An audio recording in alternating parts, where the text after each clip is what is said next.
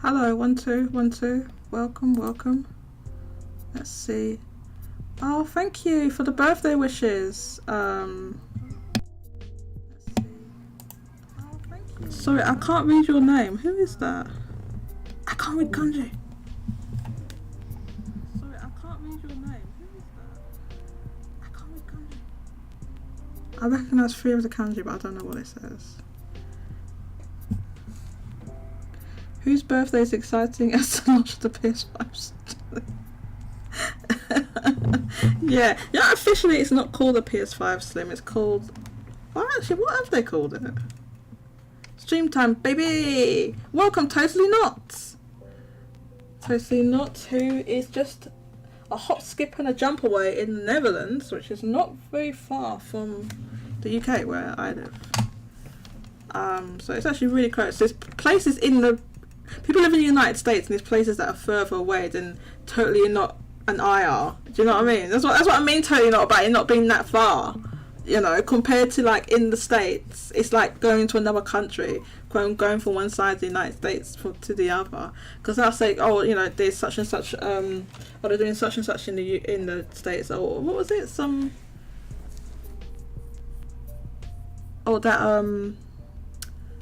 I think Mousy said, oh, you know, it's because they put, maybe it's talking about Super Mario, Super Nintendo World or something like that.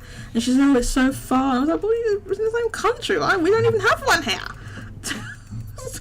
No, it's so far. And she lives on that same side of she's saying that California is far from where she is. I guess it is for like you have to take a plane. That's a plane word. How's my audio? It takes 30 minutes by train to cross the Dutch border, really. But in Australia, it was like a 3-hour flight from Melbourne to Sydney. Wow. Yeah, Australia's massive. Does it actually sound okay? Okay, thank you. Okay, so thank you to everyone that turned up to the pre-show. I did like almost no preparation for this show. So this is going to be like probably a disaster of a show because of lack of preparation. But thank you for Totally Not, who I've given the nickname Totally Not Suitable for Work because I saw their Twitter feed. I saw it. I can't show it on the stream. Thank you, J. Arthur, Volucci, and Kike for coming through whilst I was doing the pre-show. And Yeshua, who was here for a little while. So thank you. I'm going on to the on-air room, and I will see you on the other side. I'm going to drop a link here. And now I have to do various things to say that I'm live at everyone and everything. So I'm going to be doing that. I'll see you in a sec.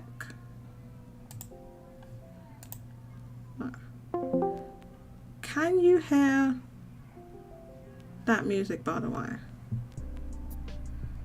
Can you hear the really chill audio eShop music? Is that audible? Oh, you hear it? Okay, cool. Let me do a little quick ping everybody. At everyone.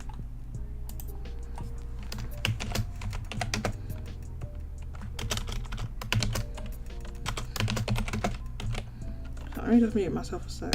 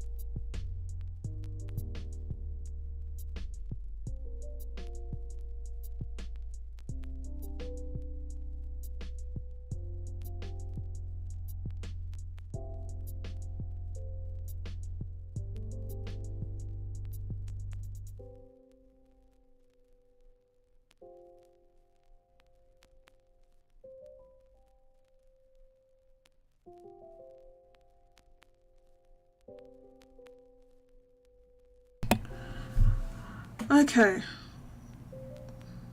Actually, I should have just copied this whole thing and just do that for the tweet that same thing out. I'll just tweet that exact same thing out once everyone rolls in.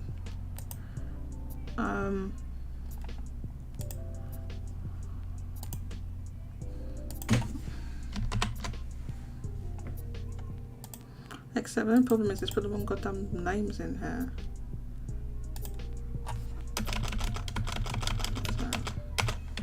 SMT.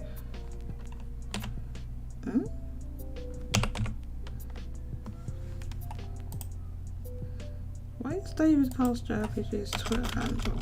It's not that. It's not Davidcast JRPGs. You'd think it is, but it's not. What's his Twitter handle?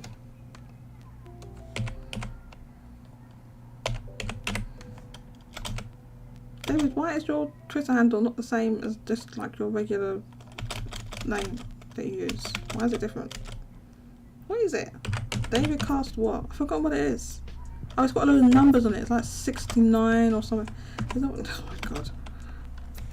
Is it 6917? Like, just put JRPGs on the end. Does anyone even have that? Why don't you just do that? Well, what? Does somebody have that handle that you can't use it? It's so confusing. I want to see if someone has it. Like, literally nobody has that Twitter. Davidcast JRPGs, nobody has the Twitter handle. Davidcast JRPGs, why don't you just use that one? Why do you have this whole bunch of numbers on the end of it? Nobody's using that. Why don't you just use that one? Oh my god. Literally nobody has that handle. I don't understand. I don't understand at all.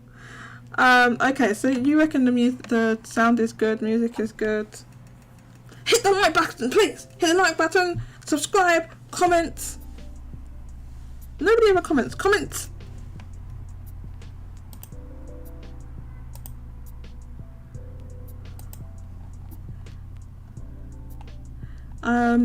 So why haven't JR from Molucci left the pre-show room?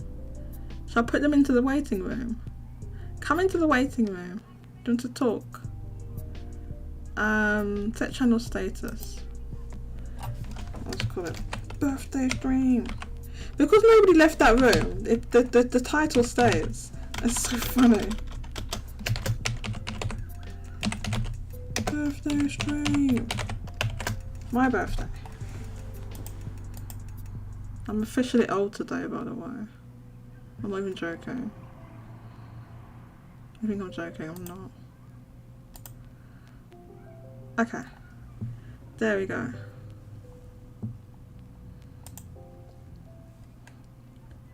We're going to start the show. We're going to be as chill as this music is. We're going to start as chill as that. I really wish. Right. Okay. Right. You can hear me okay, but I'm just concerned about like the last couple of shows I listened to. Like I was peaking really badly. I'm just hoping like I don't have that crazy gain anymore. Like it's not that bad. So if you can hear some mic noise. I don't want to be like hitting red bars. Hang on a sec. I'm not hitting red bars. Okay. This is not that crazy loud.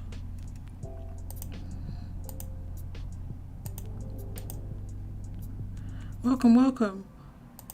Everybody please share out the link.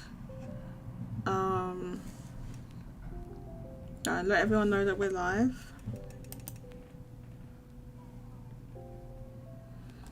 I know this is very sleepy music, but you know.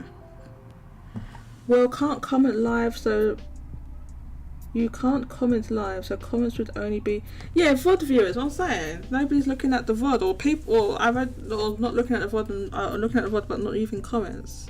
It'll be you can do that. Hi J2 Blue Wonder, J2 Blue Wonder, you changed your name.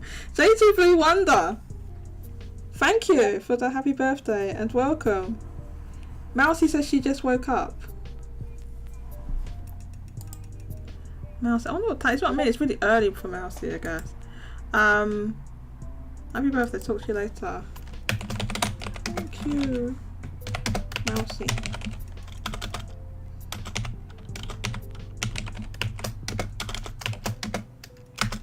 I just went live. Mousy says she just woke up. So like where is Mousy? We was looking at the Google Earth. Oh yeah, so the person who wrote that message, whose name is like a load of kanji, I don't know who that is. Happy birthday, Jodie, whose birthday is exciting as launches the PS5 Slim. I genuinely don't know who that is. Is this this might be someone from Twitter. I'm just trying to think. Oh god, why can't I copy and paste that? Hang on a sec. I think it might be someone from Twitter, actually. Go to channel. No, but can you translate this? Translate it. It's not English. Detect language. Oh no, okay, it told me. It translated it. Kinoyoshi Ota? I have no idea who that is. Who is that? That's what it translates to. Kuniyoshi Ota?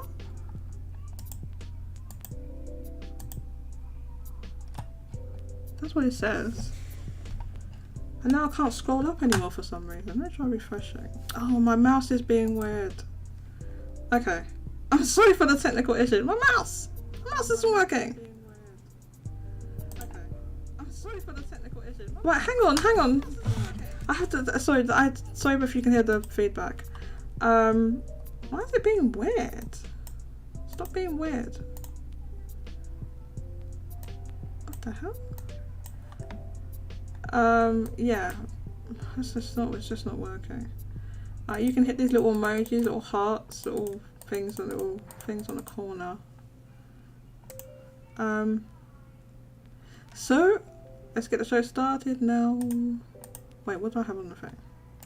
I'll do that. Hit the emoji. Hit the emojis.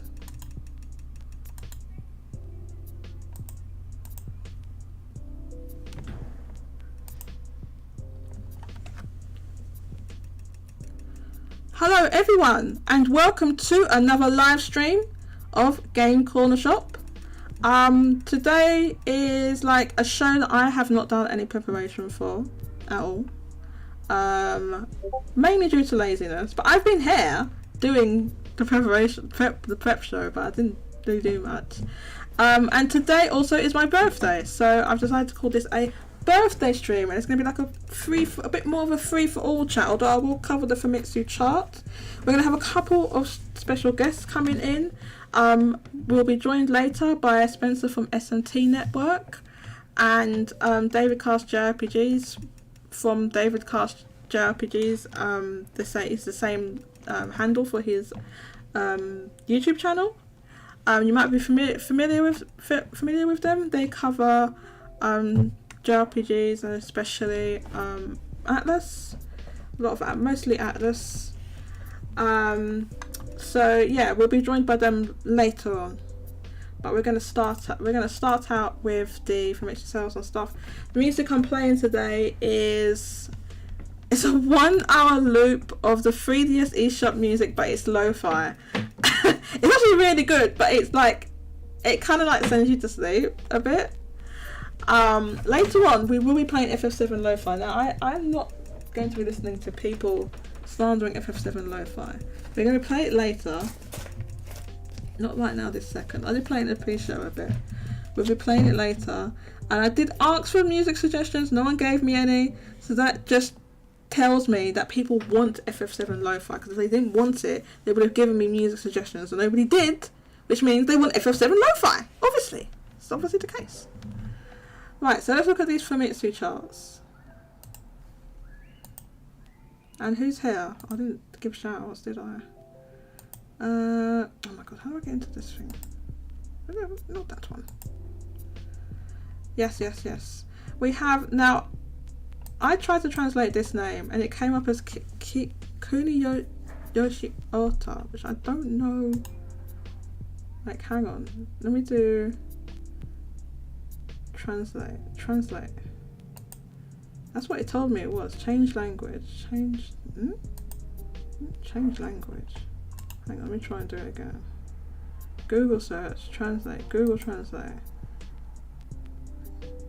This is what it says. Kunayoshi Ota. I don't know who that is. That's what it comes up as. I think it's somebody using a pseudonym from Twitter. If it is, I think it might be this person. Where are they now? I don't know who it is. So someone let me know. Oh my god, when is this Splatfest? The voting for the Splatfest to start. I need to get into this Splatfest and do the Splatfest. The Splatoween. We started Splatoween. I need to get into the Splatfest.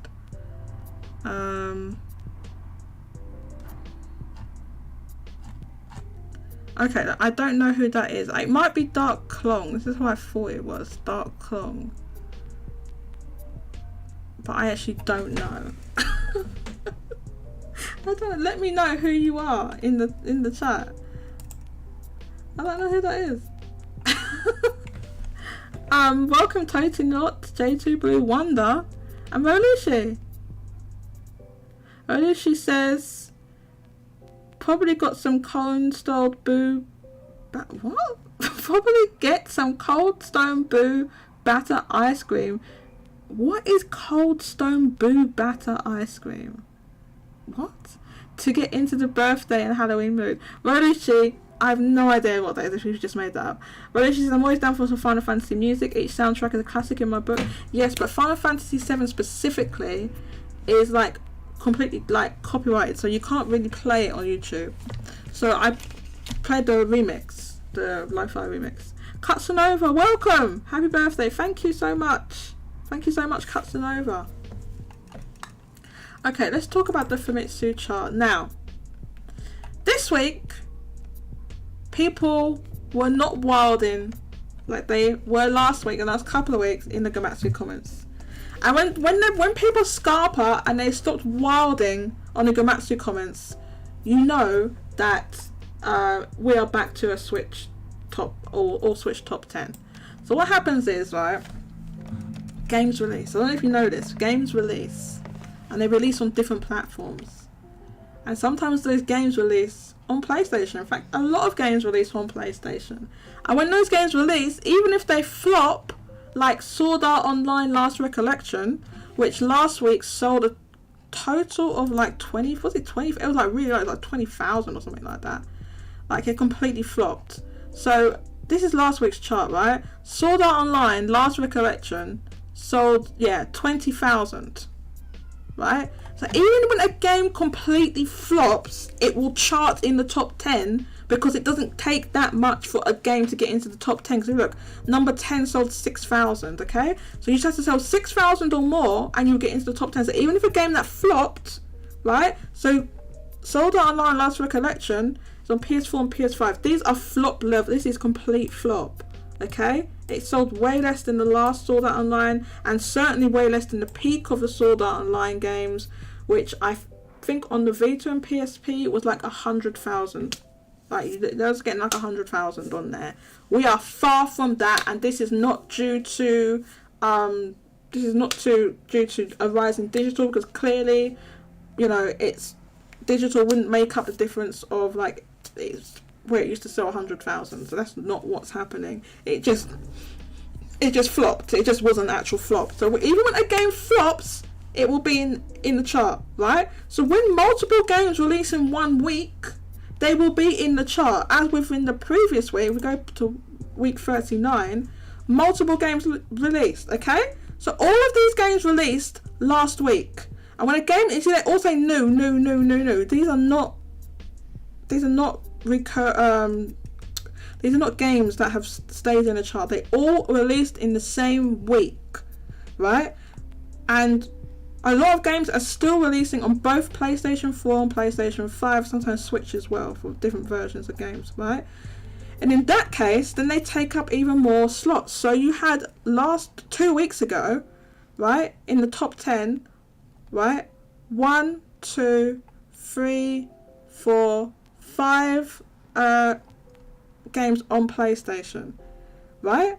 Because it doesn't take a crazy amount for a game to chart in the top 10. It's multiple SKUs, they're going to chart.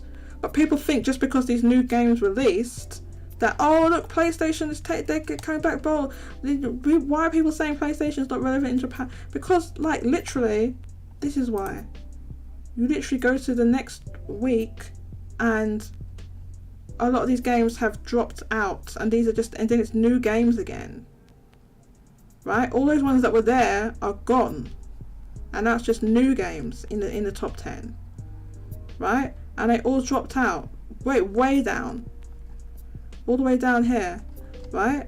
Here's East 10 Nordics, right? And then we get to this week. So this week we're week 42, week 42, okay? And they're gone. Not only they're gone, we go down. Here's EA Sports FC, PlayStation 5, Assassin's Creed Mirage, which you said 83% drop, so, you know, more than the high. So this barely dropped from the previous week. But something like EA Sports, or it used to be called FIFA, is they have more. It's going to have more legs because of the nature of the game, right? Being, you know, they can put online multiplayer game. There's, you know, service. It's like very much kind of more of a service game these days. So it's like you're going to get that kind of situation, right? And everything else, look. All those games that were there are all right down here at the bottom. So next week, they will all be gone out of the chart. So this is what I mean. No, the games don't have any legs at all. So new games are releasing and they just drop like a stone out of the chart. And then you have a thing like, you know, we had River City's Rival Showdown, okay? So this is like one of those Kunio-kun games. It's called Kunio-kun in Japan, I think. And then River City, so they put the international names on here, right? 5,722 on the Switch, so this isn't a big release or anything, right? And then, like, I was wondering whether it was on PlayStation 4. I don't know if it was on PS5 actually, but it did chart here, but like there's a huge difference. This is like 1,831. So that's what happens. But anyway, every time that happens, like, as Arena Riva in our Discord says that, like, they as soon as when these PlayStation games chart, like it's like basically new games released, they all pair in the Gamatsu comments going, oh look, see what are you talking about? PlayStation is doing well in Japan, and then the games drop out then and they all disappear again. This happens. It's like a cycle every week, every time new like it's like. Games, they haven't stopped releasing games on, but they're not going to stop releasing games on PlayStation. Of course the games chart. Like, I don't know, like, obviously the games chart. I don't know what I don't know what people expect. Like, you expect the games not to chart at all? Yes, the games chart, but the issue is they're not having staying power, not staying in the chart. Vinnie Mac, welcome. Cold Stone is an ice cream brand in the US. Oh, okay. I don't believe we have that here in the UK. Cold Stone ice cream. Okay, is it nice then? Is that nice ice cream? I don't believe we have it here in the UK, so I can't get that flavour that Rolucci recommended. Boo batter. I mean, that sounds interesting. What is boo batter? What is boo batter? You'd have to let me know what that is.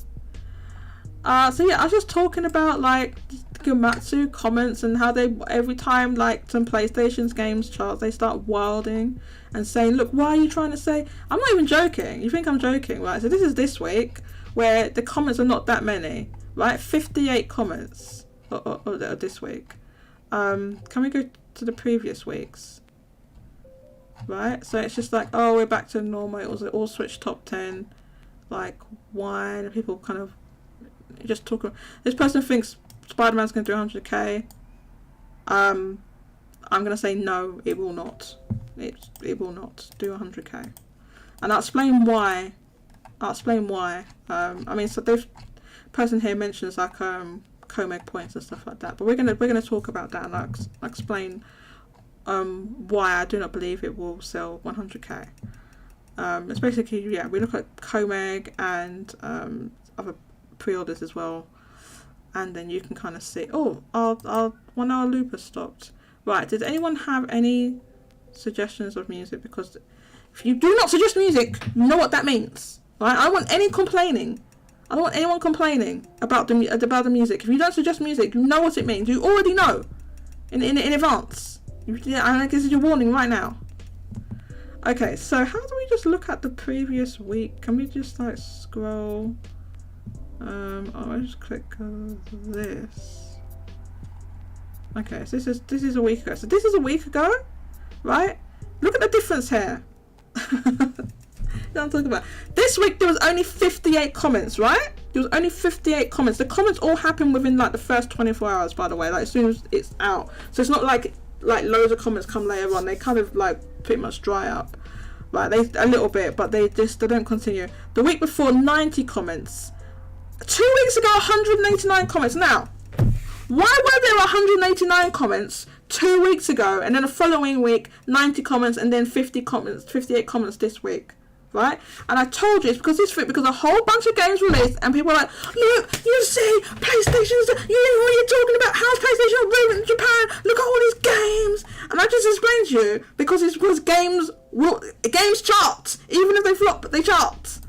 Like, they're all the right things to understand. Okay, so now let's look at this, and I mean, it's the same as this, as the one I showed you on here, where you can see Fate/Samurai Remnant released, East 10 Nordics released, EA Sports FC 24, what was that? And Infinity Strategy Dragon Quest Adventure of Die, which we know, I mean, that game completely flopped. So it was quite a number of different games released. So you can see in the top 10, it's new. There's a whole bunch of new games, right? In the chart. This is just 2 weeks ago. Keep it in your mind. This happened literally just 2 weeks ago. Alright? Vinimax says, it's your birthday, so just play the Final Fantasy 7 Lo-Fi. Vinimac, regardless of whether it's my birthday or not, I will be playing Final Fantasy 7 Lo-Fi. Now, if you are under the impression that it was not my birthday, I would not be playing it, you are wrong, Vinimac. You are wrong. Okay, so let's look at these comments, right? Let's look at what was going on in the comments, in the Gamatsu comments, just 2 weeks ago. Just 2 weeks ago. Alright, let's scroll down, let's look at the comments. Okay? It's ordered from oldest to newest. Fun week. You don't see this many big releases often. They weren't really big. I mean, I wouldn't call like East 10 and Fate Samurai Remnant big releases. It was like, oh look, it's the diverse top 10. It's the most. Because this is the thing. If those games have been in the charts for multiple weeks, that's one thing. But it's like they literally all released in the same week, and there's multiple SKUs, right? Most games will have a PS4, PS5, and some games that also Switch, depending on the game, a Switch version, right? So Dragon Quest: The Adventure of Dai had 3 SKUs, so that's what's going to happen. And look, this person's saying, look, I'm surprised to see FC 24 selling on Switch, considering it's a gimped version. What this person probably doesn't understand is that people don't think, oh, I'm buying FC 24, so I'm going to go and play it on the best platform, which, by the way, would be would be a high-end gaming PC, would be the best platform if you wanted to play it the absolute best you could possibly play it. Okay, no, that's not what happens. People have a Switch, right, and they're like, oh, this game is on Switch, let me buy this game. That's how that works. It doesn't work like this way that this person thinks, oh, it's a gimped version, so I won't buy that version. And like, no, I have this platform, so I will buy that game that's on this platform that I already have. They're not going to go, oh, let me go out and buy a high-end gaming PC so that I can play FC24. That's not what happens. So I'm not sure why that person is surprised at that. Not only that, they've kind of like, they have improved these FC. They improved from what they used to be. They're not the Legacy Edition anymore. It's got feature parity apparently, but that's irrelevant because it's like people are not buying PlayStation 5s like that in Japan. So they're not going to buy a PlayStation 5 or a game. Like I said, the best platform is a gaming PC. They're not doing that.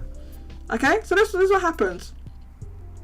Oh, if you had they're talking about if you had the PS4 version, I think they're talking about Ace or something. Then PlayStation sold more. Here's the thing: they didn't even barely advertise the Switch version. Okay, it's their first day and date Falcon game on Switch ever. Day and date on Switch and PlayStation and PC. It's the first one ever. And for it to sell, like, I think it was like at least 35% of the sales, plus it had like longer legs than the other versions, is good, because if they hadn't had that version, their sales would have dropped by that much, because I worked it out basically, but how much it dropped, the PlayStation sales dropped from the previous East game. While they're different excuses of the same games, it's rare to see 9 out of the top 10 being all new releases. Yes, when a lot of games release, I said to you, when a lot of games are released in 1 week, that's what happens. It's all rare to see 9 out of 10 being third party in the product of Nintendo. Again, they just happen to all release in the same week, so they will chart. That's what happens. I don't know why people are surprised. If a whole load of games release in 1 week, they're all going to be in the chart. Top 5 games. 50-50 of PlayStation and Nintendo. That's been a long while since something like that. It's because they're all new games. They're new games. If they had been games that had been like we've seen like games staying on PlayStation. I don't know. It's just so weird to me, right? So this is why there's tons of comments in this one, and the ones we got now, they all disappeared. As this one's they're talking about ease, doing them, improving. They need to improve their marketing. I agree. I skipped Nordics on Switch because I was worried about performance. Maybe that could have been a factor as well. I decided to wait for the PC port. Okay, if you're worried about performance of ease, then get it on PC. But these games, they're games that look like PS3. I don't know why people are like, oh my god, I need the best version of ease. These games are like PS3 games. They look like PS3 games. No offense to like Ease and Falcon and everything, but their games look like PS3 games. I don't know, like, really, you're worried about graphics? And you can see footage of the Switch version. It looks fine. This person says they play Japanese games. That's fine. Now this person was out of their mind, right? There's just spreading complete misinformation to the point that I wish I could comment on this and I couldn't. And I told Ariana Riva, this is Junsui no Hoseki person. That is Ariana Riva from our server. Okay, that's who that is. I know it's you. From like a couple of months ago, and I kept saying, I know it's you. I know. I could just tell because they have a certain way of speaking that's like the same. So I've known it's them for like, a year, 2 years, or however long that it's been, right? And they're saying like, so they said on here, well, they're not a public. They're talking about Falcom. It's a cycle. Less people buy a thing, increase price of thing, less people buy a thing. It's talking about ease. You can break it if people to risk still buying a thing after you decrease the price, but the easier thing you do, none of this makes any sense. And they said they aren't a publicly traded company. The only people need to worry about their launch sales are themselves, and to the extent that they only remain living. Spoiler alert, Falcom is a publicly traded company. Nihon Falcom is a publicly traded company, and I couldn't go in, I couldn't Discourse thing, I was locked out of it. So I was like, I don't want to either go in there and correct that person. They're trying to say they're just making assertions. Like, yes, it is a publicly traded company. And then here's the thing: you can search Falcom. Right here, they are a publicly traded company, Nihon Falcon Corporation, as you can see right here. Alright? They are publicly traded. So, I've lost my place now. So yes, they are worried about that.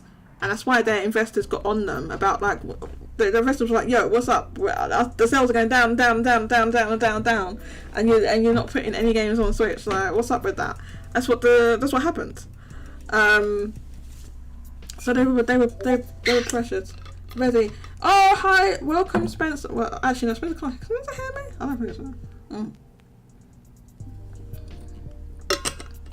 Spencer said he's ready. Spencer knows about, Spencer knows a lot about these Ease games. I'm just going through these Gamatsu comments. I think Spencer knows about these Ease games. Anyway, so they were wilding. They were wilding, right? Because some new games started.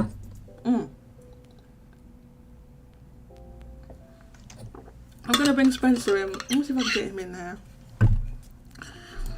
Oh, he's in the waiting room. Let's go. Welcome to Spencer from SMT Network. I'm not sure if he can hear me. When you are ready. I can hear you. Hello, Spencer! Welcome! How are you doing?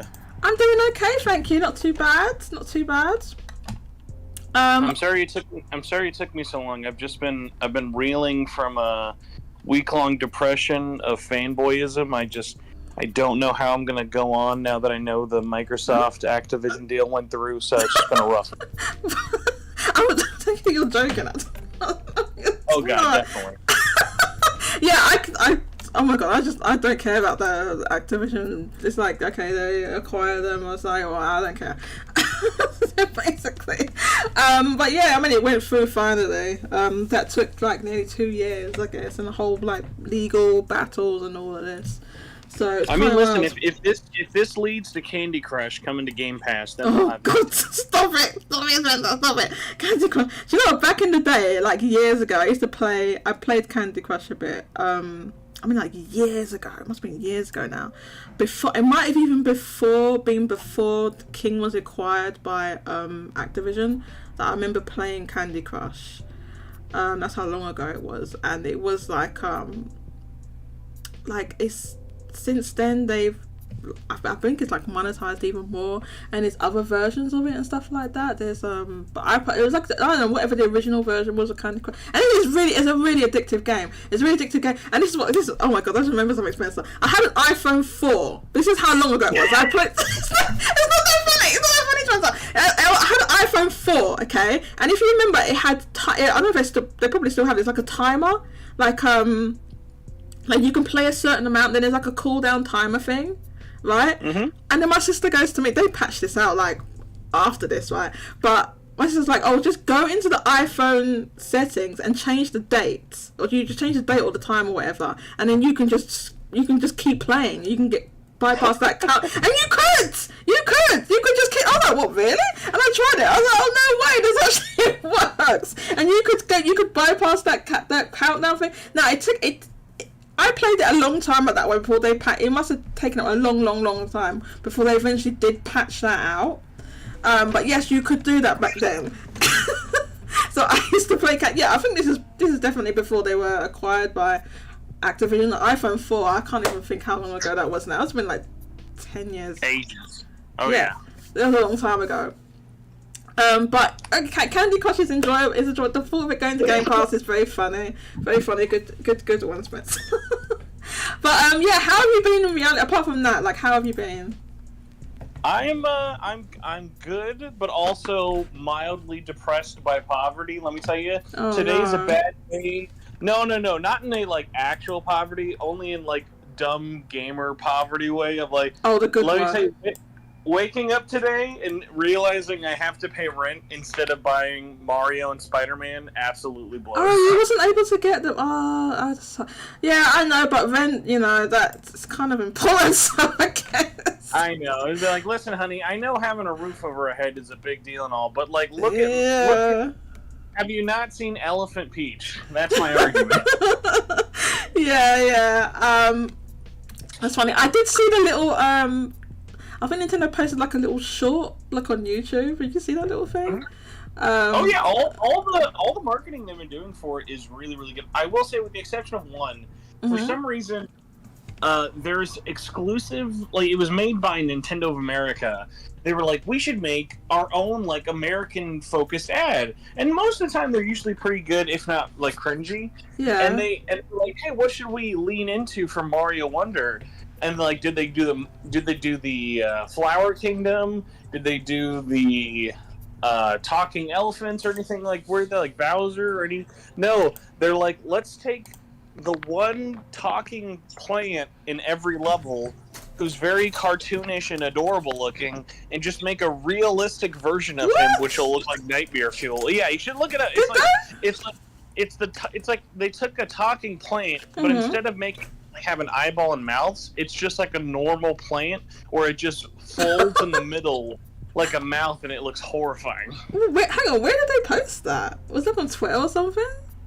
It would. I mean, it should be on YouTube and stuff like that. Like on it, like I get it on my ad rolls a lot for it, but I know it's basically the NOA ad for it, and it's just so strange to me. I'm like, this is so. I haven't seen it. Like, it's very weird. I'll see if I can but find how it. are you though? Yeah, I'm doing okay. Today, it's not that one, is it? Today, well, I won't get into it. I was gonna say, oh yeah, I'm in a bit of pain and stuff like that. I'm not getting. I'm just ignoring the pain. Wait, no, don't play this. It's trying to play. No, don't auto play that. I don't see this video you're talking about. I don't see that on here. Or maybe it's under the shorts. A realistic plant? Well, I can't find that thing. But yeah, they started posting shorts. Some of them I thought were pretty funny, the Mario ones. I don't see that on there. But Spencer, I was actually talking about the this week's Famitsu chart. Well, the past couple of weeks of Famitsu chart, and talking about well, at the moment I was actually talking about Ease 10, and I was like, oh, I bet Spencer knows about it. I was sure you're into these Ease games and like the Falcon games. I'm a big Ease guy. Oh, yeah. Okay. Cool. So yeah, I was talking about just these stupid Gamatsu comments, and someone saying, "Oh well, Falcon's not a publicly traded company," and I was like, I got like triggered when I saw that. I'm like, yes, they are publicly traded. Why would you assert something like that? And so you didn't even bother looking at. I just Google it. It's like one simple Google. And because I was locked out of Discuss, I asked someone. I don't know, it wants me to reset the email and I can't do it and stuff like that. So I said to one on our server, I said, oh my god, go in there and click that person and tell them, yes, they are publicly traded. So that's what happened. So yeah, this I don't know if you can see the screen I'm showing, but anyway, I'm showing on the screen that Junsui no Hoseki is somebody that's on our server, like with the name Aruna Riva, okay? So I was like, oh, please tell that person to say they are publicly traded company. Like, why would you say that? They just literally said that Falcon are not a publicly traded company. The only people need to worry about their launch sales are themselves, and only to the extent that they remain living. Why would you just say that? I think it's one of those things where like people in their country, when they think like, hey, if it's not like on the NASDAQ in America, they're not a publicly traded company. Because I was actually talking about this recently with Remedy. Of like someone being like, oh yeah, well like Remedy probably doesn't have to worry about Alan Wake 2 selling really well because like they're not a publicly traded company. It's like, well, actually in Finland they are. Yeah, but it's like not publicly traded anywhere else. So the same thing with Nihon Falcom. Like, yeah, they're publicly traded, but only in Japan because that's their home market. So it's like they're not large enough that they would like have an IPO for even European or North American markets. So it's one of those weird ones where like, yeah, like I get it, but then also it's one of those weird things where like I take a lot of stuff for granted that like I know this, but also I have to kind of remind myself that the only reason I know this is because I'm a big nerd. And I can't expect everyone else to be a big financial nerd because most people look at this stuff and go, "I'm bored. I'm moving on." And I'll be like, "I can't blame you." Yeah, to an extent, I get it, and it's kind of wild to me that people would think because it's not on the American Nasdaq or whatever that it's not publicly traded. And I get it, right? But if you're going to go into a comments engine and just assert that, it's so easy to Google that. I think what I googled was I think I just googled. Hold up a sec. I think if you just put Nihon Falcon, yeah, I just googled Nihon Falcon stock, and it's like it's the first thing that comes up. It's the first thing. It's Nihon Falcon Corporation that tells you how much they're trading for. Listen, Jodie. People sometimes just can't stop showing their entire huge butt on the internet. It's just they just aren't able to hold it back. It's just I don't know. It's just I don't turn music's not too loud. I hate when I listen back to the thing and the music's really loud. Yeah. So yeah, there's just oh my god these crazy Gamatsu comments. So what I was saying is that basically what happened was past couple of weeks, so 2 weeks ago, a whole bunch of games released in 1 week. So you had Ease 10, you had Die, the Adventure of Die, completely flopped. And what was the other one? Oh, the Fate Samurai Remnant, and then something else, I can't remember. And then last week it was Sword Art Online, the last recollection, right? So there's tons and tons. So what happens is, I was explaining. Now, it's not you. People listening to me be like, Jodie, why are you explaining this? This is so obvious. I was like, it might be obvious to you and me, but somehow it's not obvious to people that if a game releases, and there's multiple SKUs of the game, even if the game flops, it's going to chart in the top 10 because the barrier of entry to get into the top 10 is not that high. So last week, the Sword Art Online game released, it sold like 20,000. It completely bombed. It bombed. I gotta say, I think someone at Bandai Namco, they better have a tax break for Sword Art Online at this point. Because I'm like, when I saw that got released, I saw a launch trailer. Yeah. I was like, oh, it's the reveal launch trailer, right? Because I didn't even know this game had been announced. Because I've even been at a couple of trade shows recently, and they weren't even pushing it because Bandai always has 9 million other games going on. But I didn't even know this was announced. So you was at some trade shows recently, and you didn't really see much of a presence for this game? There was a poster for it. I think they gave as much marketing to this as the Baten Kaito remake, which is basically zero to none. Just nothing. Oh god, was it that bad?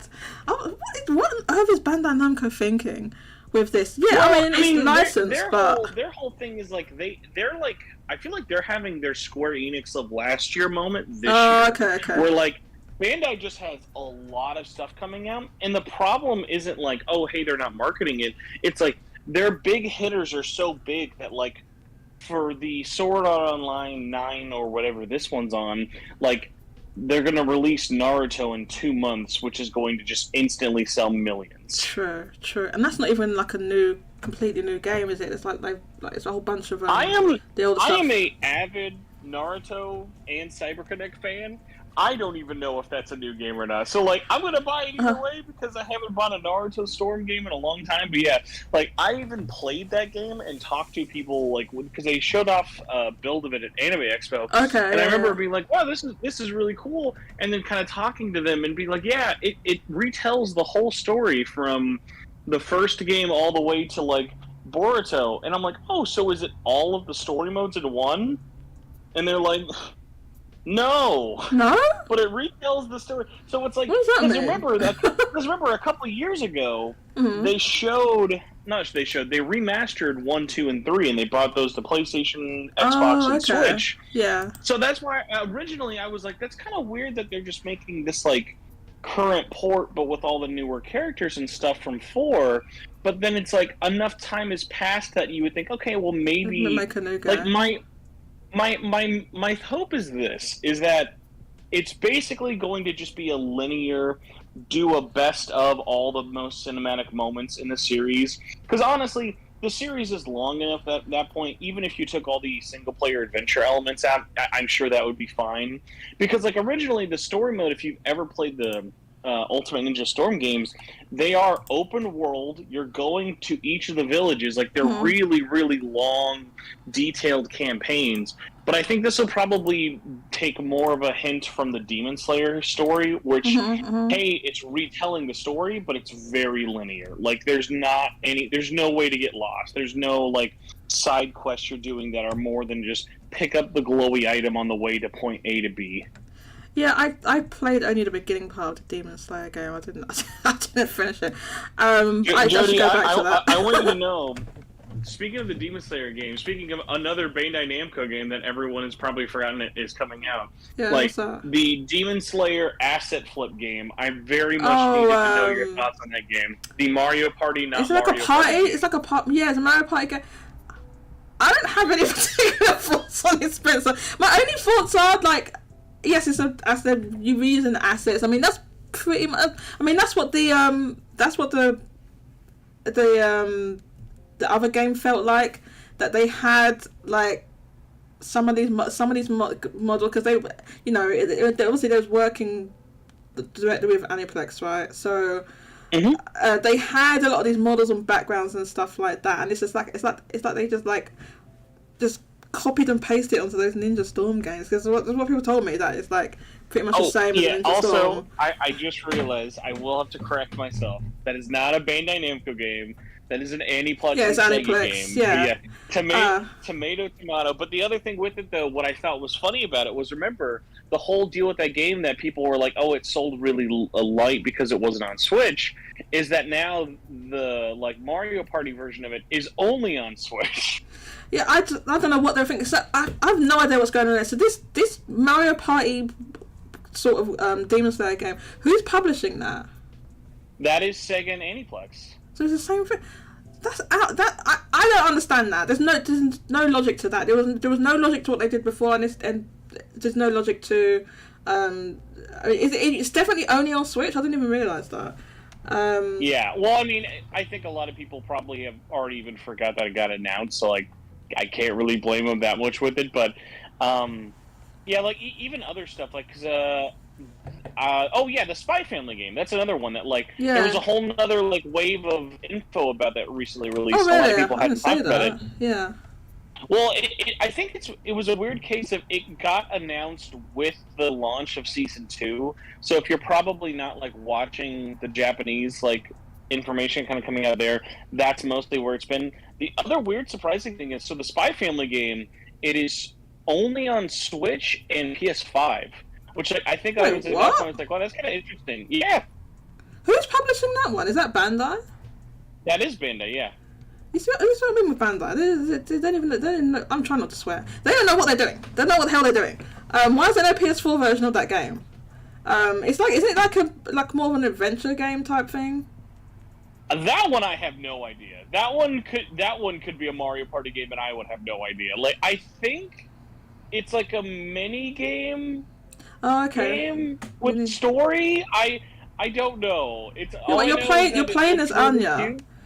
Yeah, it's just Anya. You're not doing any of the spy stuff. So it's like it's like kind of like I don't know, but also, like, I feel like the barrier of, like, what that needs to be is really low, just because it's like, just be cute. That's all it has to do. Well, yeah. So here's my thoughts on that. Like, with a lot of these anime games, they're like. Bare minimum. They're the minimum, right?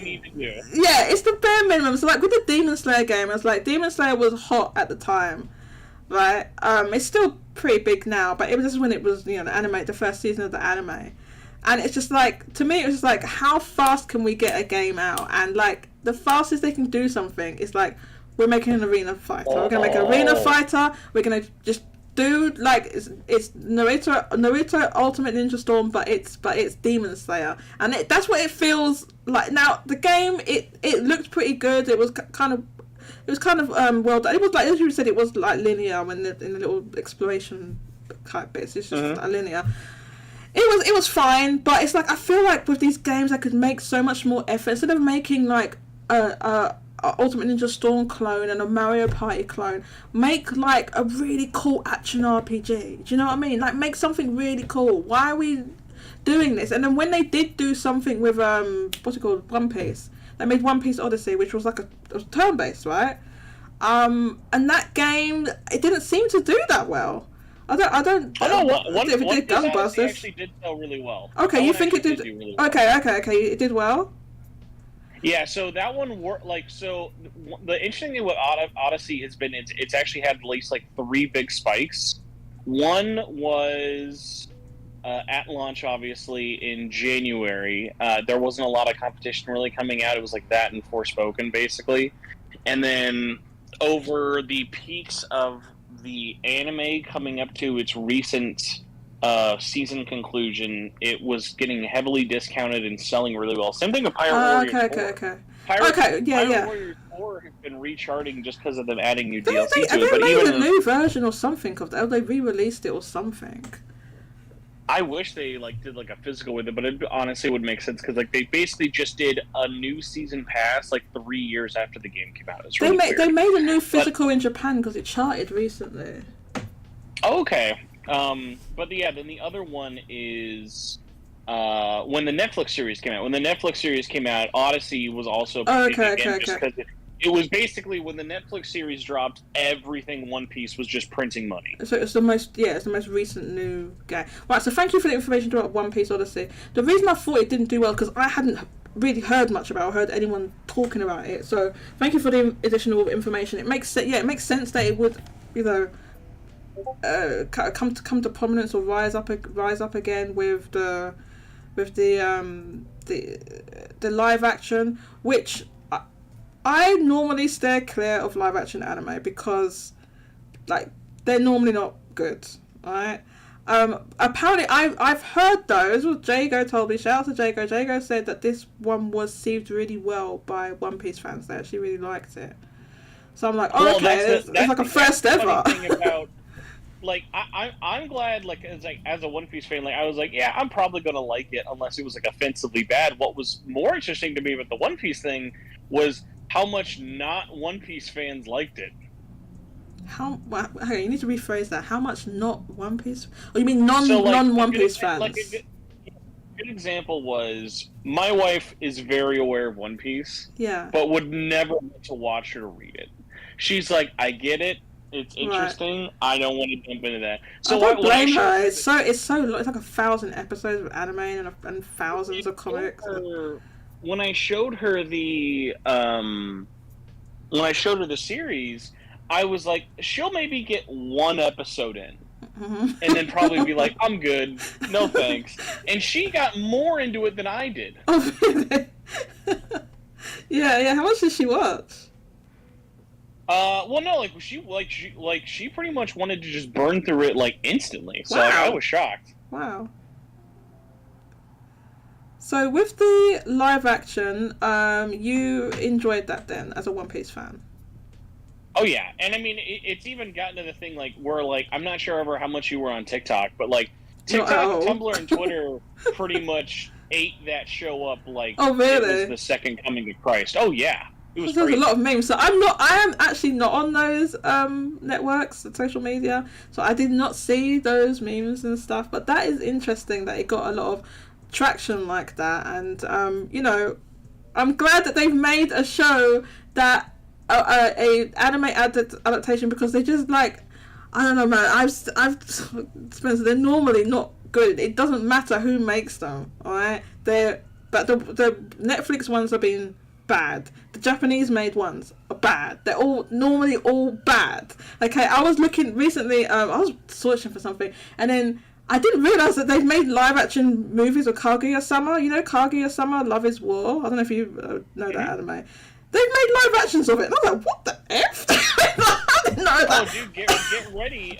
What is it? Yu Hakusho is in 2 months. Right, okay. So that's... Right, so I'm glad you brought that up, right? Because I heard about this Yu Hakusho live action they were making. They announced it last year, I think. It was ages ago. They announced it. They're making the Yu Hakusho. Now, recently, I watched Yu Hakusho because I am learning Japanese, right? So I watched it in Japanese, not understanding a lot of what was going on, right? Because obviously I need to, get my brain acclimatized to the Japanese. But watching it, I've got the general plot, but I kind of missed the details, right? Because my Japanese isn't good, right? And if you're a beginner, it's probably not a good idea to start with a shonen like that. But I've been watching, I've watched Digimon Adventure and some other like easier anime. But I was just like, I want to see what this is. It's some old anime that I've heard about, but I don't know. It's anime was so long. It's not like current, like people talk about it, like or a continuing thing like One Piece is still. I know they made some more recent ones, but it's largely over, right? It's not in the like lexicon, right? I was watching it and I was like, how are they going to get the tone of? I'm like, they're not going to get the tone of this of this anime right in the thing. And some things I'm like, how are they gonna? I know they can do things with special effects, but like straight up, one of the characters is like a baby. He looks like a baby. I was like, well, are they gonna make him look like a little kid? I don't know what they're gonna do. But yeah, it'd be really interesting because I saw the announcement and I saw like they announced the main actors for it.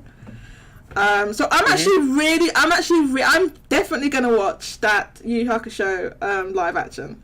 You said it's in a couple of months. I didn't realize it was that soon.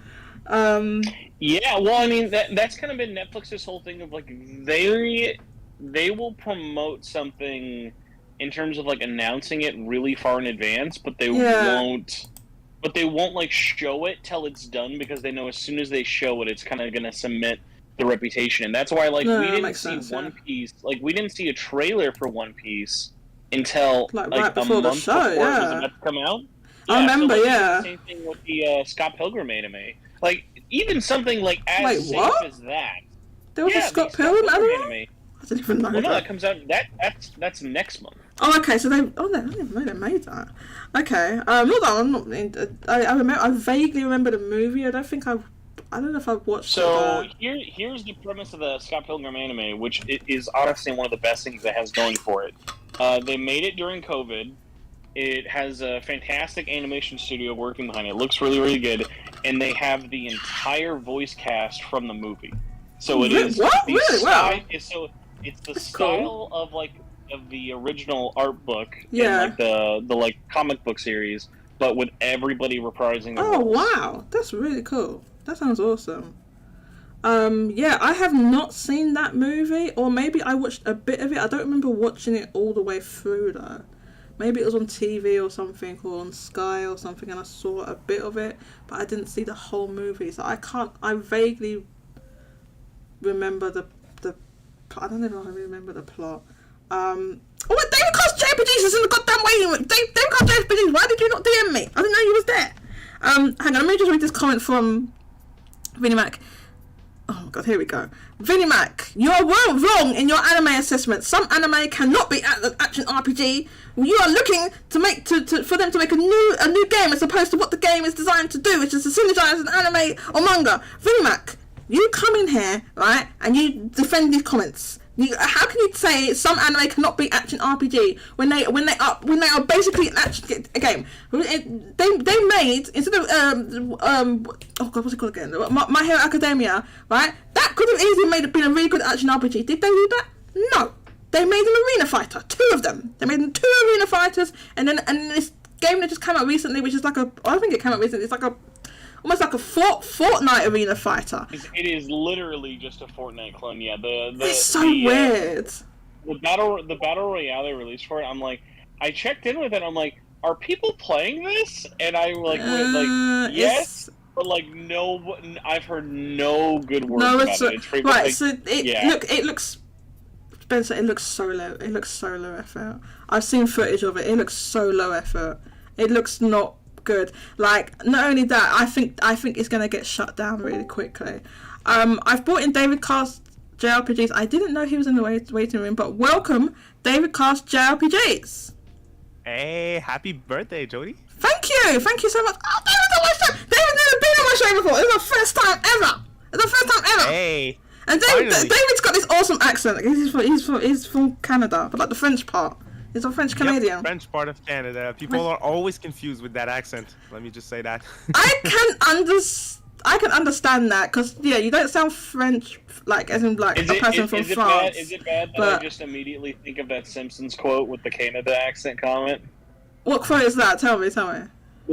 Bart has to go to a remedial learning class, and then one of the kids is like, "I got brought in here because I'm from Canada and they think I'm slow." I think I remember that. Yeah. Okay. Because I guess it's because of the accent is what they're referring to.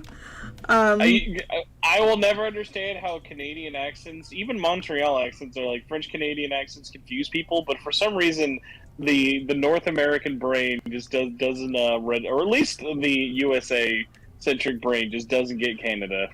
God bless them. Yeah, I can't say Americans don't. It's official. Americans don't get Canada. That might be it. Yeah. So David, I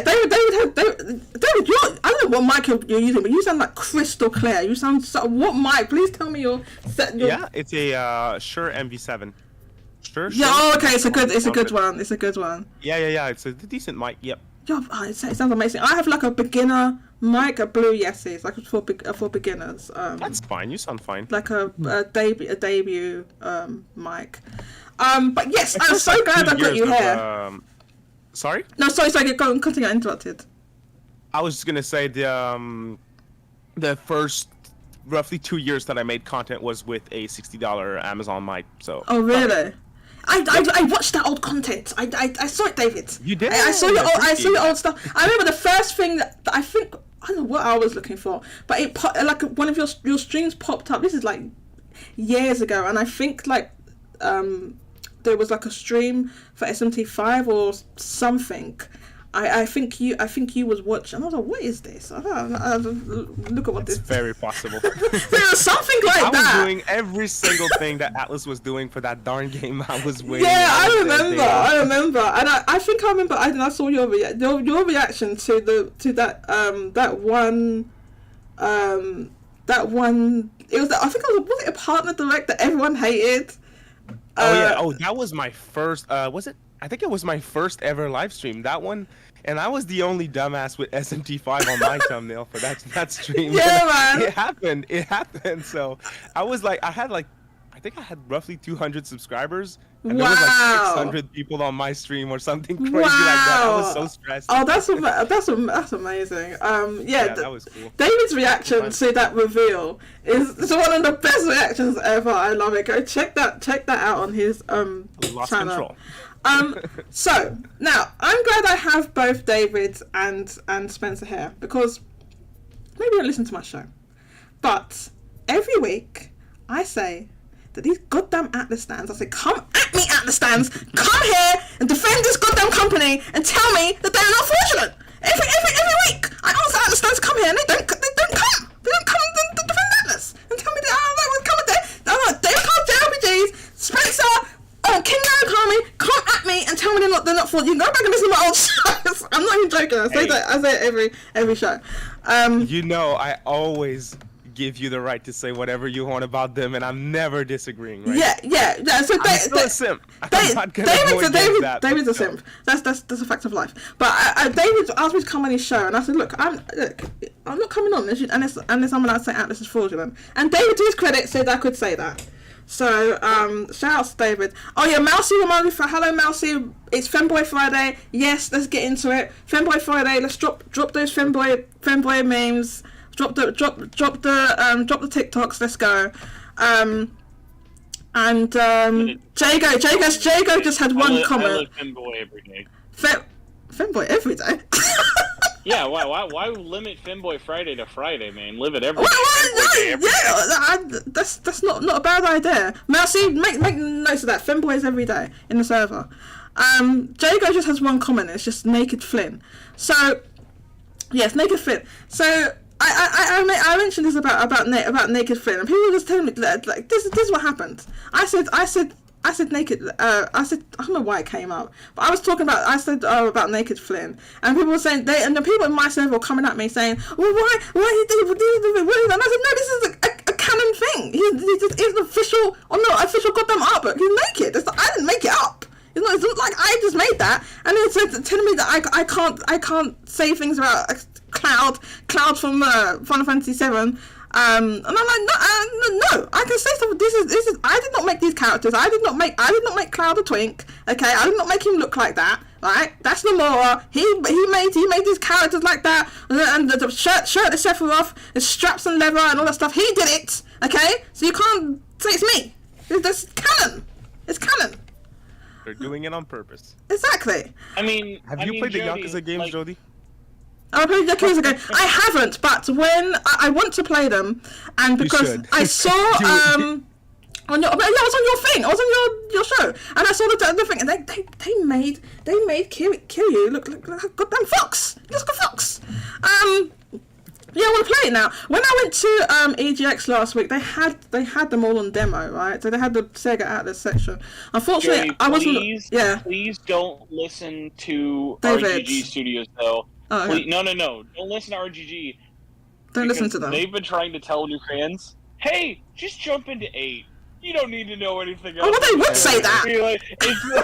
They've literally, the director, like, as we're making the rides, we're like, guys, just jump into 8. You'll be fine. Don't worry about that. I heard you can jump into 7. 100%. You can do 7 to 8. 7 but, to 8, okay. Not playing 7 leading into 8, because in Japan they've literally just been spoiling the entirety of 7. So I would say if you've not played 7, don't watch the trailers for 8. Oh, they put. Okay, I see what you're saying. They put it in the promo. They said that though. Because we already know there's going to be some crazy emotional moments in 8 if you played 7. So it's really crazy that they said that. Wow. Okay, I definitely play 7 before. It's a good play game 7. too, so. Okay, so I bought 7 when it was on discount, like last Black Friday, and I've not played it. Okay, I have a backlog. Yes, I get people attacking me for my back. Look, I have a backlog. Okay, it is what it is. But I bought it with the intention of playing it. Now I know that one can also play Yakuza 0. I've heard you mention before, David, that that's a good starting point as well. Yakuza 1 or Kiwami is good as well. There's a lot of places where you can start. It depends on if you want to, do you want to play the brawler games or do you just want to start with the turn-based game? Well, the turn-based game appeals to me in terms of gameplay. Appeals to me more, but I've never played the other ones. Because you have 7 games to beat in the brawler style before you get to 7. So you don't have to do that. That's true. Yeah, I might just start with 7 because I've heard it's really good anyway. It really is. But I didn't get to try them out when I was at EGX. They had all the games there. I only played Persona 3 Reload. I had to go home early. I wasn't feeling great. But I had all 4 of the current games that they're promoting there. Mousy says, oh my god, what are they saying in this goddamn chat? Kiryu is a real man. he is. You can do 7 to 8, but you can't play 8. You can't play just 8. Red Hood says, and you wonder why I don't even tell people like her I simp for or whatever. Okay, I know you're talking to Mousy, but that makes no sense. Mousy says, not in Jodie's world. Fraud alert. 0 has long hair. Majima. Okay, Mousy simps for Majima. She just bangs on about Majima all the time. I don't know why. All the time. She just starts talking about him. Person of culture. That's why.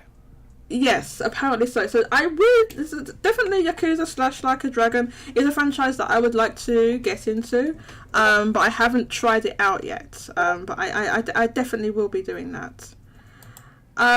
So yeah, so I was saying every week I try and get these goddamn Atlas simps, but they're here now. They're here today. So I'm just gonna quickly read these. I'm getting all over the place here. I'm gonna quickly read these YouTube comments. Redwood says happy birthday, thank you. Rolucci says, I'm glad those talking flowers aren't annoying me as much as I thought. It's still early in Wonder though. Nice. My copy hasn't arrived yet. I did buy Wonder. Rolucci said, it's sad to see how poorly these SOA games and Ninja Storm games are being handled now. I remember being excited for these games but not even bothered anymore. Yeah, I think SOA in particular didn't handle well. The Ninja Storm is a bit better. As Spencer says, it's probably going to sell really well. Just because Naruto is more popular in general. And I think, I don't know, maybe Spencer could correct me, but I feel like the Ninja Storm games are maybe a bit better made than the SOA games. Oh yeah, I mean, literally, a single Ninja Storm, or even Ultimate Ninja, because Ultimate Ninja is the original like beginner of it. Mm-hmm. Those have been around since PS2. Oh, they really? haven't had one of those sell less than 1 million. I think. Oh, really? Okay. They sell extremely well. They're very popular in North America, especially. They sell like millions of copies. Oh, okay. So yeah, they earn more money, so they must put more effort, probably more money into them. But I feel like Ninja Storm, the sort of new, you know what I mean. I think they're putting a whole bunch of the games together and adding some new content. Yep. I feel like the promotion of that was miles better than whatever they. SOA, as Spencer said, they barely, you barely know that game released. I don't know why. I know SOA is not as. I mean, is the anime still going? I don't know. It's popular. It's a weird thing of like it waned in popularity a lot over the last, let's say, 3 years ago. But last year and earlier this year, because there was a 10th anniversary movie tied around it, that increased in popularity a lot. But I think at this point it's definitely tapered off a lot more now. One of the funny things I'm surprised I forgot to mention last time was, speaking of Bandai Namco games that I just forget are happening and seem like a bad idea on multiple levels, I like Jujutsu Kaisen. I think that Jujutsu Kaisen game is going to be set for failure like the My Hero Academia one, because A, it's literally the exact same kind of game. It's a 2v2 brawler. Well, no, but exactly. Also, Jodie, do you know when this game comes out? Is it this year? It's this year, right? No, David, you probably remember. Do you know when the Jujutsu Kaisen game comes out? I have no idea. I'm not into that anime. When does Persona 3 Reload come out? In first week of February? Yeah. February 2nd. Don't tell me it's that week. The exact same day. Hang on, this is Bandai releasing that. It's Bandai, right? Yeah, Is it Bandai? that's Bandai Worldwide. You're terrible. Are they dumb? This is that's almost as dumb as the it's less dumb than the Sonic game. Yeah, the release date leaked, and everyone was like, "Oh, this can't be right. No one would be dumb enough to release this the same day as Persona 3." And then they confirmed it 3 days later. So, like, unless something delays it or they push it up a couple weeks, yeah, that's not DOA for sure, because they are very different. But like, in terms of mainstream anime appeal, yeah, like, unless there's some crazy naked Gojo body pillow pre-order bonus, that game's gonna need some help. Naked Gojo, let's go. I hope if that's a pre-order bonus, I'll be bloody buying it. I'll be eating my words. I'll buy that. Yeah, I don't know what they're thinking with that, and I do. Spencer, I do feel like that is another phone it in game. It's another arena fighter brawler thing. Jujutsu Kaisen is popular now, although I'm not getting into this again, but I've got my beef with Jujutsu Kaisen, okay? I watched the first season, I just can't stand that Tojo character. I can't stand him. Not even to get into that again. I just cannot stand that character. There's the reason why I stopped watching that anime. I've heard your complaints about him before. You would enjoy season 2 much more. Is he not in it? Yes. He's not in it. Okay, good. I can't stand that bloody character. Okay, maybe I will watch it. Maybe I'll give it another chance, because I watched it with subs, and I'm like, oh, this anime. Maybe I'm missing stuff, and so I listen. I'll never do something. But I watched the first episode, like the dub, to see if like I'm missing things or it's better. No, it wasn't. It was just the same. So yeah, now I've lost my train of thought. Oh, okay. Let me read these comments. J2 Blue Wonder says the English dub for Yu Hakusho is legendary. Oh, I bet. At the moment, I'm watching this anime called Card Captor Sakura, and I didn't realise this. I'm watching it, and it's pretty good. It's good if you're a beginner in Japanese. I can follow along with it a lot more. But I didn't realise. I looked up like, oh, the dub and oh my god, the dub, they censored the living daylights out of that show. They censored it, they edited, they completely changed the tone of the show and all stuff. Like, I'm like, how can they cut that out of the show? Because it's like pretty central. Like Sakura has a crush on the older boy, right? It's like it's kind of a big part of the story, right? And apparently they just like almost completely got rid of that in the dub. I'm like, what the hell? That must have cut out so much stuff. I think especially this is probably more of a boomer moment thing where like, unless you were watching more anime back then, the anime that we got dubbed was always really heavily edited. Like a good example is even in Street Fighter the movie, there's a very famous Chun-Li shower scene. Or even when we got this where like you can see Chun-Li's boobies, oh my god, everyone freak out. And what was funny about it was like even in the uncut version of that in the West, they still didn't show Chun-Li's boobies. Like so like it was just we treated anime like it was this really racy thing, so we always had to tone down and like if you ever like think the Cardcaptor Sakura changes are wild, you should check out the changes they did for Sailor Moon. I've heard okay, so Spencer, that I'm glad you brought that because, like, I was going to say that next. I've heard that the changes in that are absolutely wild. I want to try and find. Sailor Moon and try and watch that in Japanese and then compare it with the English dub. But I know for like with Sakura, it has like the opening music and everything is really good. And then if you see what they did for the opening credits for the American one, it's like it's straight hot trash. It's like straight trash. But they cut out things. It's like LGBTQ things. They just completely cut it out, censored it out. There's like whole like plots and arts where they just took things out and they said they removed episodes. They switched things around. They changed names and everything. And they tried to make it into like more of a shonen action show, which is not at all. Like it's like Cardcaptor Sakura is like it's like a slice of life with like a magical girl. It's like slice of life, but she's also a magical girl. That's what it's like. And they completely changed the tone about it. Anyway, why are we talking about anime? I don't know. Anime. Okay, Timon says happy birthday, thank you. JC Bruce says I didn't know Davidcast JRPGs was French. Yeah, he's French Canadian. What, have we not heard his accent? Obviously. I don't know how you would not know that. I guess you've never seen his shows and stuff. David Cuts Lenova says David Le Quebecois. I don't know how to pronounce that. I'm sure yeah. You did fine. What was this question? There was no question. It was just in the comments. Okay, sorry. Yeah. That's where I'm from, indeed, yeah. Quebec, really cool. I'd love to go to Canada. It's one of the places I'd love to go. They fixed the dubs.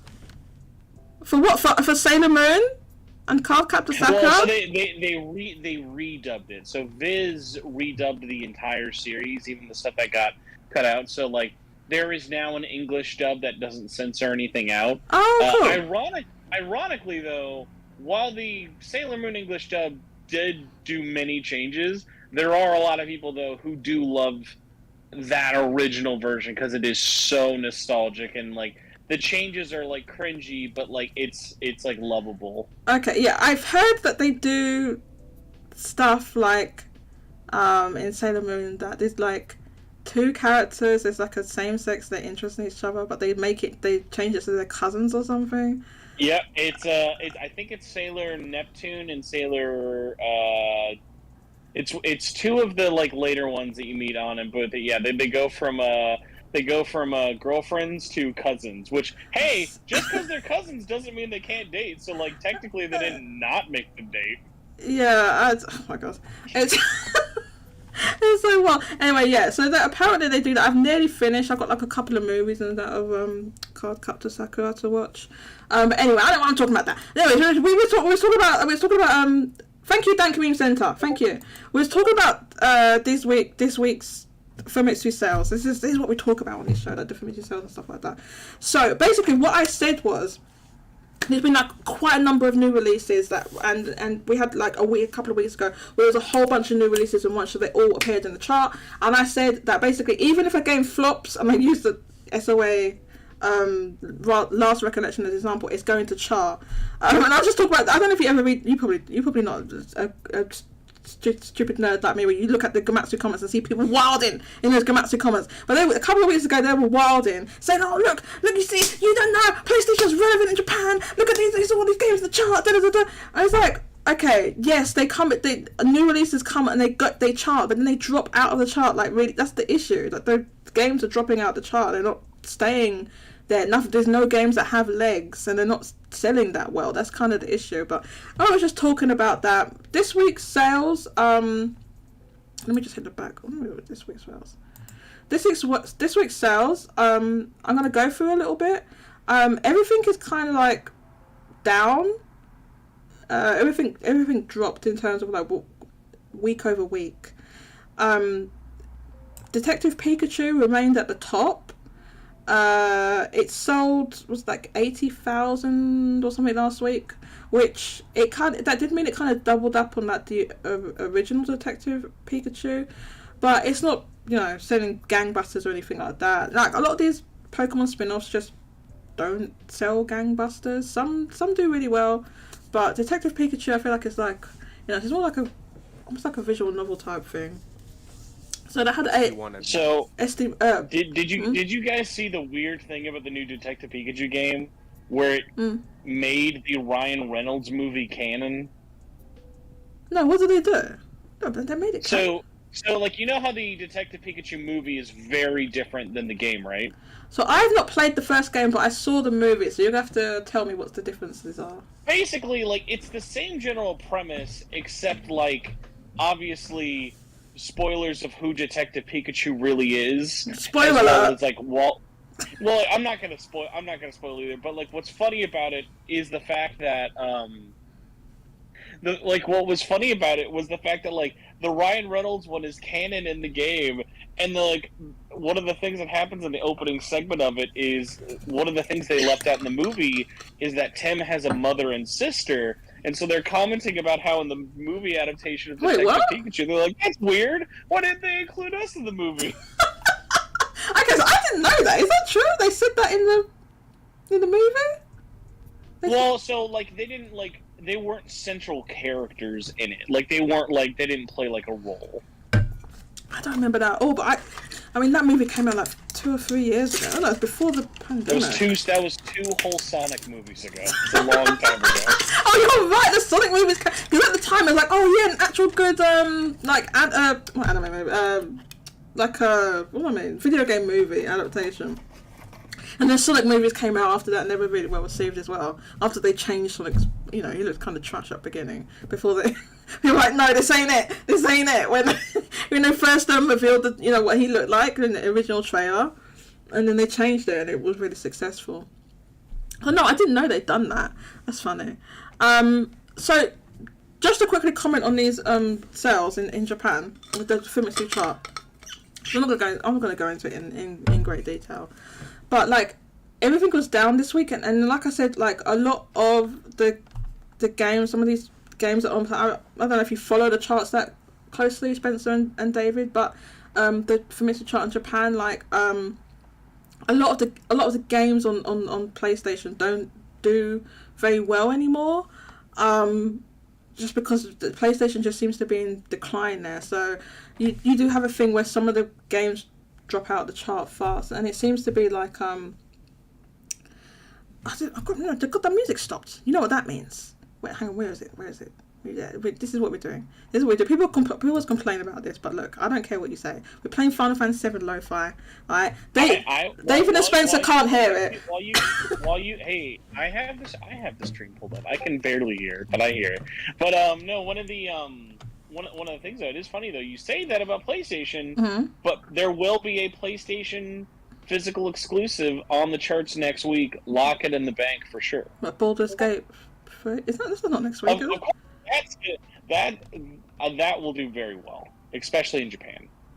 That yeah. So that's the only physical release, because I was wanting to import it actually. It's going to be the only physical release in the world of that game, right? Well, I think what'll happen is Larian, especially because of how much they're patching that game, I bet there will be a physical edition really? in the West. Well, especially like that game has sold millions of copies. I'm sure they have publishers who would love to publish it now, but it is one of those things where it's like they're still patching that game with major. Well, yeah, because it's one of those things like if you want it, like it's a cool thing to have, especially because I I like the publisher was Spike Chunsoft. Spike Chunsoft does a lot of like big American they're publishing releases. it in Japan. Yeah, like so Spike Chunsoft. One of my favorite examples of this is always Terraria. So they published Terraria. Oh, okay, right, yeah. And for that, they were like, how do we let people know that Spike Chunsoft published this? So they added Monami and Monokuma from Danganronpa to Terraria. Wait, what? Yeah, That's so random. Did they really? They really put them in Terraria? Wait, is it just in the Japanese version, or what? it is only in the Japanese. What? That's wild. It's wild. It's wild. Yeah. So what I do from time, I always look at I look at the Amazon bestsellers as well. So what they've done now, I hope it's on here. Okay, so what they've done now, they've added like on the when you look at the game, you can see how many it's sold. They say I think they do this for like most of the stuff on Amazon, not just games, of course. But it's another metric you can kind of guesstimate what a game is going to launch at. Using that, and plus looking at some other pre-order charts and the Comic points as well, you kind of like guesstimate it. It's about somebody's putting a 1-star review for Mario Wonder. Someone put in a 1-star review for the download codes, but they didn't get it. I don't know. So you can do that. They were mad there was not enough Elephant Daisy. They were like, we need more Elephant Daisy. Need more Elephant Daisy. And then what you can do is have a look and see how much it'll give you the. Is it? Oh, this one doesn't say. What the hell? Okay, well, they should do it for everyone. This one doesn't say. Why? Why doesn't it say? No Amazon exclusive. No, I did know Amazon exclusive. Why doesn't this one say? What? That's really annoying. Hang on. I don't think they do it. Do they do it for me, bro? Oh my god, I pre-ordered this, Spencer, straight away. As soon as they announced this goddamn... As soon as I got this goddamn Amiibo triple pack, I pre-ordered it straight away. Okay, it's 3,000 for that one in the past month. I can't wait to get that thing. You get, like... I hope they do the thing where you can scan through the boxes now. I heard you can do that. No, yeah, they do. They've completely gotten rid of that for all of them, thankfully. Oh, good. I will say, though, the thing you're talking about, for following pre-order trends, I also really like Amazon Japan, due to the fact of, like, it's a really good metric to use for games to see if they're not having very well success in terms of pre-orders. Like, yes, yeah. I was shocked. I was really shocked to see how much, like, I think the week of Infinity Strash, you could get it 50% off. Yes, look at it now. It's Spencer. It's on. Let me find it on here. I saw it on here now, and it was like 2,000 yen. Is it still there? Yeah, it got discounted so fast, David. Oh, it was like wild. It's a critical flop. It's a critical flop, yeah. It's more like a 60 or something on Metacritic. It's really low for a Dragon Quest game. Where is it? Okay, here it is. Look, it's got 2 stars on Amazon. And it's 59% off. This game came out like 2 weeks ago. It's 2,000. Yeah, on Amazon Japan. I don't know about the other Amazons, but Amazon Japan is 59% off. There's no physical of that one here in the West. It's in the brick and mortar clearance bins too. I've seen the pictures of it. It's for 2,000 there as well. Yeah, Square Enix dropped the ball hardcore on this one, because I've heard that this. First of all, it's they missed the window of the anime. The anime was like last year, right? And apparently this doesn't even tell the whole story of what's in the anime. It's like a half or a third of it. This is what I've heard. It just cuts off, and apparently things like the cutscenes are like stills, and so a lot of people are like saying, why are the cutscenes like just still images from the anime? Why you could have just used the anime? It's already made. Why didn't you just use the anime thing? Maybe it's licensing. I'm guessing. When licensing anime games, whenever it comes to, if you see pictures of the anime but it's not moving, yeah, that is a different licensing cost. There's a different cost in licensing the images versus the sound, because another big part of it is also getting the voice actors paid again, getting the animation studio paid again, versus, like, it's basically when they do the slideshow, it's not only obviously technically cheaper. I mean, honestly, you would actually think it'd be cheaper to just put an MP4 of the episode and put the clip you need. Yeah. But it is one of those things where when you see games do that, it is a fact that it is just cheaper. Because I remember another example of a game that kind of included clips of animation, but also had some original stuff with it, was the Berserk game.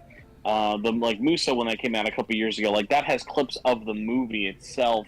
Oh, and really? I remember in an interview they were talking about, we have in-game cutscenes, we do, but we wanted to include this because they conveyed these slower parts of the story so well that we wanted to include it for the fans and stuff.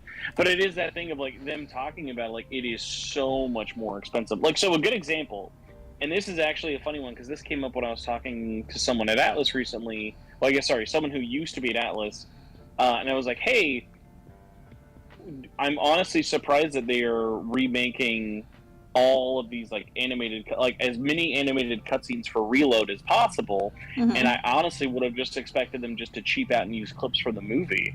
And it actually was cheaper for them to just make new ones than to try and have to get the licensing through Aniplex. Yeah. Yeah, that's what. It kind of makes sense though. It kind of makes sense. Here's the thing with Die, okay? Square Enix cheaped out. They cheaped out. They didn't want to pay the license for the moving images. They didn't want to do that. It's affected the game. The reception of the game was terrible. People are not even that enamored with the actual gameplay. It's just okay. So it was all of those factors that led to this game just completely flopping. And yeah, missing the window of the anime is like a big one. So this is why people say that, I say as well, Square Enix is mismanaged. They're really mismanaged, and in particular I feel like they're kind of mismanaging the Dragon Quest IP a little bit at the moment, because they have the publishing rights for Dragon Quest, and all of they're involved in the decision making of what they're doing now. And I think in particular Infinity Strash, that Armor Project was not involved in it. Apparently this was it was the who made the anime again? Oh well, I know. I know Studio Bird worked on it, but yes, the actual developer now had almost nothing with it. But the thing with Die is weird because important to remember though, Mm-hmm. it is a remake of an old manga from the 90s that is still being published and stuff now around the world. So it is a weird case of I get it in terms of timing is weird, but the way I've had it explained to me is this is really the last game from the old Square Enix regime. Because remember, I forget the name of the new CEO, but when the new CEO was hey... Takashi Kiryu. Yes. When he made that comment about, hey, we are going to really hunker down and release less games, but make them more bigger budget, I think that makes a lot of sense with this being the last of that. Because, we knew about this game last year when they were still doing all those announcements. And then, you look at a good example would be, look at how they're handling Star Ocean last year. Right, versus how they're handling 2R. 2R, I feel like I've seen way more good word of mouth and marketing from 2R versus anything we saw from the big next-gen one last year that flopped. Yeah, so unfortunately Star Ocean 6 did flop, and I made a lot of comments on this last year. If you heard me on the old Twitter space I used to run with Genki, I was highly critical of Square Enix and what they were doing with just if you remember at the end of last year there was a whole bunch of games. They just released 20 million games in just the space of a month or something. I'm exaggerating, but they released a whole bunch of games that are quite close to each other, and the marketing, I feel like the marketing for each game probably suffered a bit, and Star Ocean 6 did not do well. It kind of flopped, and it's not really talked about, and I feel like what you're saying with the remake of 2 looks like that has more chatter and more good. I know it's not out yet, but like people are like more excited in that than Star Ocean 6. They did that. They did that public demo, which helped a lot. Oh, when did they do that? Oh wait, I think. Yeah, it was TGS. Okay. So yeah, so it looks pretty good.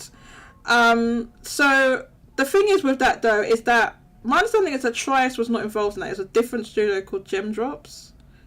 So I'm wondering how Trias is going to be doing going forward, because they weren't doing too hard. Like Trias, their parent company. Involved with it. They are not. Okay. Yeah, they're not the primary developer, but they are still credited in terms of production work and oversight. They have a lot of the instead of like the main developers, they actually have the original core staff who worked on 2. Those are the people at Trias working on this. Okay, thank you for that. Thank you for that information. So they had some people from the original game working on it, and they had some consultation and input. Trias themselves though, like I heard their parent company wasn't doing too well recently, so we'll have to see, and hopefully they can work things out. But it was unfortunate that they needed Star Ocean 6 to do well. It didn't do well. So one of the things that I had been saying for a long time, since like for over a year, was that Square Enix is mismanaged, and I was like, get rid of Matsuda. They need to get rid of him. He's just driving the company into a hole. And kind of like what you pointed out, Spencer, we're still feeling that the remnants of that, because Takashi Kiryu, or as we call him around here, we call him Airbrush Kiryu-san. Now, the reason we call him, I don't want to get into this whole thing. The reason we call him Airbrush Kiryu-san is because when they first announced this guy, like I looked him up on the show. I looked at LinkedIn, and then it just one guy comes up on LinkedIn that says he works at Square Enix. And I'm like, this can't be the guy. There's a picture of him, right? I'm like, this can't be the guy. This guy's like way too young. Like his picture looks like it's been airbrushed into his life. Because when I first saw the press release or whatever, it said that you work out his age. He's like almost 50. I'm like, there's no way it's that guy, right? And then I looked into it and I was like, no, wait, no, it's that guy. He just looks super young. And if you've seen, obviously, you probably saw him at the he's been on various things. He was like when they did the Final Fantasy 16 promotion thing in the States. He was there, and he can speak English as well, right? And when he speaks English, he's like really adorable, but he looks super young. So people in the comments go, oh, God, to see you, he's so young, and I'm like, no, look up his actual age. He and Yoshi P are the same age. Yoshi P is like 50. Airbrush Kiryu-san is like 48. They're almost the same age. And then when there was all three Yoshi P, Airbrush Kiryu-san and Phil Spencer were on the stage at the Final Fantasy 14 thing, I was like, they are the same age! They're all the same age! Did you see that? Did either of you see that? Yeah, no, I did. That was that's one of those like funny ones where it's like a lot, like I think a lot, like that is actually a really common thing with like Japanese CEOs, but it's just one of those things that we're like, we see it so rarely over here that it seems more weird versus how more common it is over there in Asia. What, for them to look really young? Yeah, well, like that as well as like how they want to present themselves and being very like conscientious. Whereas like I don't think Bobby Kotick has ever cared once about how he looks on LinkedIn. Oh, it's a goddamn mess. But yeah, no, but Airbrush Kiryu-san's picture is like it has been photoshopped, okay? I mean, I understand it, right? I understand it. But that's why I thought that. So that's why I call him that, Airbrush Kiryu-san. So that's just a running thing where, like, I've been calling him that for a long time. And I was like, you've got to put respect on his name. You have to use Airbrush Kiryu-san. You have to say the full thing. So that's why he's called that. But anyway, he's come in and he was like, he's basically was headhunted from this company called Dentsu, right? Which is kind of like this, I don't know, this kind of like shady company. There's like some big advertising company in Japan, but they headhunted him because he's a crypto bro at the end of the day. He was into his NFTs and stuff like that. So they headhunted him for, so it was one of this NFT thing. Obviously the NFT thing, that's heavily what Matsuda was into, what they were trying to do. So they brought him in, eventually made him the CEO, and I think it was they were probably grooming him to be the new CEO, but like I think Matsuda, they can say what they want. I think he went prematurely because of what happened with Forspoken. Because Forspoken was kind of like his pet project type thing. Well, he was really like backing it. Is kind of what I heard. And yeah, they obviously that flopped. It was a failure. They ended up having to close. They closed the studio. But luckily, no one lost their jobs. It kind of got integrated with the rest of Square Enix. And yeah, so they brought him in, but like he hasn't been in there long enough for like a lot of the changes to happen. It's going to take a while for us to see stuff going forward. Some of his words concern me a little bit, I'm not going to lie, and we'll have to see if they are going to drop this NFT thing, because Square Enix was going the hardest into NFTs, probably almost more than any other company. Where you had Matsuda with 2 years in a row, his like president's, the New Year's letter thing, he was just banging on about NFTs. Since then, the NFT market has completely collapsed. They're almost completely worthless. I watched this one video where they was talking about like these ones that cost millions before. They're worth almost nothing. They're worth nothing. They're worthless now.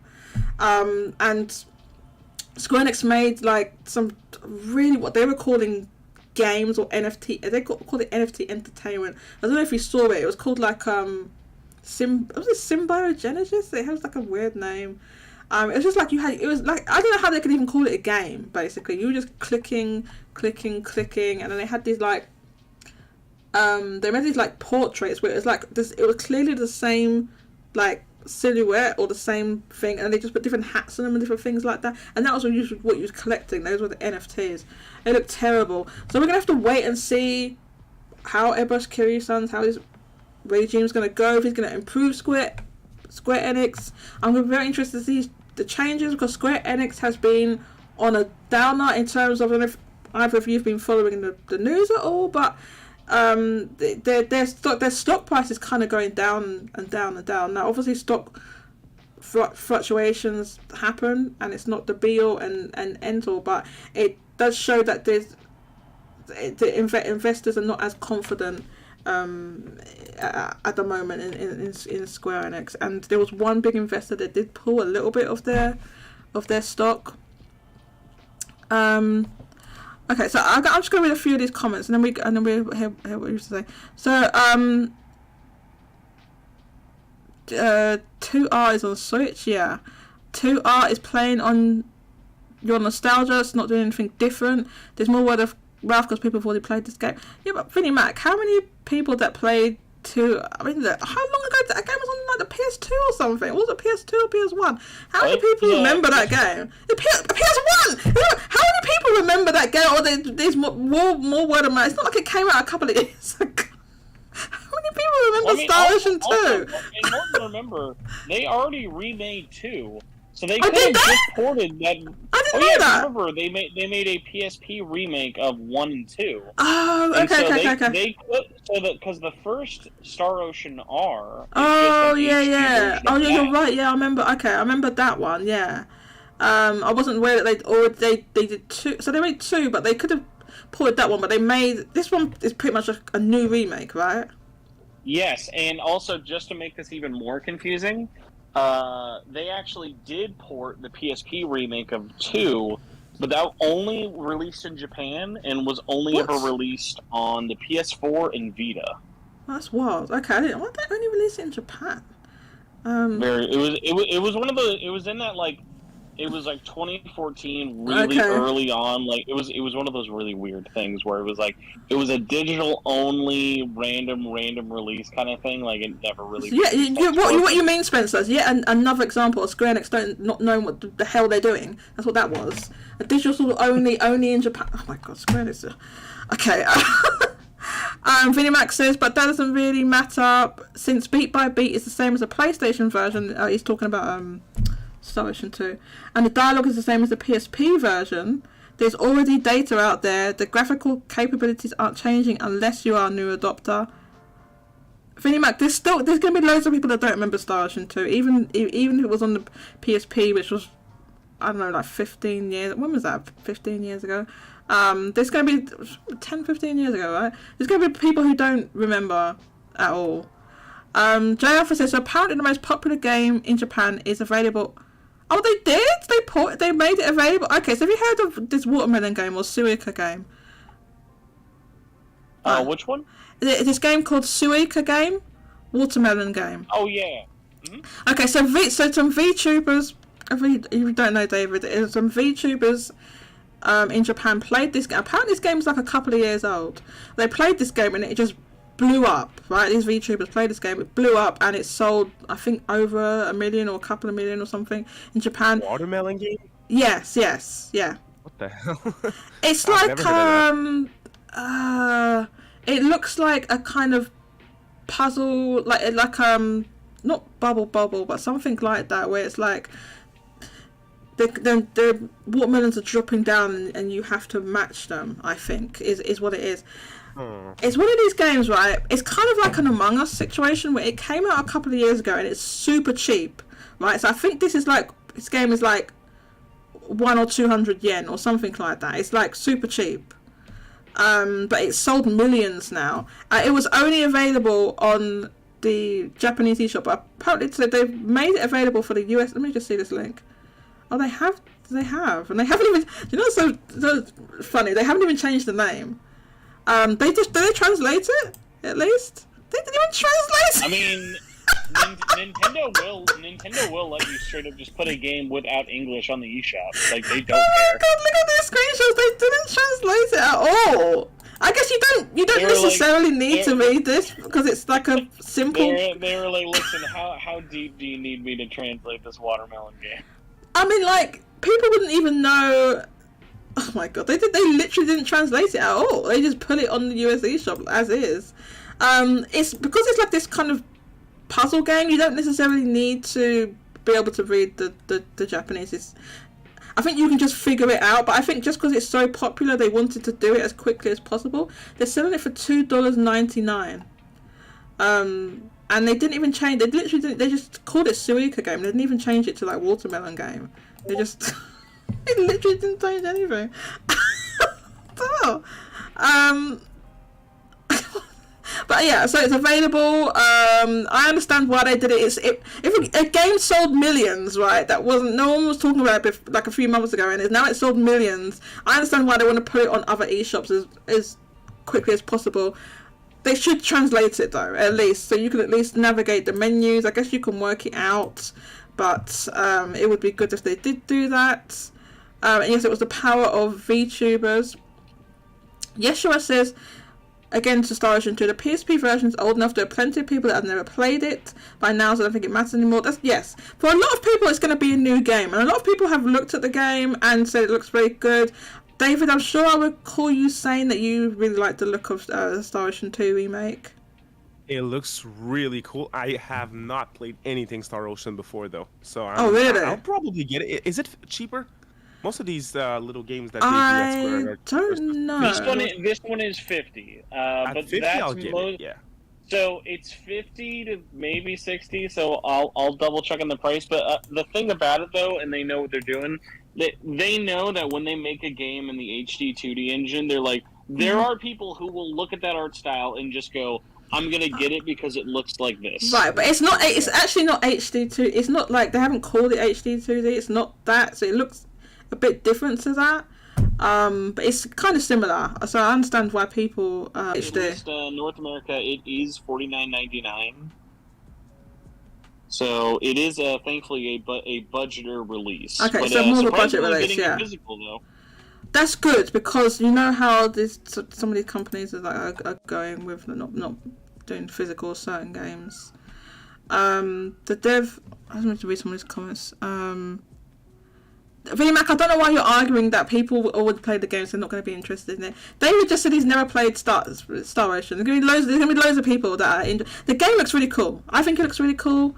It definitely will be a brand new game for a lot of people. And It's a good move that they put it at 52 because again, right now there's no way in hell I'm playing this. It's releasing in a terrible time, but Right. it's gonna be on that pile, that huge ass backlog that I already have for Switch. That's where it's gonna go, but I'll get it for sure.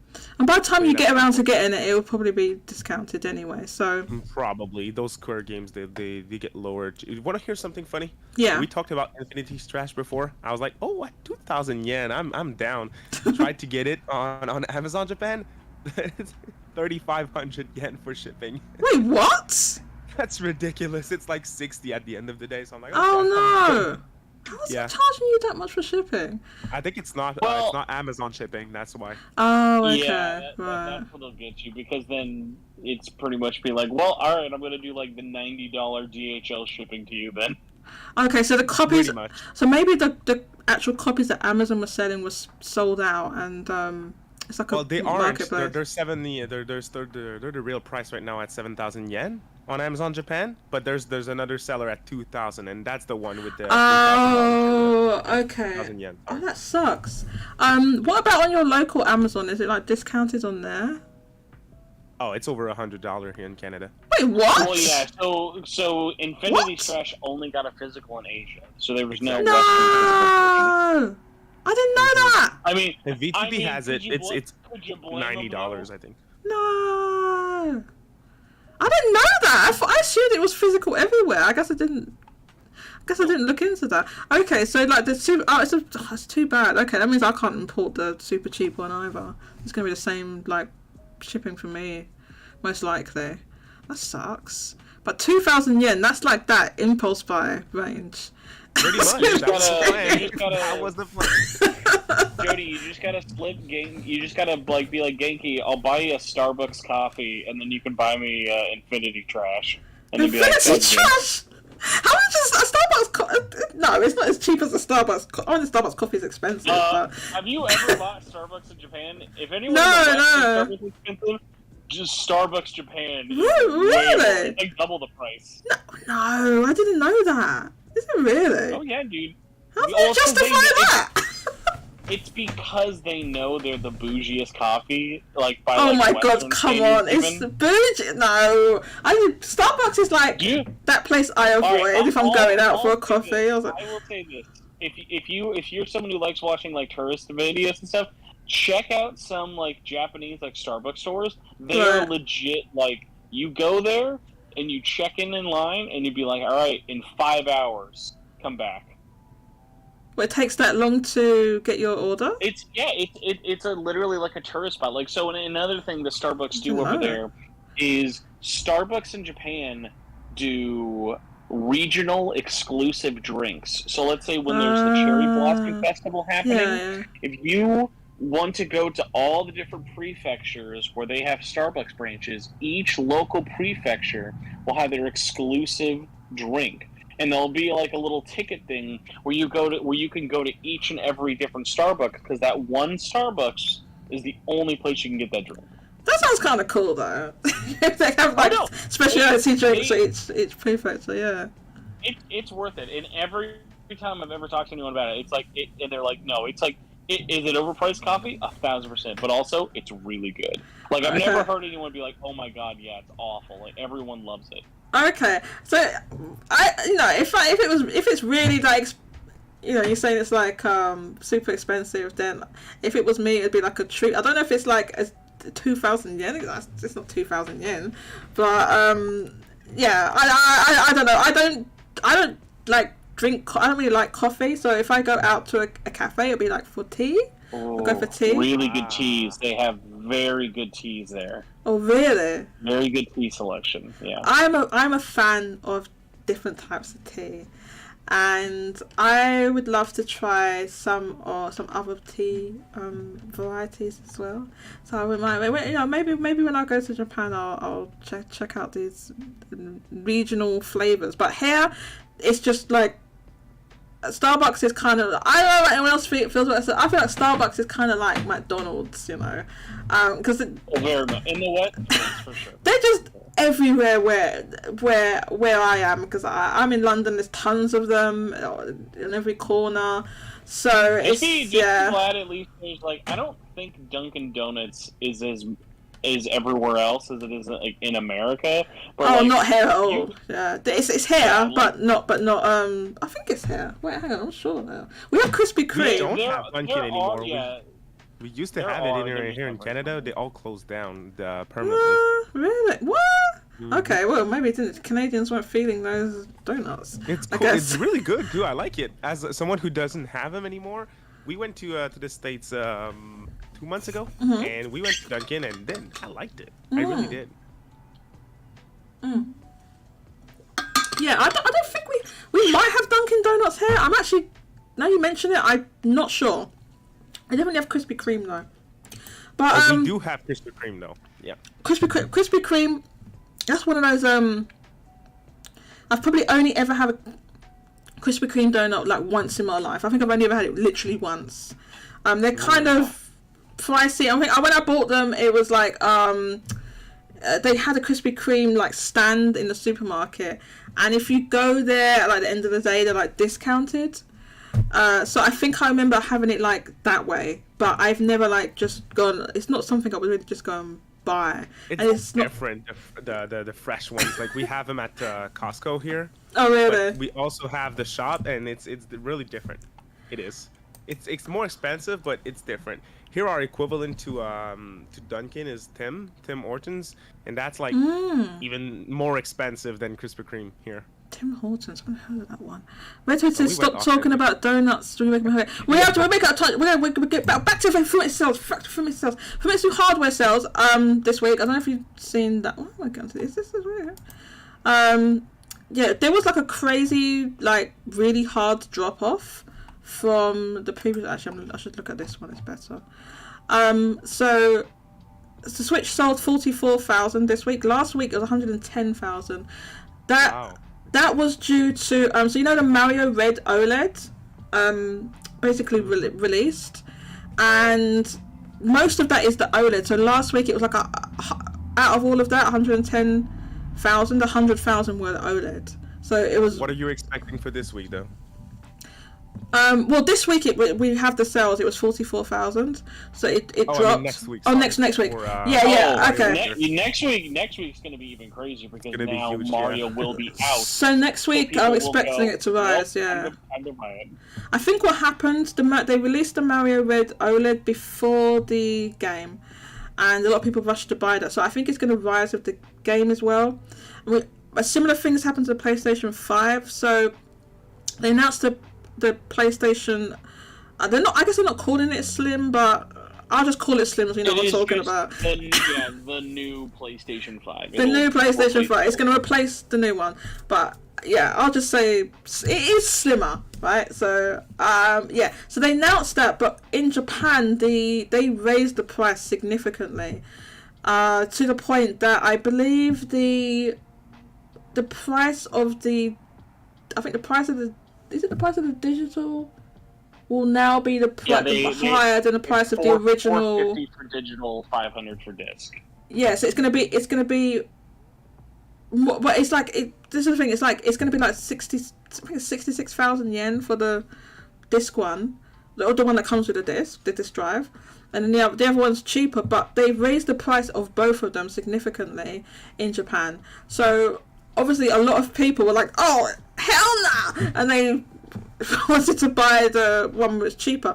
So what I thought is that this week I thought that we would see a significant rise of PS5 because of people buying up the remaining stock of the old model. But that hasn't happened this week. So I think this just like, as obviously this is a week behind. So maybe it's a delay and we will see that next week. But for the PlayStation 5 this week, it was 19,000 or almost 20,000. So that's, I think, the lowest it's been in quite a while, since probably last year when there was the shortages. But the previous week, last week, it was 33,000. So I think that I think some people are like it's sold out. I was thinking maybe the old model sold out and then some people are waiting for the new model. But that one's more expensive, so I think most people want the old one, right? Because it's in Japan the rise is very significant. It's very significant, and this is partly due to how weak the yen is. So, what some people are saying is that I don't know if I buy this. I think that I think Sony's risen the price more significantly in Japan because the yen is weak. That's obvious. But some people are like, okay, well they've done it to try and stop exporting as much.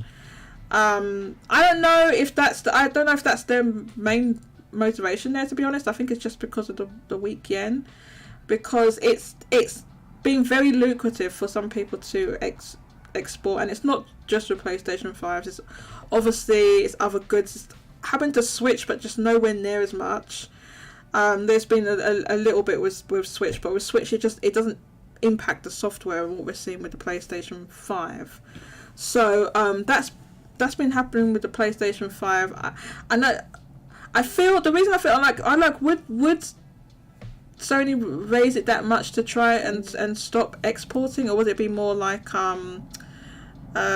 you for example with I guess a lot of people going via Amazon, they're not buying it from maybe some big Japanese retailers. I don't know if they ship internationally. It's probably mainly Amazon, and you could say, well, Amazon, can you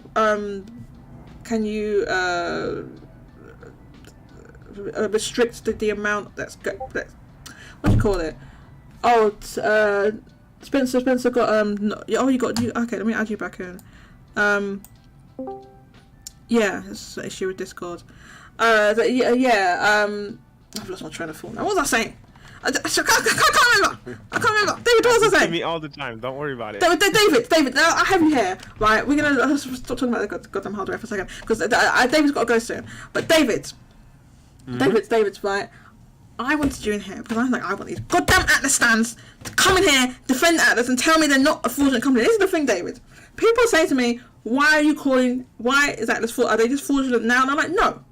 Atlas has been fraudulent and mismanaged for decades. This didn't just start now with me saying it in the past couple of years. This has been, I like the biggest Atlas stands out here, and I have them on the show right now, say Atlas is mismanaged. They're extreme. They are very mismanaged. And this is one of the things I said, and I think I said this on your show last time. I said if Atlas would only have to change a few things to be literally a revered S-tier publisher. They'd have to be a revered S-tier publisher. They're so close, David. They're so close, but they mess everything up. Why, David? Why? Why do you think? They have the potential to be at the top, that's for sure. And again, I think it's a management issue. There's Reload started development 2019 is what they said. The game's not coming out on Switch. Yeah. Look at how well the Switch was doing when they started in 2019. 2019.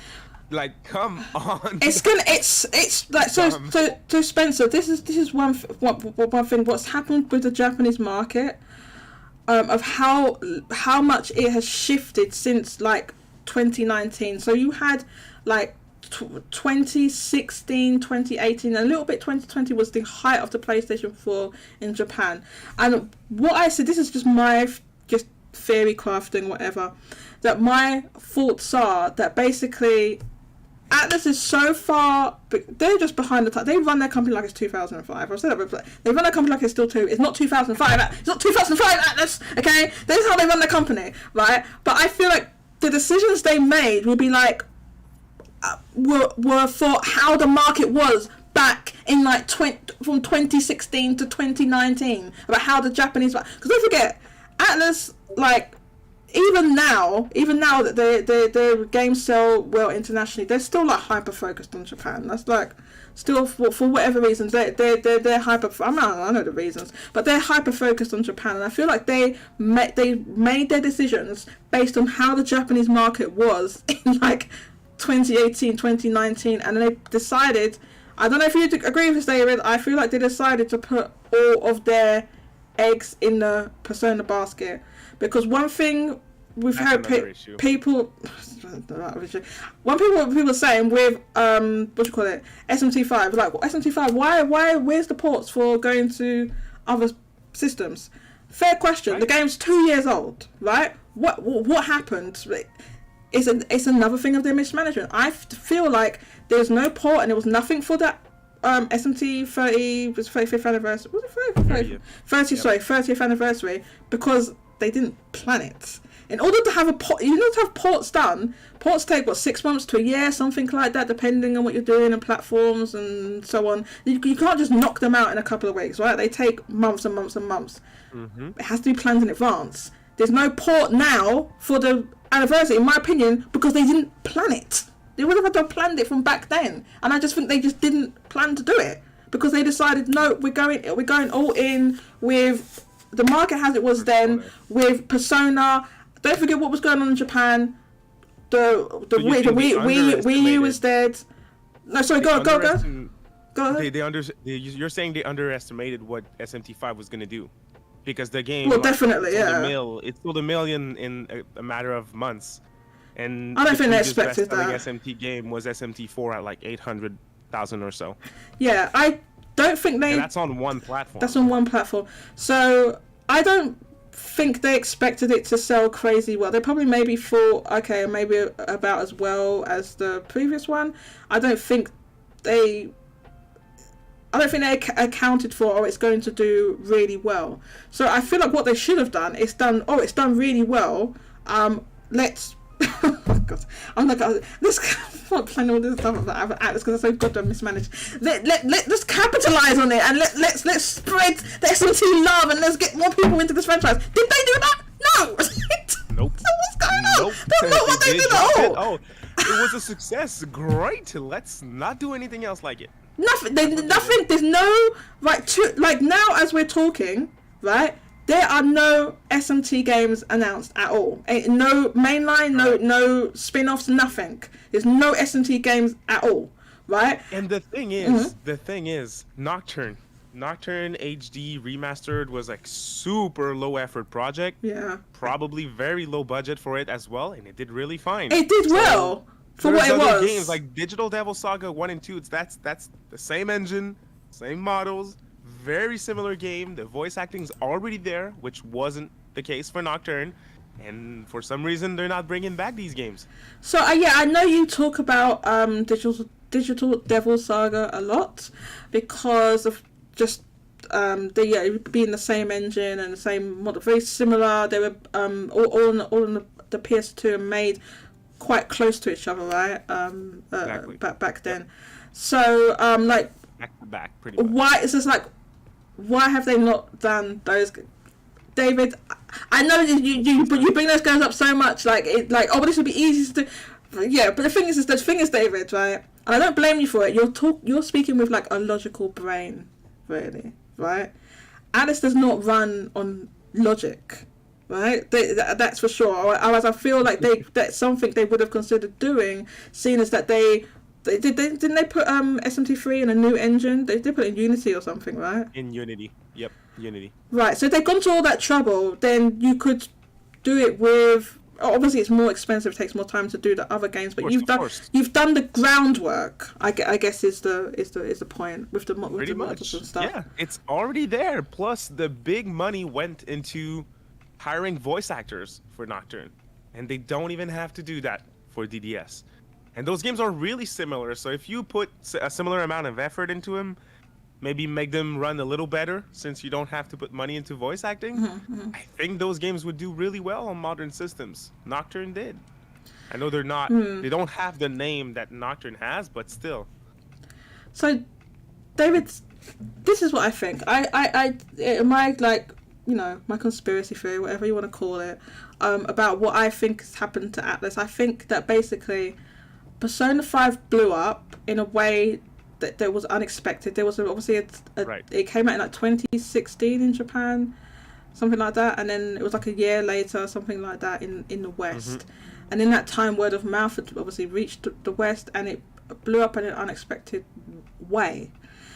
I feel like they then did at that point put all their eggs in the Persona basket, and then also were done everything for the Japanese market as it was then. And at that time, the PlayStation 4 was the only viable platform, right? If you think about how it was in like 2016 to like 2018, at the end of its life, the Vita, again, end of its life, almost dead. The Wii U, almost non-existent. The Xbox One completely non-existent, and at that time, Atlas weren't dealing with PC at all. Right, they weren't doing anything with PC, so that was the only viable platform. And I feel like the way you can tell that that's what they wanted to do, was that like you started getting these, in my opinion, weird Persona spin-offs like the dancing games. Okay, the fighting. I guess the fighting game predates that a bit, but they had the fighting game, the Persona 5 Strikers. All these spin-offs, and then I think also at that time, and this is where they're. In my opinion, they started making more mistakes. Okay, at that time, at some point in they planned to do another Persona 5 Tactica, right? Which is fine, but they've kind of milked Persona 5 a lot. That's the first issue. The other issue, and I'd like to know what you think about this, is what I feel is hampering Persona 5 Tactica the most was the announcement and the way that they're promoting it. And that issue is that they decided to work with Microsoft, and they've got a bag from Microsoft. That's fine. Right. Microsoft though only have really one event a year, which is their showcase in the summer, which replaced the E3 thing. They don't really have any other events. Atlas doesn't make that many games per year, and they do announce some of their games year out, but typically they don't announce a whole bunch of games at once, right? That's correct. But because their marketing is now with Microsoft, Microsoft has one event a year, therefore, this is what I think, they announced all those games at once, which they wouldn't normally do. So now we know Atlas's schedule right up until... Sorry, I didn't mean to cut you off. They did a little bit before, but with smaller games, it feels like during concerts for Persona, I think they did the 2 Persona dancing games, and that was next to some other title, but it's for smaller games. Refenezio is like their big thing from their new IP, which the newest one since Catherine, since it's been a decade. And that was put next to the most requested Atlas remake of all time, being P3, and they just put a 5th Persona 5 spinoff in there. It makes it was obvious. The first thing that I said after the Xbox show this year was, "Damn, it's not looking good for Tactica," and that was before we knew that everything else that would come out near it, like in a 3-month window.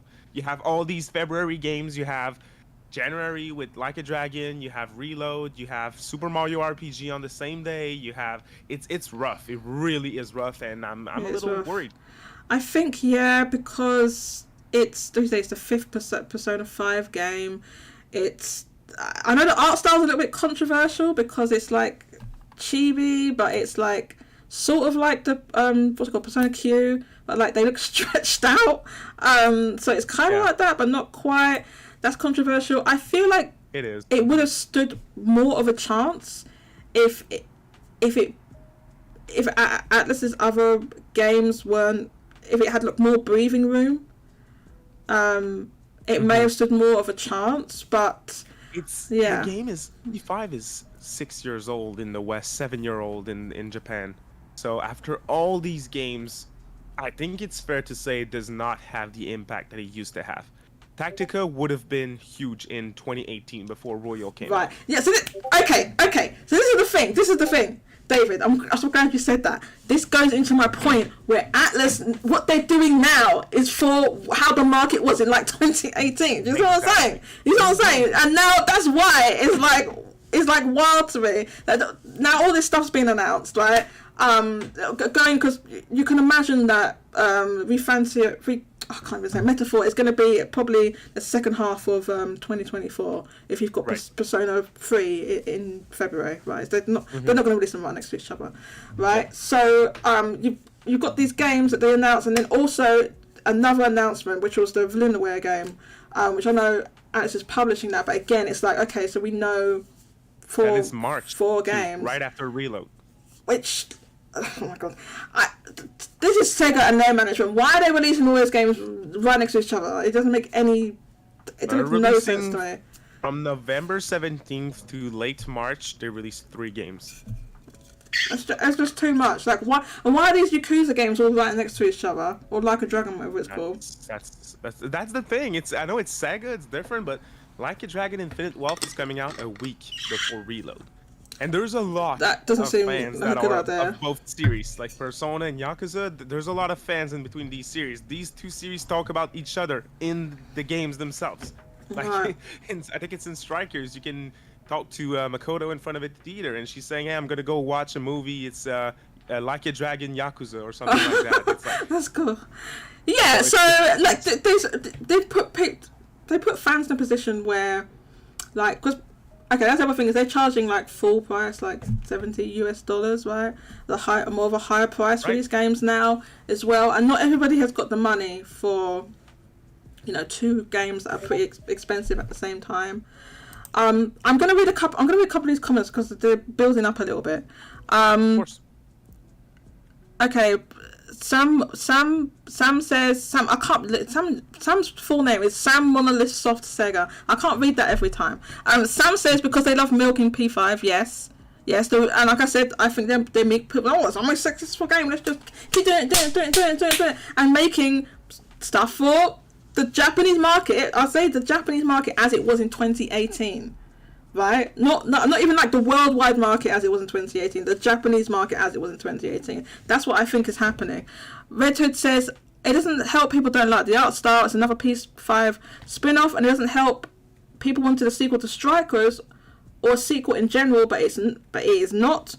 That's another issue I hear, that it's like the timeline is kind of set before Strike, or in the middle, or it was set in the middle of the game or something like that, which is a bit odd. Sam says, revealing an extra P3 remake, which has been anticipated by fans for a while now, wasn't the best move. The other thing, right, David, I feel like the reason, you can correct me if I'm wrong here, but you know, I have the Atlas stance here, so they're gonna answer this stuff now. I feel like the reason why P3 was the most requested remake was because there's no definitive version of that game. King no Okami. Yes, and we talked about the reason why nobody cares about P5 Tactical is because they announced all this stuff at once. I feel like if it had some breathing room, it would have done better. And like David said, the game probably would have done gangbusters in like 2018, right? They probably planned to make this game in 2018. I don't know when they started development, but like they would have at least started talking about what they're doing and planning and stuff like that. They probably planned this all out in 2018.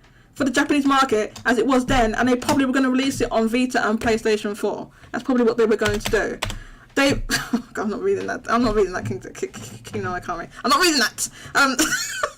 I'm not looking at the chat, and I'm scared of what he's. David, King no Okami. This is a safe for work server, okay? It's a safe for work server. This is not my show. And you can post Femboy Friday pictures though. You can do that. Yeah, so nobody cares about Persona 5 Tactica, terrible marking, oversaturation of the title. So when you say oversaturation, do you mean like Persona 5 in general, or do you mean specifically Persona 5 Tactica? P5 in general is the overall thing. One of the things, though, I do want to say is I'm probably the only one, at least here right now, who is, oh yeah, I'm in day one. Fun times for Tactica. Tactica, the game they're releasing next month, even if everything was the same, would have still been doomed for its current launch, even in 2018. And I think that lies interesting. Because even at that point, you would have people saying the opposite of what we're saying now. Oh, the hype would have been bigger for P5, but then you look at a game that came out in 2018, you look at Persona 5 Dancing, and then you see people be like, oh, well, they cashed in too soon. They would have the exact same comments for Tactica. And the thing about it is, honestly, even a rhythm game is less niche than a tactical RPG. True. So a tactical RPG like this, it is one of those things where it's like, yeah, there's a chance that if its core is there, God, if only Jodie could stick around to EGX and play the demo, but it's how it is. Yeah. I know, I went to play. I was so they had like all of the Sega Atlas was all in one place, and I could have just got I managed to get like a disability pass thing for for my disabilities, and like they. Oh, I know. I had to just give you a hard time because. Okay. The demo that they've been having on the show floor is very. It's not. It's meant to move people as opposed to get them interested in the game. So it's a 15-minute demo. It's a tutorial level, and it basically shows you how the basic bones of it work. But it's not meant to challenge you or show you the mechanics that we've seen now getting closer to launch. Like it is a deeper, more challenging tactical RPG, but unfortunately those kind of tactical RPGs are going to only appeal to hardcore tactics fans, like people who like Mario plus Rabbids or people who like XCOMs and stuff like that. So I'm glad whoever wanted this game, because I still keep saying this, I don't believe Atlas made this game. I'm sure there will be some third-party studio have they announced find out online. The developer? I mean, they haven't said it, I guess. Yeah, so they've never said exactly, because, listen, if I'm wrong, I'll gladly eat a shoe or something, but, I will be shocked if P Studio is the only developer in those credits at the end of the day. Yeah. Just because this is so out of their wheelhouse. But yes, as excited as I am for it, unfortunately, tactical... Oh no, Spencer's breaking up. Spencer's breaking up? I have a question about what he's saying though, and I think it's interesting because when they revealed Strikers, sorry, the Atlas cops are calling me. Oh no! Well, finish your point. I do have a question for you after. No, yeah. So the whole thing with it is just basically there would be no correct time for it, but it is also a game that is so cheap for them that literally, like, the money they're making through it being on Game Pass alone is, like, a major amount of its. Well, Spencer, I agree with you that they're getting a bad for Game Pass, but when they planned that game, they didn't plan for it going into that came later. That's not what they originally had in mind. Obviously, they were still planning that for this is going to be. Released is going to be in Japan, and this is before they were doing worldwide releases. It's probably going to be in Japan first. They're doing that a bit better. So they didn't plan it with the budget with we're Game Pass in mind. They got that later, which is good. But that's my thing of what we're seeing now is what I think. If you heard my theory from what they planned for the market as it was. Obviously, it takes years to make games, so that's always going to be the case to an extent, but I think Atlas didn't think, and a lot of people didn't think, that the Japanese market was going to shift as much as it did. Oh no, 100%. Like, that's why you see cases of these games now being multi-platform, not in the case of, oh hey, let's broaden our horizon and fan bases. It's, oh my god, the only way for us to make money on this game is for it to be on every platform possible. Okay, David has to go. Thank you so much, David, for coming through. It's great having you on. Hearing your thoughts. Thanks for having me on. It was indeed really fun. I do want to ask my question quickly. I thought what Spencer said was interesting about potential other developer working with Atlas for Tactica. Why do you think that, if they didn't mention it yet, they did it for Omega Force with Strikers, didn't they? Yeah, so they've done it with Omega Force, but I think a big part with that is Omega Force is a powerhouse in terms of, that's a name that while many people will get scared away from when they see Omega Force, there's enough general quality there that people aren't going to be scared away by. I think you look at what happened with the Dingo situation of a smaller, cheaper title that they were trying to have done at another studio, and basically the appeal is like, okay, if they think we gave this to another studio, people are going to think it's not as serious or as big of a game as it really is. Okay. And the way they've entirely talked and shown, there have been very few actual interviews about Tactica, and most of the time it's only with the producers.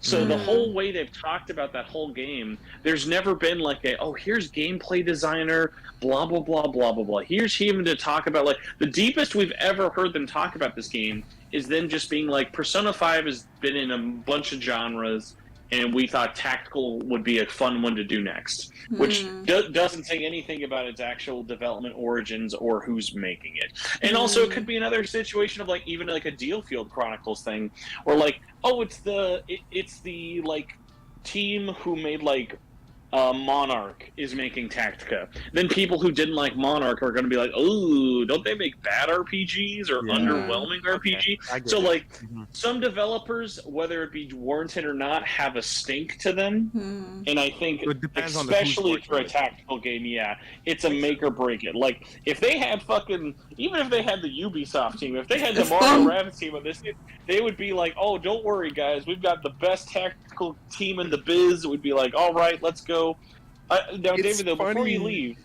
it's funny you mentioned Monarch, because I can see Lankars working on Tactica for sure. I can 100%. See it.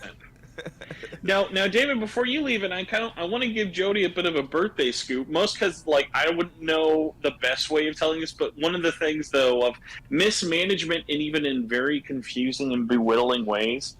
So when Limited Run announced, hey, we're releasing Persona 3 and 4. My biggest question has been, next to why didn't they just do it themselves? My biggest question has been, isn't it weird that no official Atlas marketing has even retweeted about this? Right. Oh, is that right? I didn't know. They've never retweeted it on, like, the Atlas West. Nothing in the West. Nothing in Japan, nothing in the blog. There is no official marketing or even, because the Persona 3 pre-orders are almost done in like 2 weeks. I actually didn't know that. I didn't know that. Maybe it's just because Limited Run has the publishing rights for it, right? So I reached out to Limited Run to try and schedule an interview, and basically, in classic Atlas tradition, they are not allowing any marketing of this outside of Limited Run.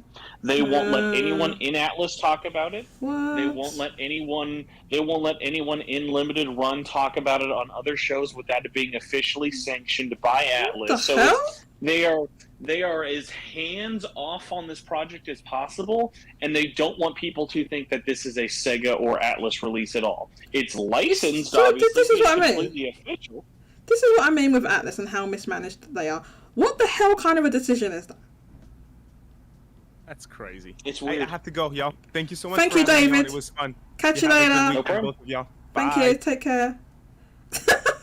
David's last comment was like, "What the hell, y'all?" But yeah, so like when I learned that, part of me, I wanted to be surprised, but also I couldn't be that surprised. I was like, it's unfortunately a classic, like, yeah, I believe it kind of move. I suppose that's interesting. I actually didn't know any of that. I haven't noticed about what Atlas is tweeting or what they're doing on their social media accounts. So I had no idea. That is a bizarro world decision. I feel like the decision that they made in the first place to not have physicals was a bizarro world, because physicals of those particular games would have done well, in my opinion. But they decided not to, and I guess like a lot of people did want physicals. So after the fact that they must have gone to Limited Run, or maybe Limited Run approached them, I don't know, and then they decided to do this. I can at least say this. So this is not through them on the record, but this is more through talking to my contacts, who a lot of people left Atlas West over the course of like the year 2022 and especially 2023. A large amount of that was just due to unhappy worker conditions. Do you remember when they announced the whole, like, they were unionizing thing? Yeah. Those discussions have not gone well for them. So a lot of people left because they just weren't happy working at the company anymore, and didn't feel like they were earning like a fair wage. But then through talking to people who've kind of left the company, what I found out was that, because I've talked about it before, there were plans for a Switch and PS4 physical of this for ages and ages and ages. What but happened? they pulled out. They basically pulled out because they were like, well, they just don't think it, like Japan doesn't think it's going to be worth doing, and if Japan doesn't want to do it in Japan, they don't want to do it only in the West, and so they decided to hold off. And so then once those games officially got announced and people were talking about them as being like, no, this is just digital only, Limited Run found out, because they had started a relationship with Sega over a couple of different licensing things. Like, they've licensed some Dreamcast stuff. Right. And their first actual official game isn't Persona 3 Portable. Their first official Sega-published game, they did Alien Isolation on Switch.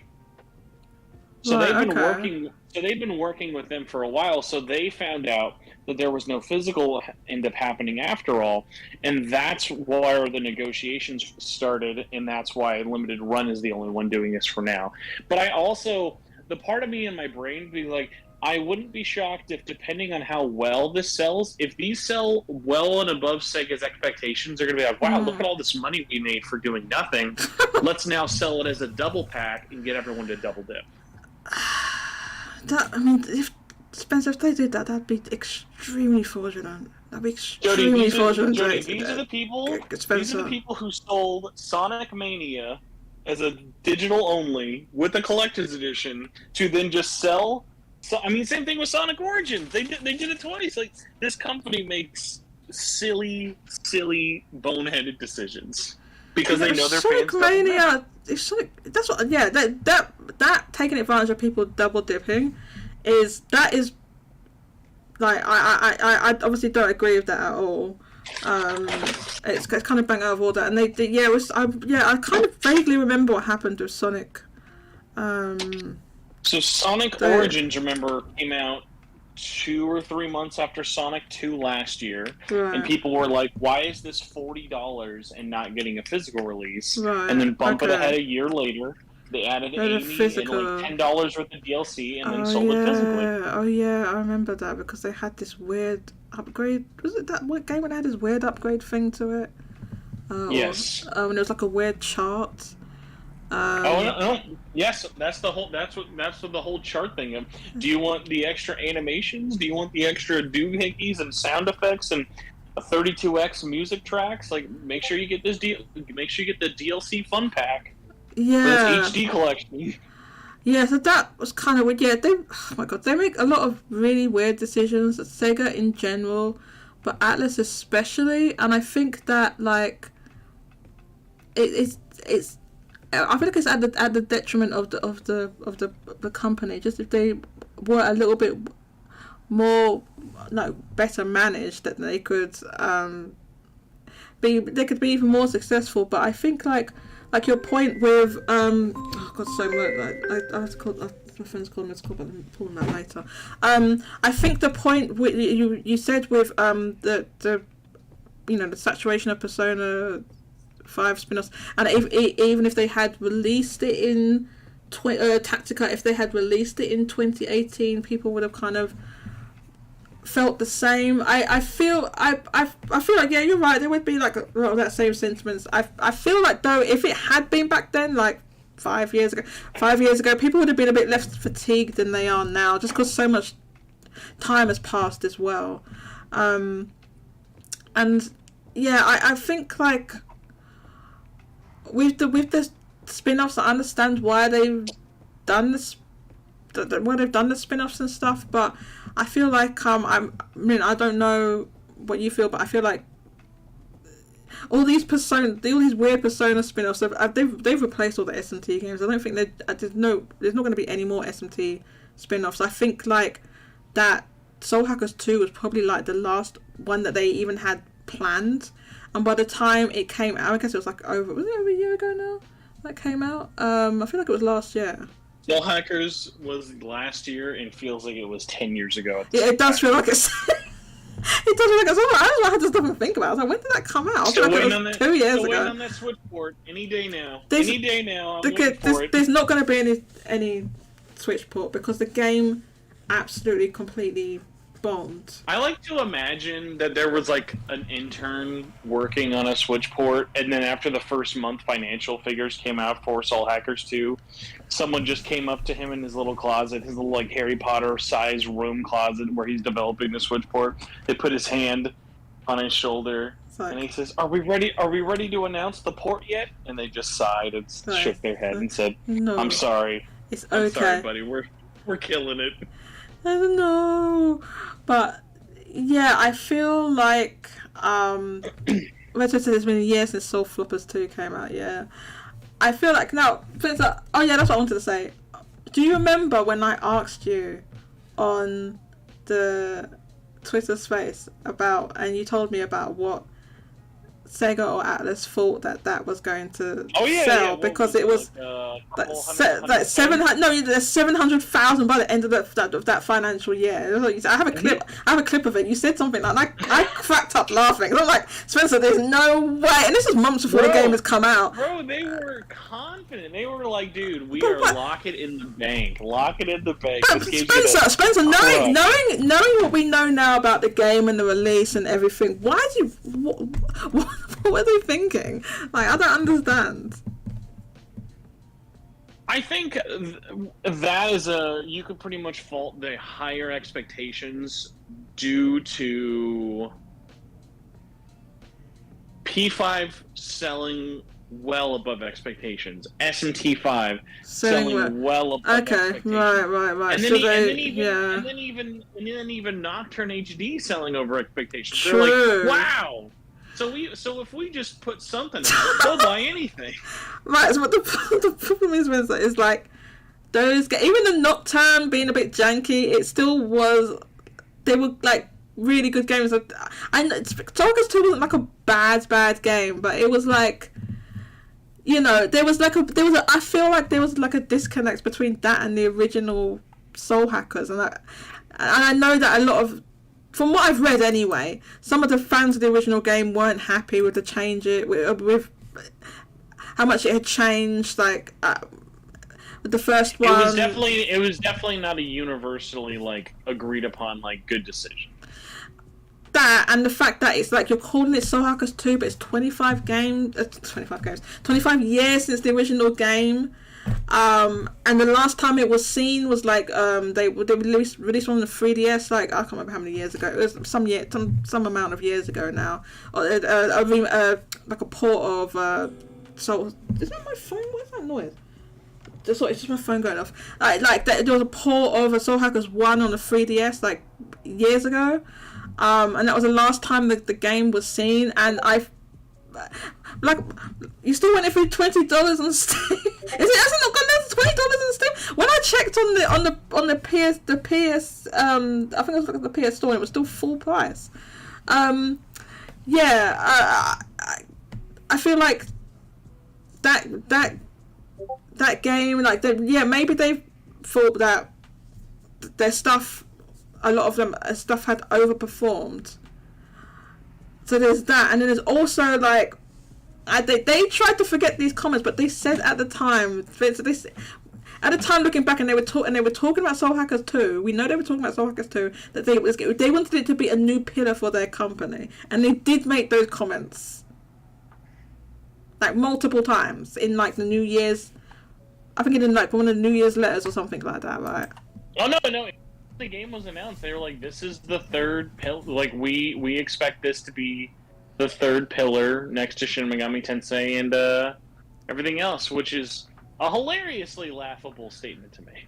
It is in hindsight. Obviously at the time when they were saying that, we didn't quite know about the game. But like you know now, especially in retrospect, how hollow those words are, because remember, they've now said the exact same thing about refunds for Metaphor. So it's like, well, if you're gonna say every game is gonna be the next third pillar, we're eventually gonna have to wonder where's the fucking fourth leg. Please stop! Please stop! Please stop! I feel like obviously Metaphor is like a new IP, but Soul Hackers, it wasn't exactly a new IP, although it's kind of.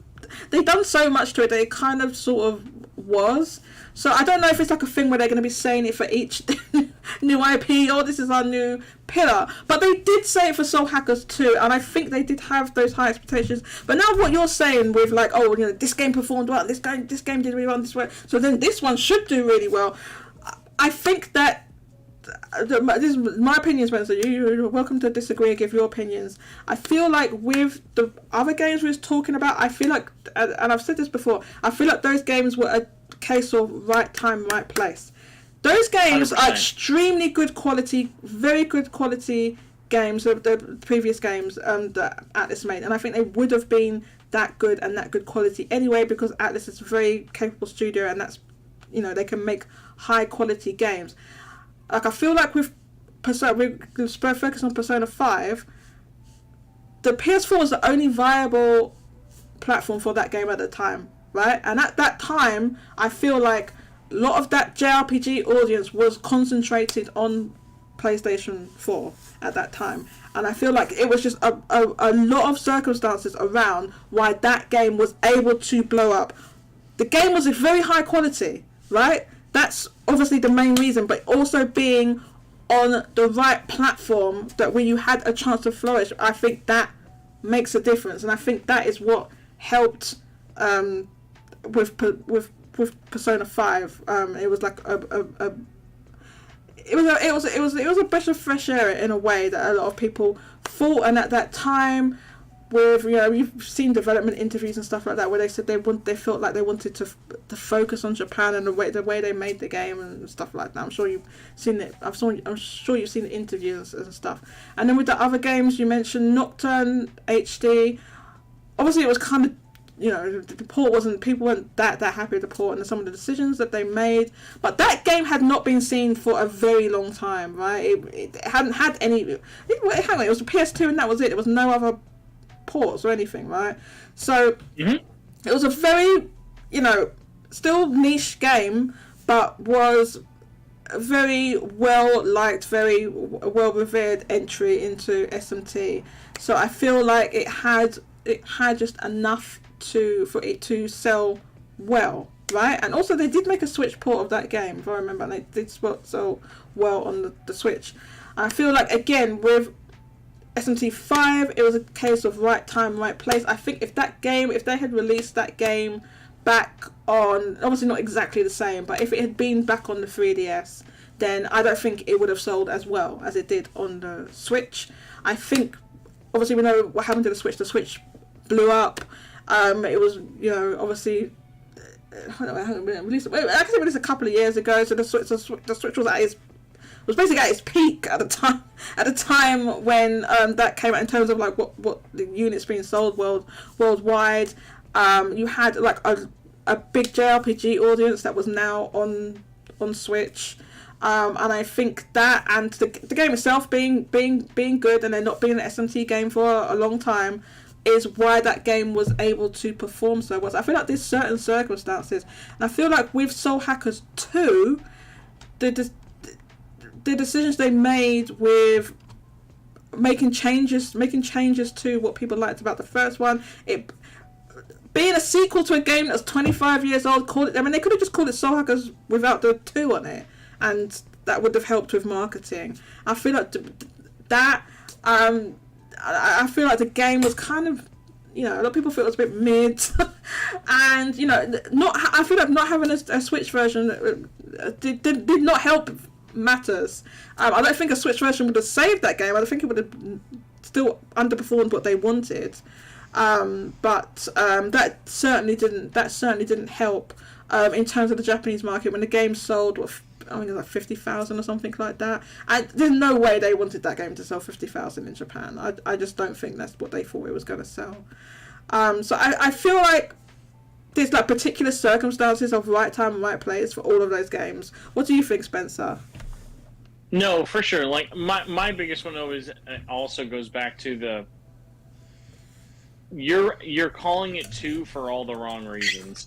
No one buying this game is buying it because it is a 2, and way more people are not buying it because there's a 2.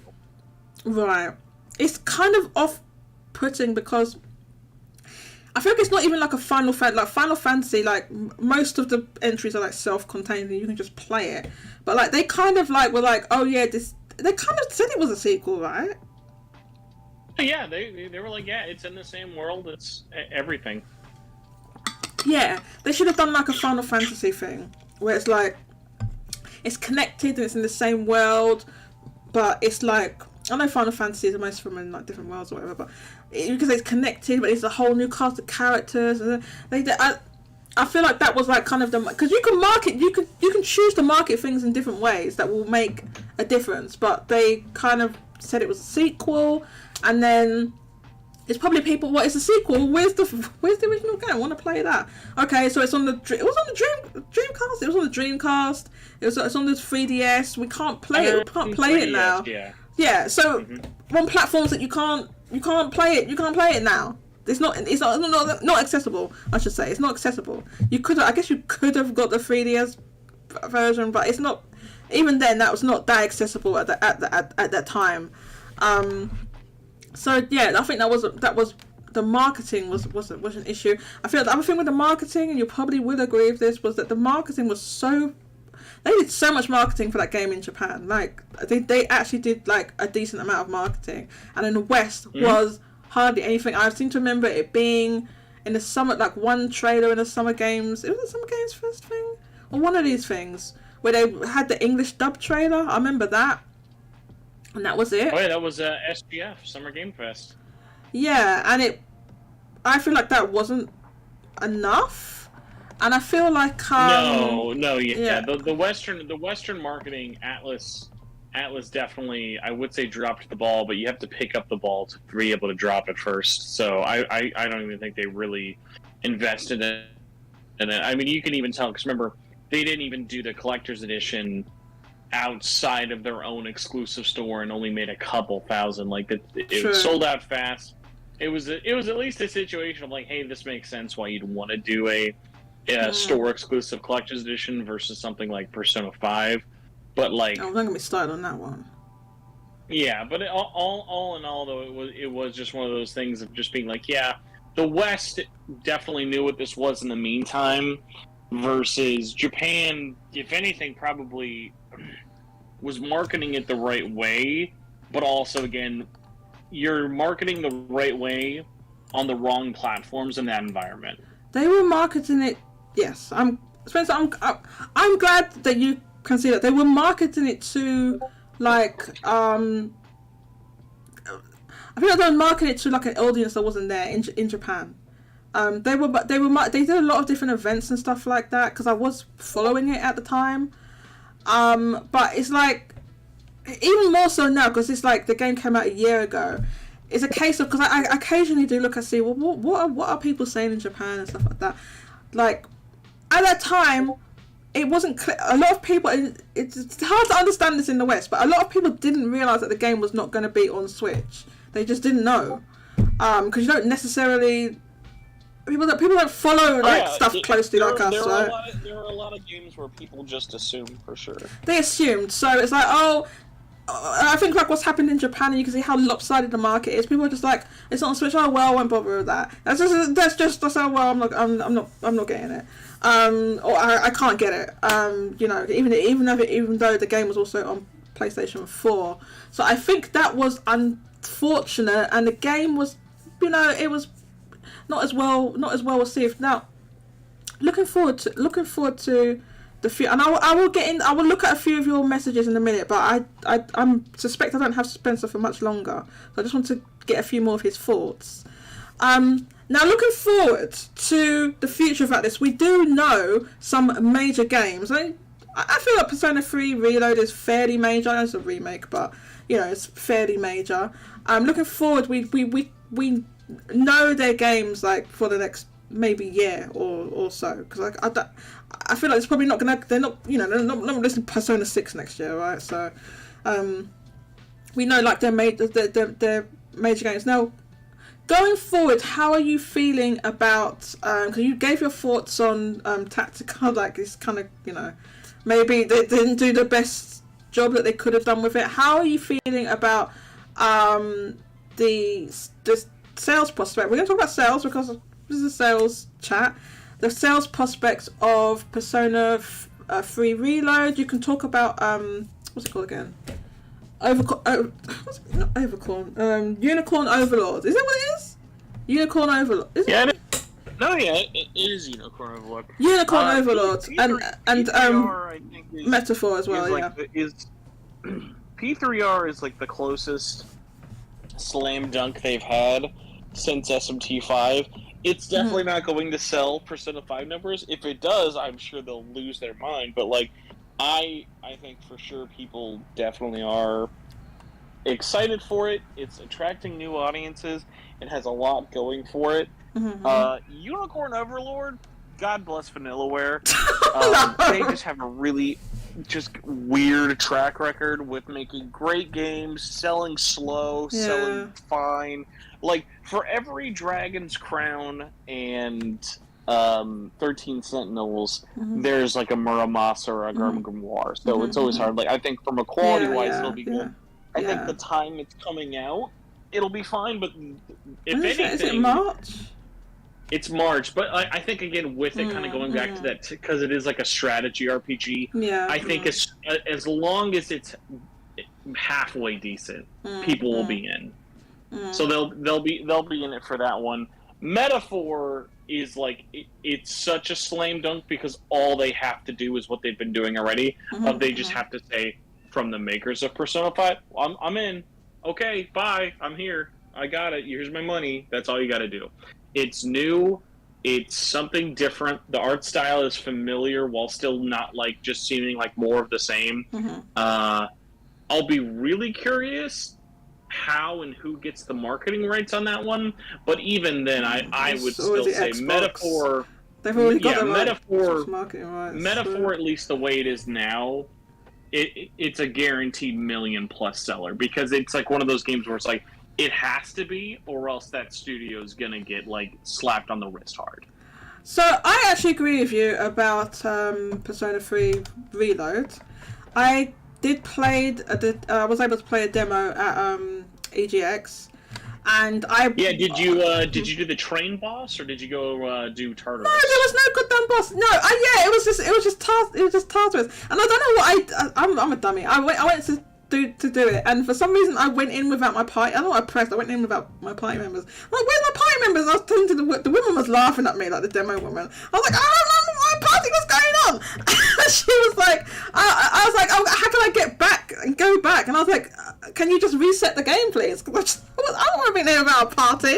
And so she reset the game, and then like I went in with a party, but I didn't get to finish because you only had 15 minutes, right? She said, well, you've only got 5 minutes left. I was like, I don't care, I want party members. So no, I didn't get a boss, unfortunately. It was the Tartarus bit, but it was fine. I still got a feel for the game. It obviously it plays, you know, like a Persona game. I really liked it.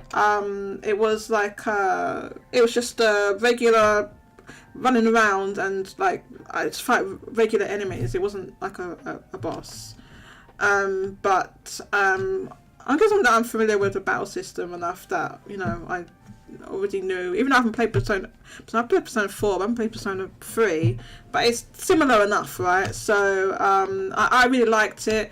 I thought, you know, what they've done with the, how do you call it, the animations and the menus was very good. I really liked it. So I mean, but again, I was bound to like it because that's the sort of thing I'm into, right? So, but I thought it was good. Unfortunately, I didn't get to play Tactica because they had it right next where I was. It was like right next to it, but I was feeling really unwell, so I had to go home. But have you played Tactica? Have you played a demo of Tactica and Persona 3 Reload, Spencer? No dice. They started pretty much from Gamescom and on, and I've had no chance. Okay. Oh, okay. So there just hasn't been one at a show that you've been to in the time when it. Okay. Do you have any coming up where you might be able to play it? Oh no! I mean the game's done. People are out there playing it right now. So at this point, it's just going to be easier for me just to steal a copy. Well, okay, we're not endorsing stealing, but Spencer, I'm sure Spencer will get a review copy. Not steal. No. Actually, I'm definitely not going to be given one. For sure, I will not be given one. Why not? Like I said recently, with it, I'm at a point where I had to just send the generic Atlas. I even like tweeted at their whoever's running their Twitter. I'm like, dude, I don't even know who runs their media right now. all the people I used to know left the company. So it's like, I'm sure it's somebody, but like, so your contacts. Okay, right, that's unfortunate.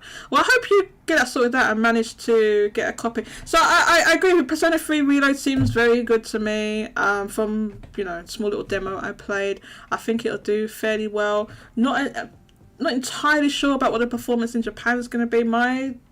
My best guess would be it's going to perform about the same as like pre-P5 Persona re-releases, right? So you're talking about like P4G or these other ones that came before Persona 5. Don't think it's going to do anywhere near as well as Persona 5 because it's a remake. I mean, that's inevitable. That's that's kind of what happens really. So I don't think it's going to do as well as that. I think I suspect Atlas themselves probably have high expectations. If going by what you said about Soul Hackers 2 and these other games and them overperforming, so I don't know what their expectations are. But in my opinion, worldwide, it won't perform as well as Persona 5. But that's just because if it was a new game, if it was like Persona 6, that would be different. But I think it's just because it's a remake. Also, that the fact that this game has been released like multiple times, like even recently with the P3, that's the most fraudulent thing. They're the most fraudulent company on the face of earth. Releasing goddamn P3P, knowing that they're making this one, and then announcing it a few months later is one of the most fraudulent things I've ever done. But anyway, that and the fact that although the game is good, I think that this it's going to be for most people, it's going to be a new game, but I think there's just a very small segment of people that are like, okay, we wanted like a more definitive version. And I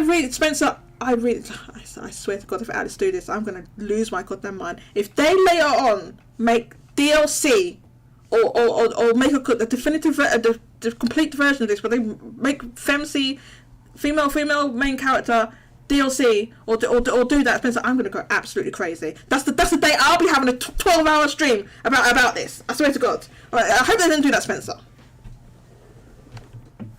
I wish I could say I don't think they will. Oh my God! I don't have that much faith. Oh my God! Spencer, I don't even know if Atlas can be that fraudulent to do that, but I don't know. I don't know if they won't do like the equivalent of like a Persona 4 Golden to this and add that stuff.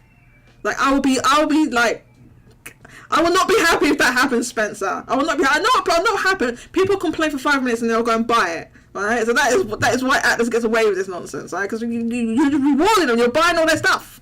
Be like me and don't buy all their the collector's editions. I can't. I'm fraudulent. Yeah. Metaphor, unfortunately, that's the one I'm a little bit more worried about. The reason is, Spencer, is that, yes, they can say, and they have said in the marketing, it's from the makers of Persona 3, 4, 5. They've said that. But I feel like that game is, like aesthetically different, although it's similar art style, the tone of it is different. That I could it sell 1 million? Yes, it could sell 1 million. I don't know if it's gonna be like this third pillar thing. Oh my God, I need to put these memes. I keep forgetting. I'm just meant to put the memes up on the stream. Oh my God, I forgot. How do I do it again? Wait, hang on. I'm gonna put these memes because these memes are funny that they're posting. It's that one, isn't it? Okay, I'm gonna put. Do not put anything that is not safe for work. I swear to God. Do not put stuff that isn't safe for work. I'll go crazy. No feet pics. No feet. Oh my God, feet pics. Yeah. So what was I saying? Oh yeah. I feel like I don't know. You're probably gonna disagree with me. Like I feel like the feeling I got from Metaphor, and by the way, I'm talking about in terms of sales, right? Please understand. I'm talking in terms of sales, right? To me, the game looks high quality. I think it looks amazing. It might be, but I like games like that, right? So I'm talking about in terms of sales. In terms of sales, I got like a feeling like it's going to do like a Fire Emblem before Three Houses. I got that kind of feeling from it. What do you think, Spencer? I could definitely see a background where it underperforms compared to Persona 5 and maybe even like 3, but it's just going to be about making sure they hit those markets with showing the game, really leaning into the fact that this is something new, this is something you can jump into. It's not just Persona, but if you like Persona, there's a lot for you to glom on here. So I think it almost has like the opposite of the Soul Hackers effect of like, it has everything going for it in terms of a new IP. It's got everything you want to see in a brand new IP from a developer you like, without a stupid 2 there. So I think that gives me more confidence. That's the way you said that. So it's just the way you said it. That's stupid too. Yeah. I don't listen. I don't know what the hell they were thinking with that too. Like, a lot of people say it's not just like you and I. Like loads of people said it. I feel like Spencer, I know you're going to disagree with me. I feel like that the marketing makes a difference, and that's definitely true. And they can market it and say this is from the makers of Persona, and I think they're going to do that. I think that the thing that is what is going to one of the things why it's going to have less of appeal in terms of sale is definitely the music. The music that they've played for us so far, although it's the same composer, Shoji Meguro, I think his name is Shoji Meguro. It's the same composer. The music, and he explained, and he did in a little interview explained about the music, the tone of the music. It's not upbeat jazz like Persona 5 was. It's more in fitting with the universe of that universe. Which is, oh my god, the lo-fi stopped. It's more in fitting with that universe, which is fine, but I think one of the things why Persona 5 sells so well is because of the music. The music is definitely a big one, but I mean, I think you could also say the same thing leaning into Persona 5 of jazz being such a big departure compared to the poppy J-pop we had before. So I think depending on how it goes, you could go both ways. So I hope that Metaphor does well, and I think a million is reasonable for its potential. Beyond that, I don't know, and I can't really. It's difficult to say because the game's so far out, and there hasn't been any really significant marketing for it beyond like the initial sort of reveal, and I don't believe they had really any new footage. I don't think, and they had that little live stream thing where it's just them talking about it really. Very interesting. I'm very excited about Metaphor. I'm a lot more excited about that than Persona 3, even though I've never played Persona 3 before. I think Persona 3 looks good, but Metaphor feels more exciting to me because it is something new. For sure. I don't know if that's just like me, but like Persona, it's just like they've milked it. It's also the fact that I think it not being Persona has that ability to bring people who don't like it but like other RPGs to be like, oh hey, it's not about high school kids, or it's not just a Japanese setting. Like, I think even things like that are going to help its benefit. So I think I've lost my train of thought now. I'm gonna say, so it's a different setting. It's in I guess it's in a fictional world. I don't think it's meant to be based on anywhere real. It's fantasy. It's kind of like a little bit steampunky in the sense that it's not pure fantasy. Like in a medieval setting, they got like technology and stuff like that. So that's interesting. I don't know the age of the protagonist, but I suspect he's young. Because they always make them young. Always make them young and androgynous. They said that themselves. So. I have a couple of questions here. Red Hood says, Jodie, do you think Atlas will attempt to add a new ending for Reload, even though you haven't played Persona 3? I have no bloody idea. Spencer, what do you think? Well, Spencer's not there. Oh no, Spencer is there. Okay. That's a toughie. It's a toughie because, like, on one hand, I want to be like, no, they'll probably not add another remake. But then I think about it, like, I've literally just come off of playing 2 big remakes this year with Resident Evil 4, and I just finished Dead Space, and both of those feature different endings. Oh, they so I'm did? like, Okay. I can see it. I can see. Listen, is the ending going to be the protagonist close their eyes? Don't spoil it! Don't spoil it! No. Listen. This man trying to spoil it! Well, I won't. Will the protagonist close their eyes, screen fades to black, and then a little pop-up window says, "Welcome to the Portable campaign. Would you like to purchase female protagonist for I $9.99, swear Jodie?" I swear. Let me tell you that. They ain't gonna sell that for no $9.99. I'm gonna get $9.99 from. They're not saying that'll be minimum $20 US. Probably $20 to $30 US. They ain't selling that for $9.99. You're out of your goddamn mind, Spencer. They're not selling it for $9.99. I don't know if they. I mean, look, they said that that they were making it as the original Persona 3, right? Isn't that what they said? Yeah. So you'd think they're not changing it. Even down to the gameplay, they're like, no, yeah. Like, their idea of, like, hey, we are remaking and modernizing the original, like, strictly the original Persona 3, I think they're going to take that very, very literally. Very literally. That being said, there's nothing that says that they can't have a new secret ending. Okay, so that's I guess that's a possibility. Although that would be like, okay, they've put extra work into doing that, but then you can't give us the female protagonist. Anyway, Red Hood also says, by the way, Jodie, it's nothing bad, it's actually Sephiroth. What? Because they were talking about the memes to post. So you're like, safe for work. Oh, okay, it's safe for... Very safe for work. So Sephiroth is extremely safe to work. You're free to post shirtless Sephiroth. Red Hood says, no... You have to give me your thoughts on this, because I have no thoughts on this whatsoever. Red Hood says, it doesn't help that Tara Platt is reprising her role as Elizabeth. Now, what Red Hood has told me with the English voice cast is that they've changed everyone except for the person who plays Elizabeth, but that person used to play another role, but she's not playing that role anymore. She used to play 2 roles, but she's only doing 1 now. So I missed the Elizabeth announcement for this. Is Tara Platt actually confirmed to be Elizabeth now? I'm double checking this. That's what Red Hood says. I'm sure. If it is, then unfortunately, then it's going to get all the conspiracy theorists thinking that this is like a Final Fantasy VII remake scenario. So with remake, they had a new voice cast that wasn't the people were kind of not happy. It wasn't the Advent Children.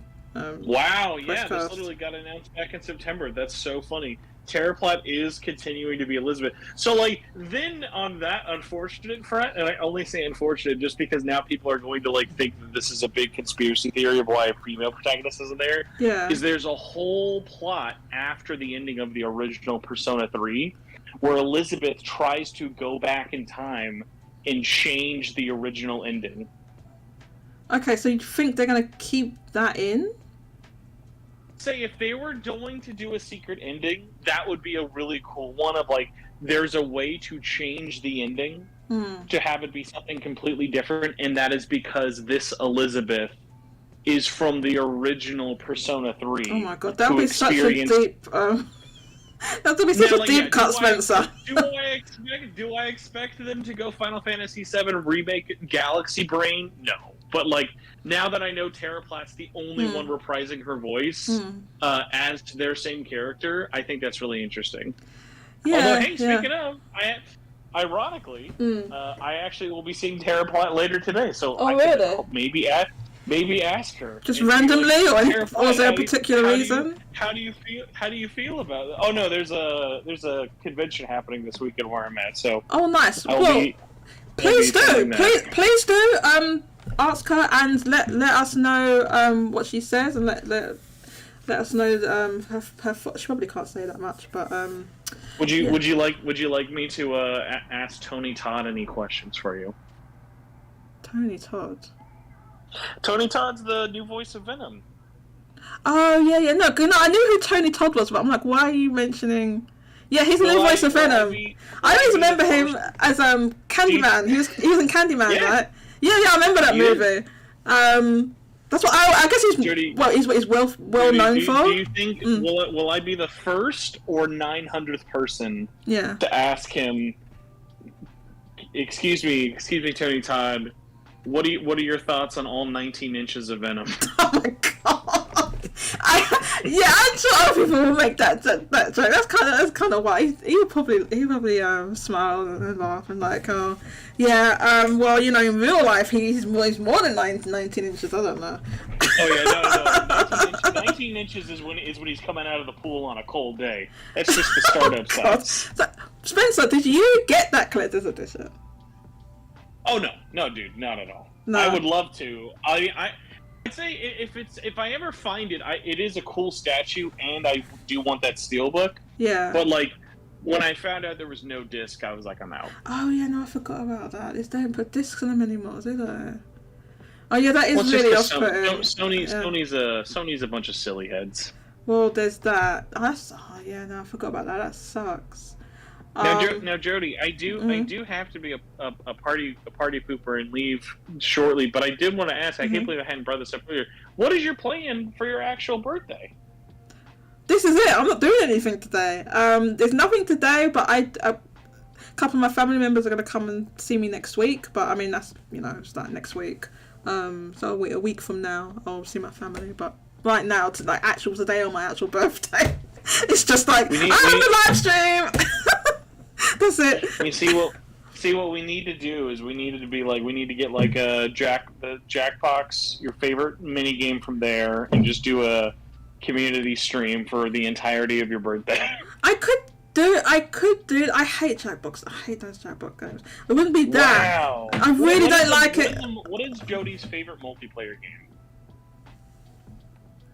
I don't know, probably like Splatoon. I don't know, but I guess you can't really play that like that. But you mean like a party game? I don't really play. I'm not into party games though. Like, especially the make your own fun type of games. If it was like more like a board game, like a Monopoly or something like that, then I like that a bit more. Oh man, we would make for a wild Monopoly game. I can only imagine you playing Monopoly. I haven't played Monopoly for years actually. I've never played like the digital one they have. I played like was it just physical one. I haven't played it for years, but yeah, that is one of those games that A goes on for ages, and B you can get into like some wild arguments. You can get some wild arguments. Yeah, maybe we should do like a Monopoly stream one day. I'll get the it's just probably cheaper. It's probably cheap now, isn't it? The Monopoly games, you can get the digital one. Monopoly is really, really cheap, and the nice thing about Monopoly is you actually can make your own boards, so we could just have it all be filled with in-jokes. Oh, yeah. Oh, I didn't know that. Okay, you can just add images? Is that what it is? You can literally add images, nameplates, whatever. You can have, like, each... Like, imagine, like, every Discord member was, like, their own... like any person... Like a good example, like, if you had, like, a Patreon thing, you'd be like, every person who's a patron gets to be a different space. Oh, that's cool. Well, I don't have Patreon. I don't have any plans to get Patreon, but I wouldn't mind doing that. I didn't know about that, Spencer. Thanks for telling me. But I'll definitely look into that, and that would be easy for me to do because I can just buy it on Steam, and then we could stream that. That'd be really cool. But yeah, thank you so much for joining me, Spencer. I really, really appreciate you taking your time out of your day and give us your thoughts about. Well, yeah, we talked about Atlas. We talked about. What's it called? Adventure of Die flopping. What they could have done better with that game. Infinity Trash. Infinity Trash.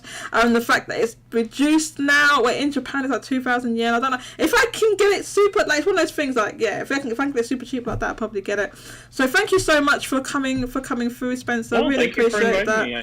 And I'll speak to you again soon. I hope the next time I see you, if you get really bored, I'm just going to tell you right now. Mm-hmm. Do you have a Netflix membership? I do, yeah. Mm-hmm. Just give one piece of one episode of One Piece a try. No. Just give it a try. Oh, hang on. Do you mean the live action one? No, live action. Yeah. No. Spencer, no. I'm not going to go and watch a live action anime when I haven't seen the original anime. I can't, Spencer, I can't do it. I can't do it. Jodie, it's literally made for people who haven't watched it. That's the best part. No. I can't do it, Spencer. I can't. What would you do if I told you that the guy who plays Zoro is unlawfully handsome. Well, that helps. He's very. Unlawfully handsome. I need. Somebody link me pictures of him, please. Somebody get. I'm gonna send you. I'm gonna put it in the group chat. Not only is he handsome, honestly, the guy I sent for. Here we go. Let's do live action Zoro. The big one I sent for. I'd be curious what you think of live action Sanji. They got a British guy who actually knows martial arts and does all the cooking. Really? See, I'm not familiar with the original characters to know like who Sanji is. I don't know who the hell that is. Okay. He's quite hot. I'm not gonna. He's kind of hot, yeah. He got green hair in the. I guess the character's got green hair. Oh yeah, everyone's got their colored hair. Okay, because right, I don't know who is this. I've never seen this actor before. I have no idea who that is. That is McKinney. So he's a very famous actor. Oh, okay.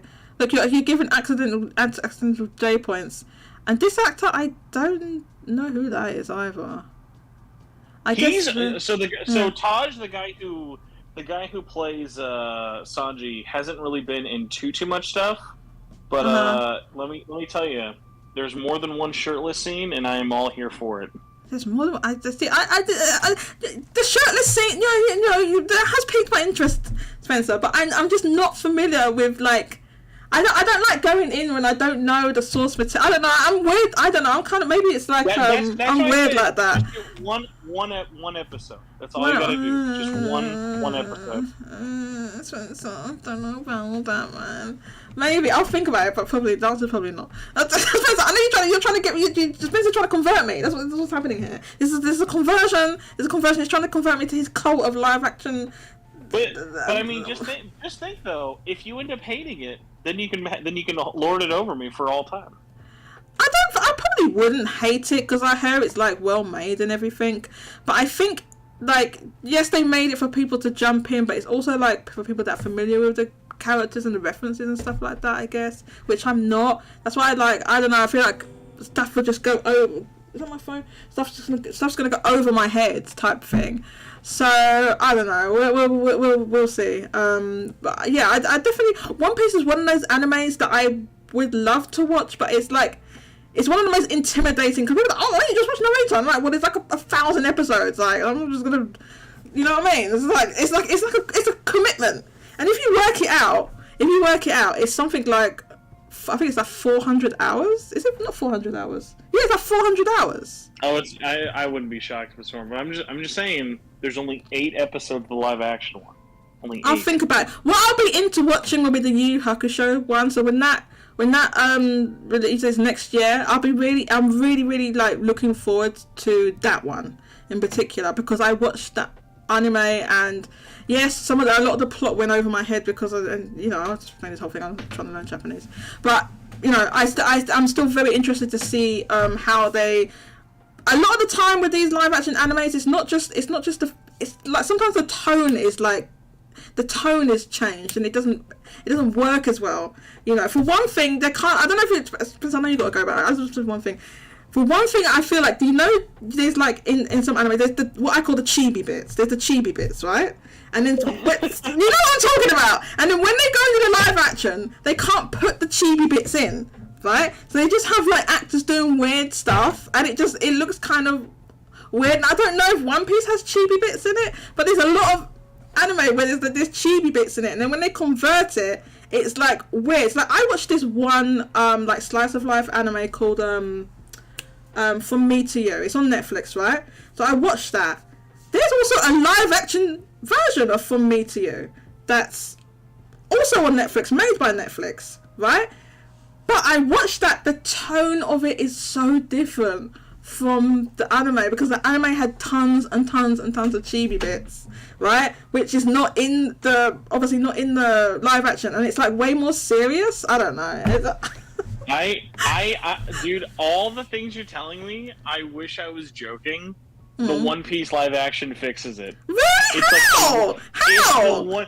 it's the one thing where, like, dude, it's wild how much they stay faithful to the show. Okay, so you see how you said that though? It stays faithful. If I watch that without seeing the source material, then I'm not going to know if it's faithful or not, Spencer. So that's why I need to see this. That's the best part about it, is that it's so unique and goofy in the way that One Piece is, but you're never gonna feel lost. You're gonna be like, oh, but why is he so stretchy? You see how this man is working for Netflix, he must be working for Netflix, trying to sell me on this show. I don't know. I've been burned on live action anime before. People saying it's good, but I don't know the source materials. I can't tell how good it is. And live action anime is just like, most of it's trash. Most of it is complete trash. I hear this one's better, so maybe this is the first ever good live action anime, but almost all live action anime is complete trash. Even from something that's got like a realistic set, like slice of life or realistic setting, and then when they go and make it into anime, you think that, well, that would be easy. And it comes out and it's just like weird, and this stuff doesn't translate properly. I don't know, man. Maybe it's just me. Who's that dude? Is that dude? But that's there with the green hair. Is that the same dude? Yeah. That dude's kind of hot. What's his name? So the green hair one is named Makenyu, and then the guy who plays Sanji with the blonde hair, that is Taj. I don't know. I'll think about it. Spencer's working for Netflix. I'll think about it. One episode. It's an easy sit down. You get a meal. You watch it. You go. Yeah.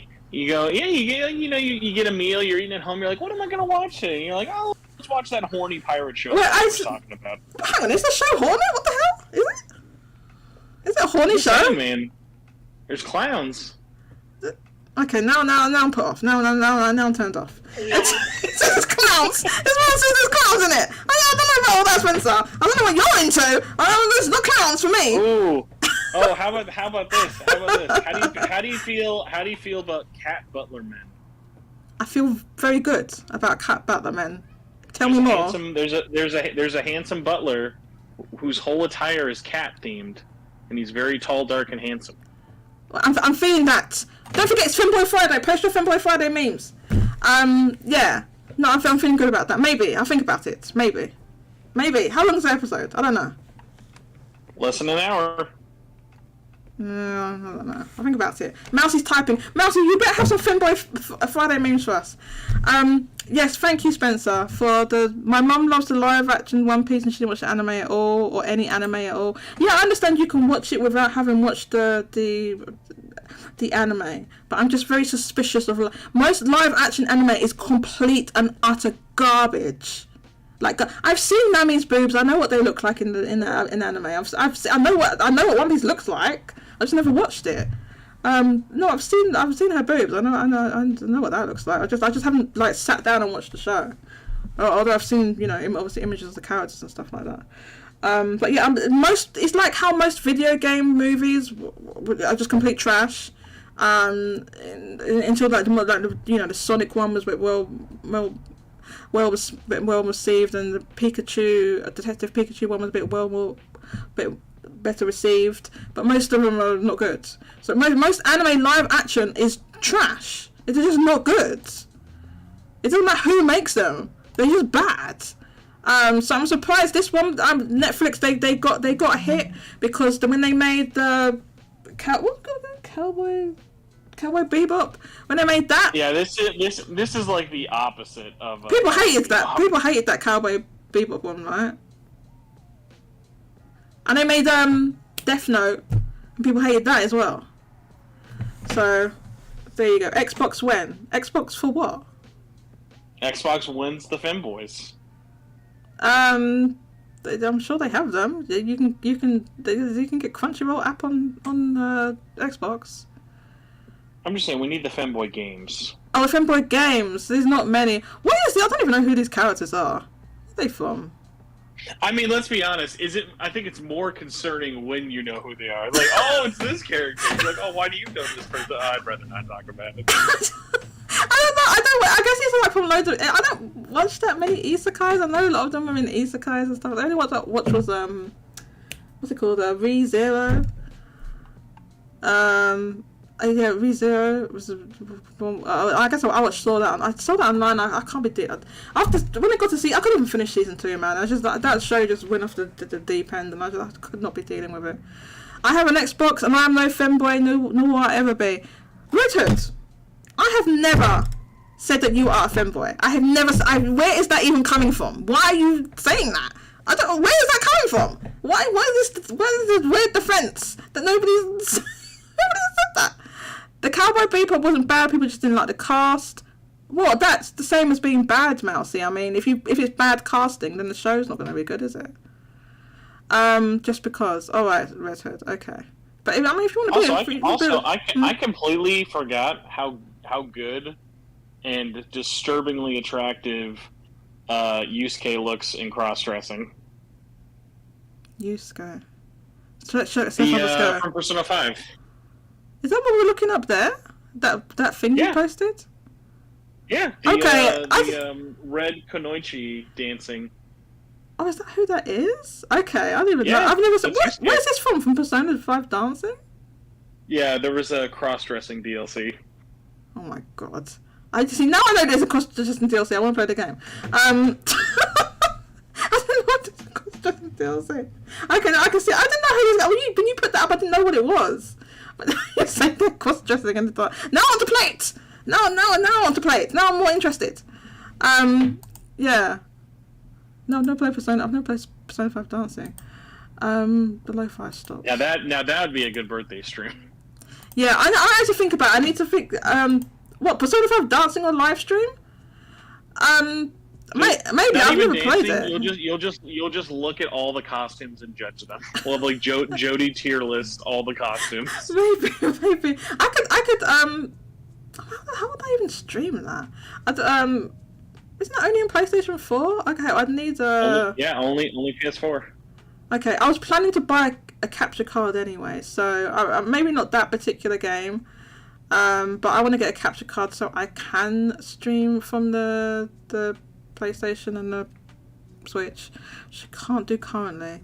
P3 had cross-dressing DLC. Yeah, no, we need cross-dressing DLC. Yeah, this is a really good clip. We need cross-dressing DLC. I mean, you know, Atlas better put this in the next. This better be in reloads. I was like, I'm gonna. Then there'll be a 12-hour stream of me complaining about Atlas. I've been saying how fortunate they are for not putting this in. They've already got the goddamn models. Put it into reload. Spencer, don't tell me they're different models. I don't want to hear it. I don't want to hear the different models. They can put that in there easy. Yeah, no, we need cross-dressing. They had it in P4G. You could. Persona 4. That's a whole story event. There's a whole story. There's literally a whole story of them cross-dressing. And you can. I'm not gonna lie. I did keep those outfits on for a long time. I'm not even gonna front. I did. Played it. You can get the outfits and you can just dress them up in whatever you want. In that. Yeah, Teddy. I don't think everyone fancies them in the cross-dressing. It's so funny. Yeah, I like that. Like you need a reason to have a 12-hour stream to complain about Atlas. Stop it. No, in order for me to have a 12-hour show that long, then obviously there has to be more for me to complain about. If they don't put those outfits in Persona 4, because we don't know, Atlas is going to have a whole bunch of, we know they're going to have a whole bunch of DLC, because they're fortunate as anything. They put this fortunate DLC in the goddamn game. That's how can you be putting DLC into a game that is a remake of a game that's come out years ago, and you're not making it the complete version, and then you put DLC? That is fraudulent. That is completely, Spencer, this is why I need Atlas stands in here, because I defend that decision. How can they be putting DLC in a game that's a remake? The game should be complete. And they're putting DLC, the culture, charging for DLC in a remake. It doesn't make sense. Just wait. Just wait till you find out. I'm sure by the time Reload comes out, people are going to be like, beat for beat, watch. There's now less content than there was in the original game. Like, no, oh my god, like there's not as many free costumes, or they locked all the good costumes behind Like DLC and stuff like that.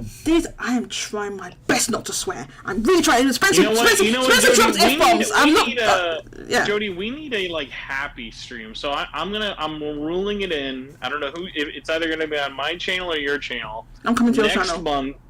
Next month, we're gonna have to get together, and we're gonna have to have a happy stream where we just talk about David Tennant and Donna Noble being back on Doctor Who, and we can.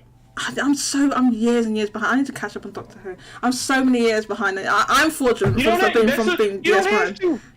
You don't have to be caught up. None of the old stuff matters. I don't want to spend this on. Don't tell me that. I want to catch up, and I'll only come on if you play Otoko Cross 2. Oh, I think I already have that game. No, the second one, Spencer. The second one. They announced another one. I mean, it seems like I gotta get another review copy. Then I gotta get the whole trilogy. Yeah, is it 3 of them? I think there's a third one now, but also important to know that there's a physical version of Otoko Cross. Shut up. Is there? Oh, no.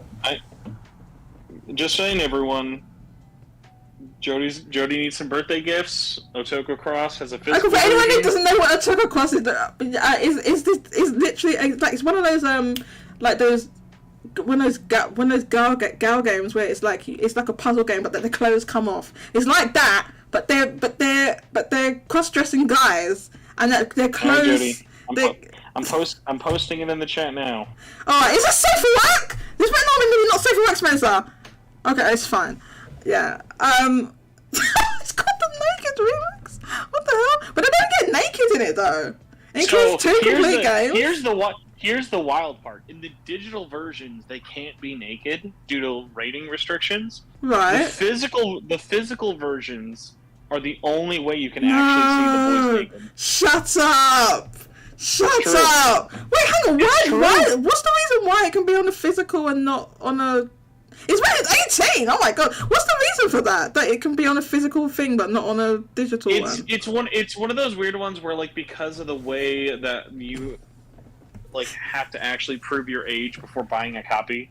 Whereas, like, it's easier for you to have stuff like that. It's all weird. But now we all will be importing a copy of Otoko Cross. You see, I didn't know this existed, and Red was just like, bruh.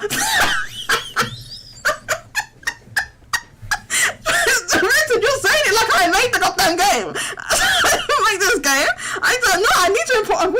Where do I import it from? It's got a PEGI rating on it, so maybe they're releasing this in Europe. It is a European exclusive. No, it's only available in Europe. See, trust Spencer to know about a European exclusive goddamn Otoko Cross re-release, a complete edition with 2 games with naked bits in it. And how does Spencer? How do you even know that? I don't know about things like that. I don't know. Where do I buy that from? I need to do some research. Where would I even get Amazon. that? It's on Amazon. It's on Amazon. Shut up. Okay. Oh my god. Go on. Not even I'm joking. So I'm just excited for the sequel so that people can be like, oh man, I'm so excited for the sequel. Otoko Cross Naked Remix 2 Bigger and Bulgier Edition. So I remember when you played the live, Spencer was not impressed with this game, by the way. He was just like, this is trash.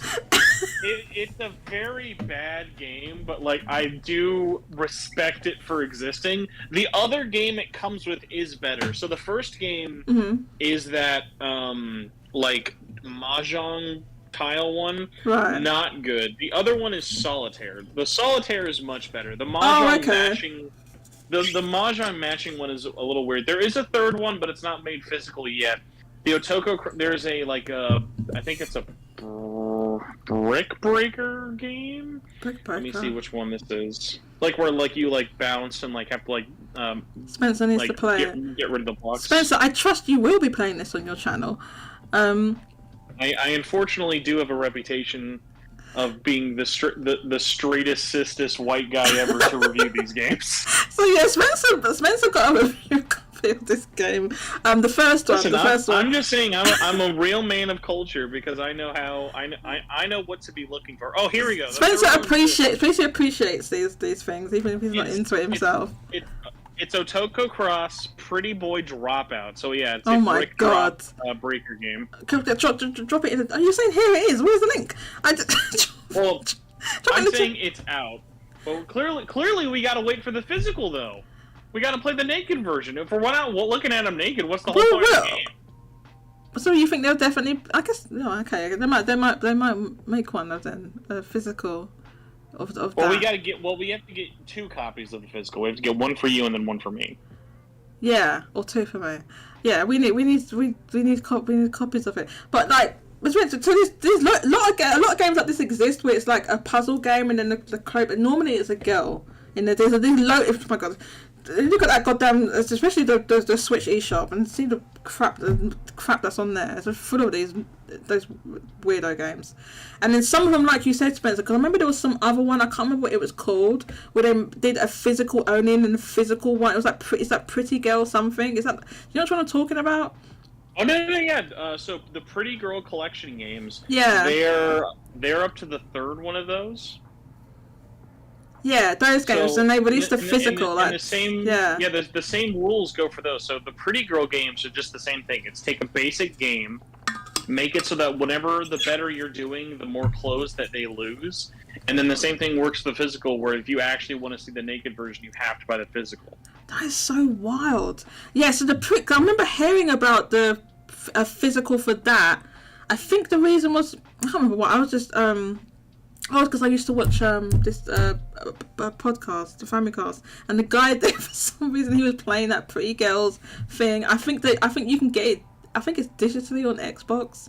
Maybe you can get it digitally on Xbox, but they don't have the physical. So he wanted the physical for the reason that you said. It has the naked parts in it. And maybe it was in Europe. Maybe that one was in Europe as well. These are all only physical in Europe, exclusive. What's the reason? Who is this publisher? Funbox. So they're all made and distributed by Funbox, but the digital publisher and the people who are setting it up. So for some reason, it's probably because it's also cheaper. But you're just able to put out these games in the European market, whereas Xbox and Nintendo in Asia and North America won't let you. Okay, but they let you do it on the physical. I don't know. I don't understand that, because that makes it seem like you could add anything onto the physical, but it still needs to be rated though. So there used to be weird exceptions. I remember in Japan. Remember how on PSP they had UMD movies. Right. Yeah. So UMD movies actually didn't have to get rated, even though they would work on a PSP like a game. So UMD, actually, some of the most expensive UMD movies are actually just porn. No, I didn't know that. It's true. They just released porn because you didn't need to get it right. I didn't know that. I remember the movies, wow. The UMD movies, but I don't know how many people really. I guess maybe it was different back then because it was kind of like probably pre-smartphones and people were watching. Oh yeah, no, yeah, that was like, hey man, yeah, portable Bible Black, I'm in. Portable what? Bible Black? I don't even know what that is. Portable Bible Black is like a degenerate anime. Oh, okay, it's degenerate anime. Okay, but yeah, I knew about the UMD movies. I didn't know about that. That's kind of wild. But yeah, I think we'll just for the culture, we'll get Otoko Cross. But yeah, they did the same thing with the Pretty Girls thing, and it's like, but when you was playing that Otoko Cross, I thought, because I like kind of mahjong, so I thought the game looked fine. But Spencer was like, no, it's just bare. The menu. I got the menus were bare. I really wanted it to be good. I remember my wife came in and was like, well, she wasn't like, what's wrong with you? Why are you playing this naked boy game? She was like, why are you still playing it? She knew I wasn't happy. But I was like, honey, I have to get the platinum. It's just such a bad game. Okay, yeah. Did you get it? I have to get the platinum. Did you get the platinum? It took way longer than I'd like to admit, but yes, I did. Oh my god. Yeah, no, I remember you playing it, but like I thought it didn't look like the best game, but I didn't think it looked like crazy bad. But they could have. Your complaint seemed to be about the not enough clothes coming off or something like that. I remember you complaining about that. Oh yeah. Oh no. Yeah, we were like the digital games was stopping way too early. They were. Oh, they okay. had full on like. You were lucky to like. I think there's only one character you can even see nipples with. I was like, "What's going on? These are boy nipples." Yeah. We should be able to see all these nipples. That's true. You should be able to see all the boy nipples you want. Safe for work, please. Don't you pressing no safe for work stuff there. Red Hood says some RoboCop. Red Hood. I'm like, who cares about that? Red Hood, I know. Thank you for posting those. Like, I do appreciate you posting those. But who cares about RoboCop Rogue City for Nintendo Switch? I didn't even know that was a thing. I am excited for RoboCop Rogue City. I'm not gonna lie. I don't Nintendo Switch. First of all, I think maybe I heard about a RoboCop game. I didn't know they were making the Switch one. I don't care. They cancelled it. I don't know. I remember RoboCop from like the 80s or 90s. I remember the movies. I remember, I'm thinking about it now. The premise is very unethical. But yeah, I remember RoboCop. But let me tell you, chat. Police never been more popular. Not for a good reason, but never been more popular. But he looks like a robot. It doesn't really look like a. I don't know. It doesn't make any sense. The premise of the game. Let me. Hi, I'm just posting those. I'm so bad at leaving, by the way. I think I told my wife an hour ago I was going to call her. I definitely missed that. Yes, go and call your wife and don't be talking about goddamn taco cross.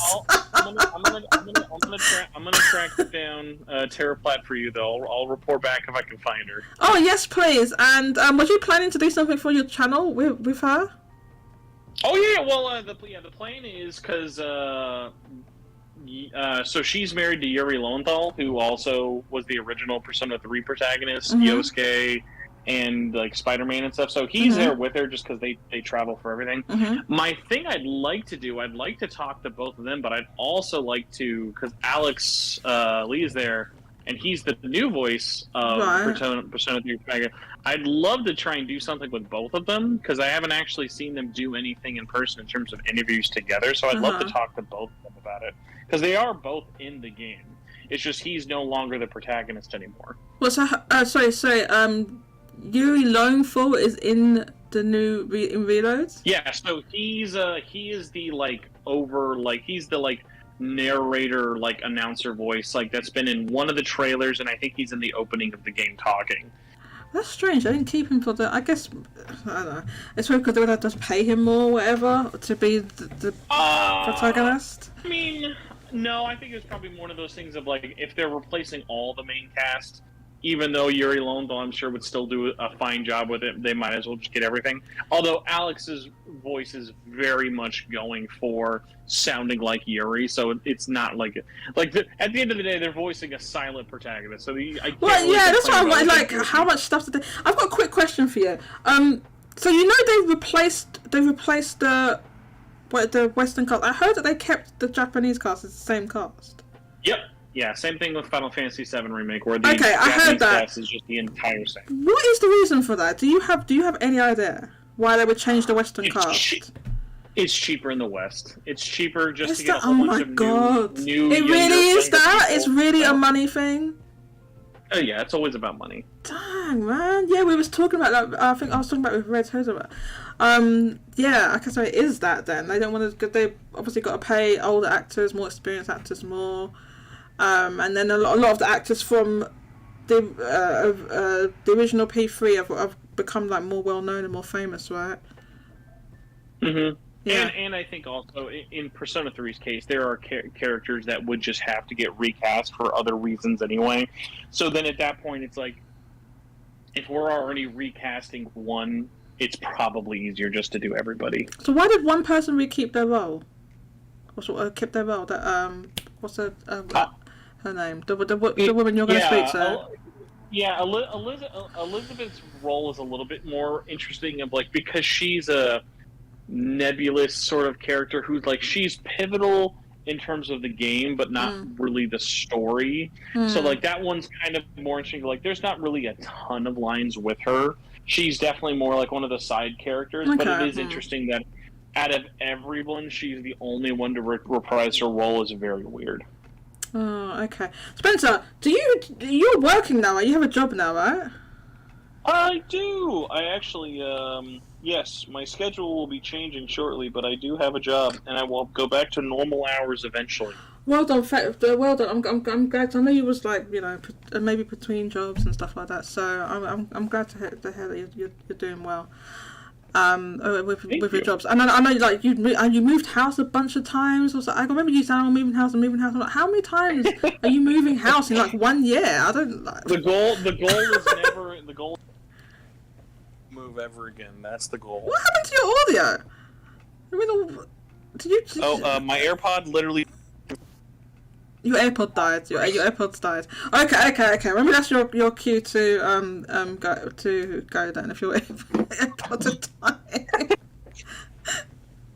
But yeah, I will tune into the rest of this later. But enjoy the rest of the stream, and thank you again for having me on. Thank you very much, Spencer, and thank you for taking the time out of your day. It's always fantastic to speak to you.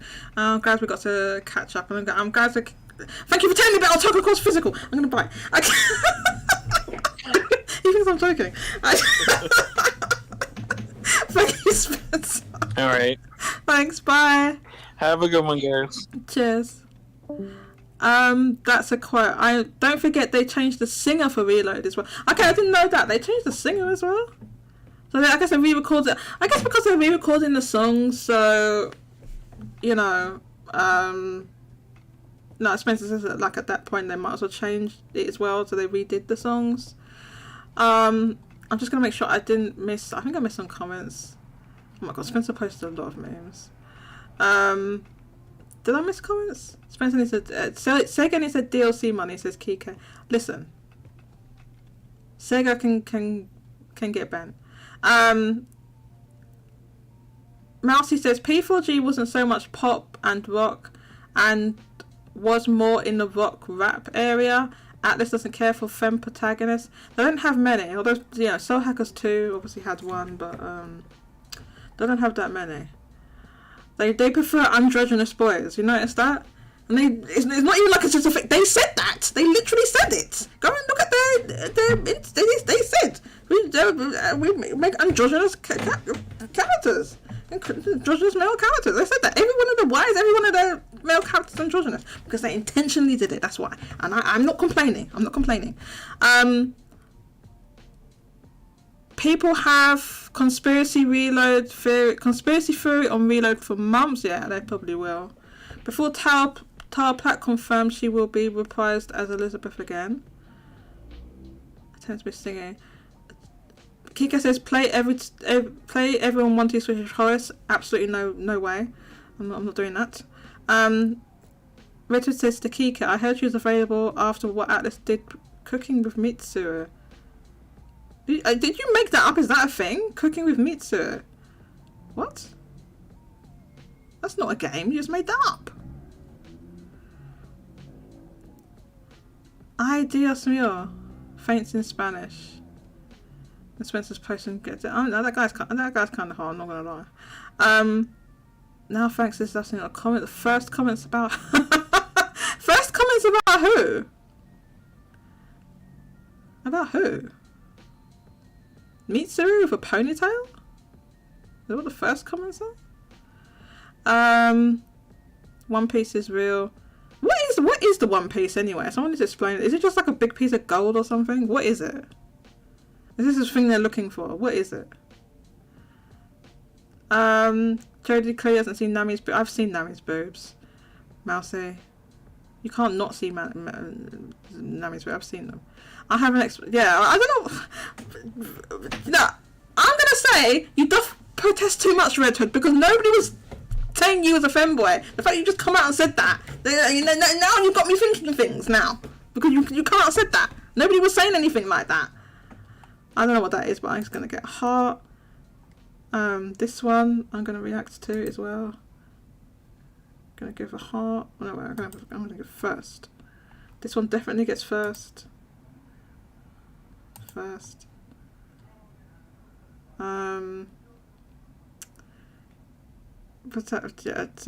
P3 protagonist with what was it? Cross-dressing. Okay, if they're cross-dressing after how their dancing outfits are in the game, they will be at additional cost. Richard. Tucker Cross, I'm getting that, I'm not even joking. This is just like, bruh. Look, Richard. This, you gotta do what you gotta do. Richard says the funny part is the reason why they changed the singers because they wanted a fresh new voice for the songs. Well, that sounds like the sort of thing they would say. Richard says, I was talking about her new look when she's cooking with Makoto.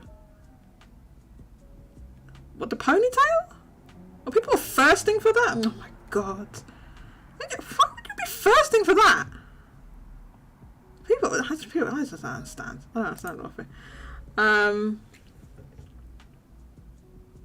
Well, Lucci says, it's great seeing people take a chance, continue One Piece with the One Piece anime/manga after live action. Live action was actually well done. Most of the time, I got my beef with live action things.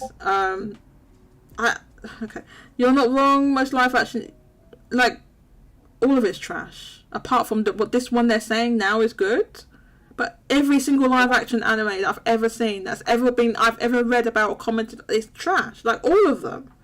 And then you see, it's like cringy. I saw clips of, I was like, is this really a thing? I looked this up.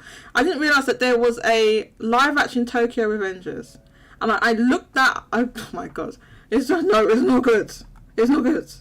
And when you put the scenes side by side, you're like, it's some things they do in anime, it just doesn't work in live action. Because of the way animated characters can move and stuff. And when you try and translate it to a real person, it just doesn't work.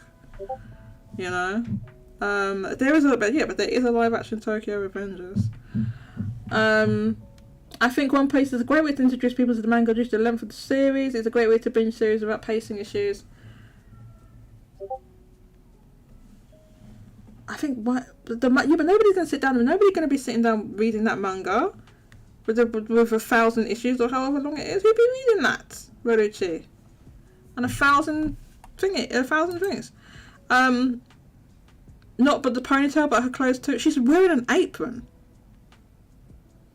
What do you mean they're thirsting? She's wearing a goddamn apron. What? They're really thirsting because she has like, she's fully covered up. And they're thirsting? Really? She's literally covered from head to toe. Are they that desperate shut-ins? Should they be thirsting? For this character that's fully covered from head to toe? Oh my god. What is this skeleton thing here? The only live action I love is Scott Pilgrim vs. the World. I guess, yeah, but I think it's at the time when they made that was like comic directly into a movie, right? Because there hadn't been animation before that. But you have the situation. I watch like a lot of live action BL where it's like literally directly from the source would be a manga and then they make it into a live action. So there's not like a lot of oh my god, but they are making a cherry magic goddamn anime. I'm trying not to sweat. Let's go. Let's freaking go, because there was a live action cherry magic and it was good. It was cast well and stuff like that. But it deviated from the original, so they changed stuff and they kind of toned it down a bit. They toned it. In fact, cherry magic is so, if you want to try a new BL, cherry magic is so tame. It's so, until a bit later on, but it's really, really tame. It's really, really tame, and they toned it down from that. So you know, it's super tame. There's nothing in it. You don't even see them kissing in the goddamn show. It's like a family show. But I heard they made a Thai, you know those Thai BLs. They know what's up in Thailand. I'll tell you that. They know what's up. with the BLs in Thailand. If you want the good ones, you've got to watch the Thai ones. Richard says yes, people are thirsty for her, and it's more popular than anything Tactica showed off. Richard, I don't know what the hell doldrums of Twitter you are looking at to see people being thirsty about a fully dressed anime character. I don't know what corner, the little dark corner of Twitter you're in to be seeing stuff like that, Richard. I really don't know. I don't know. J2 Blue says people be seeping for Makoto, not realizing she's a high school. They're all high school students. All of them are. Like, people want to that's fine, they're fictional characters, but they are all high school students. So, I mean, you know, it is what it is. They're literally all high school students. Well, she says, you can pace yourself while reading the manga. Binging 1,000 chapters isn't healthy. Reading an arc at a time is more enjoyable. Yeah, I probably won't be doing it at all, Bolucci. Kike, I don't know what that GIF is in reference to, but it's funny. I like Tom and Jerry. People being it's just a ponytail though. How you be thirsty? Yeah, and they're thirsting. Yeah, the characters are all like high school students. Like, but people know that. It's not like they don't know.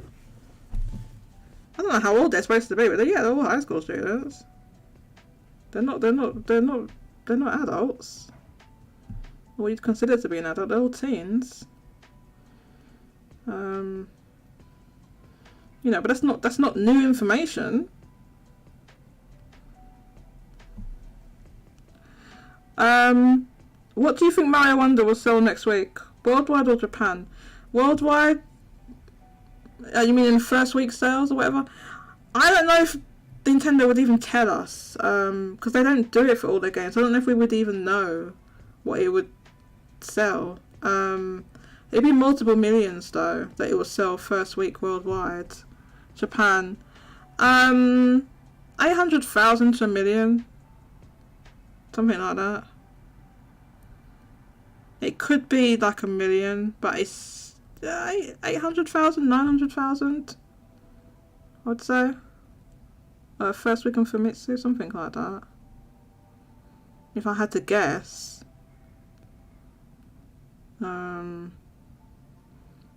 It's kind of hard. I don't know if I can be more exact than that, but it's going to be multiple hundreds of thousands. It'll be closer to 1 million than it is not.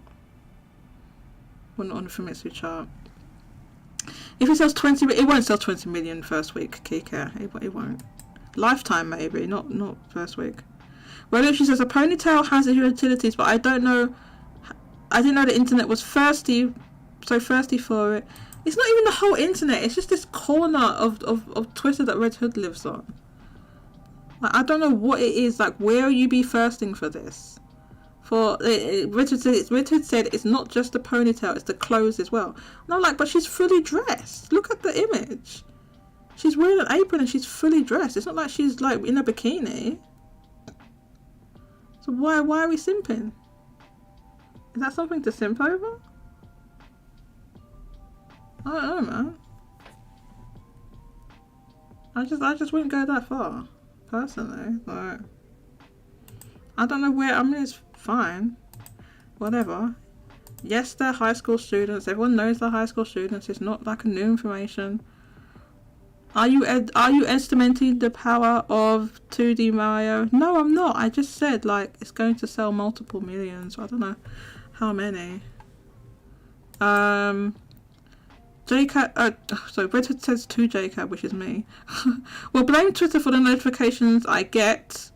Plus, I was looking at the tweets from fans about the information about Reload. There were some comments about being thirsty. Okay, is this not safe for work stuff? I shouldn't look at it then. I would rather simp for adults than teenagers. Look, right? You are looking at this where people are. I don't know the age of these characters. They're all below 18 though, I know that. So if you want to go and you want to do that, then that's it. I mean, they're not real cat. Oh my god, I used to remember that cartoon and all of that. It's really... I don't know, man. I don't know if you can be doing that nowadays. That wolf that was always whistle and things like that. Yeah, I mean, like, they're fictional characters. They're not real, but you know, it's, oh my god, have I been live for 4 hours? You must be absolutely kidding me right now. I'm gonna end. That's good. I'm gonna end because I have been live for 4 hours. Mousy isn't here to tell me off, but I will be ending. I've been sitting in this chair because when I do the show, I sit in my. I was moving us on Benedict Final Fantasy 16. Listen. I can see the appeal. I can definitely see it with Benedicta. I can definitely see it. I think she was I would say she was a very well. There's one thing. For all my criticisms of Final Fantasy 16, I think like a lot of the character designs were actually very good, and I did like Benedicta's character design was very good. I liked her outfits, and I thought the voice acting was very good as well. Jill, not so much. Not Jill. Not so much. I liked the voice acting. I liked she had a regional accent. They pretty much gave them all, but she has a regional accent, British accent. I like that it did that. I thought she was well designed character. Ironically, I think the least well designed character in that game is Clive. Like his default outfit isn't that great. Like they've added a DLC where you can change the outfit. It's a bit better, but it's, I don't know, man. I'm not. There's something that the design of Jill's one is pretty cool, like her default outfit. But the design of the design of Clive's like default outfit, like when he's an adult, I don't know about anyone else feels about it, but I just didn't like it that much. It's like, it's not great. Like everyone else's outfits are better than what he's wearing. That's what I was. I feel like everyone else's outfit is better than what the main character's wearing. Like literally everybody's outfit in the whole thing. Like why is his outfit just so weird? I don't know. I don't like his outfit, and he has like not like a thing around his neck, or not around his neck, like his shoulders. And then like it's not like a cape, but it's like a thing, like a sash or something. Yeah, Wannabe Dracula one, that's it, JR for, yeah. And I just don't like it, man. Clive's V-neck outfit he got from his was strong. Okay, well the word you're missing there is a spoiler, so do not edit that. The word you're missing is a spoiler. Don't put it in, Rolucci. You made a typo. You inadvertently left out the spoiler. So don't put the spoiler in, Rolucci. Alright, you're getting timed out. If you put that in, I'm going to time you out. JR for the Wannabe Dracula one. Yes, I don't like it. I don't like his default outfit. You can change his Did you put in a DLC? Did you play it with the DLC? Like a thing you can change the outfit? You can change the outfit for Clive and Jill and Torgal. Or Torgal's not. It's not an outfit. It's like more like a skin. It's like it's just because he's not wearing clothes because he's a dog, but it changes like his fur. His fur, like it makes like his fur light up. Like it's like a Christmas ornament. He's all lit up. Rolucci, I swear to God, do not put that spoiler in. I don't know what Rolucci's doing. Don't put that spoiler in! Yeah, I don't like it. Clive, he has the worst outfit in the entire game. It's silly. His outfit's silly. They're all silly.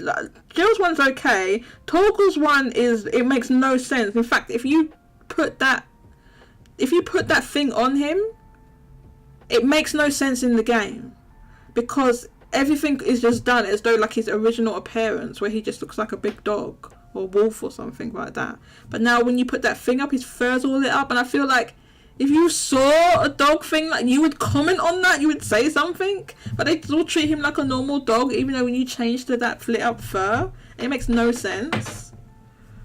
But anyway, I can't say more than that because it's a spoiler. Don't be putting spoilers in chat! I'm gonna time you out. Okay, so we are gonna end the stream. We didn't talk about... I was gonna talk about, like, Super Mario Bros. Wonder and Marvel Spider-Man 2. We didn't get to talk about those, but both those... Actually, where's my copy? Where's my goddamn copy of that? I ordered a copy. Where is it? I ordered a copy. I just realised. Where is that? It doesn't be delivered today. Both those games have released today. I got people wishing me happy birthday who I don't know who they are. That they. What number is this? Random numbers on my phone. Who is that? I need to figure out who it is. I can't figure out that right now. It's probably people changed their number and then they messaged me. Don't tell me your number's changed. Don't tell me that. Just let me work it out. Yes, they both released today. Just, I don't know, coincidence. I don't think they're directly, like, I don't think they're directly trying to compete against each other or anything like that. I just think it's just a coincidence that they just both released on the same day, because they both want to be in that pre-holiday window, which once you look at the calendar and then you want your release on a Friday, then it probably turns out that this is like the best day in October. I think they plan it something like that. I don't think they plan to release Super Mario and Spider-Man on the same day. I think it's just coincidence. We didn't get to talk about that, but next week we will see oh my god, what is this? Yeah, I remember Spider-Man 3. Spider-Man 3 was good, man. Spider-Man 3 was good. Yeah. So, what was I say? I didn't expect Mario Wonder to have lives again. So people are complaining just because they put lives in it. Oh my god. So are you saying New Super Mario Bros. Didn't have lives? What did it have then? Didn't it have lives? I'll be in another country. Well, Kika, I don't know if you are aware of this, but you are already in another country for me. So whether you are in another country for me does not matter, because you're already not in the country I am in, Kika. I don't understand. Where are you going, by the way? I know you're going on vacation. Where are you going? Somewhere nice, I hope. Okay, so it didn't, like, there was no lives in, like, the 3D Marios. I guess is maybe what you mean. Well, there's no lives in the 3D Marios, but the 2D Marios had lives. Are you going to Japan? Nice. Nice. Anywhere in particular? Are you going to, like, Tokyo or somewhere? You going to pick up some games whilst you're there? What was I saying now? Yeah, so what is it? Okay, so the 3D Marios, they removed lives, and how does it work in, like, Super Mario? Yeah, there's hearts. No, there's you have health. You have a number of hits.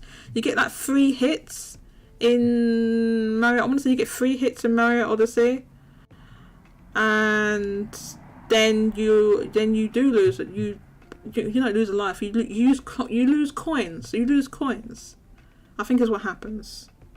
And in Mario Odyssey, Mario Galaxy, it's like a similar thing, but you have to, if they're getting a heart, you have to go and get a coin. So I don't know why are people moaning about did new Super Mario Bros have lives? Because those are the last 2D Mario games. I can't remember whether they have lives or not. They do have lives, don't they? Or you get 2 hits.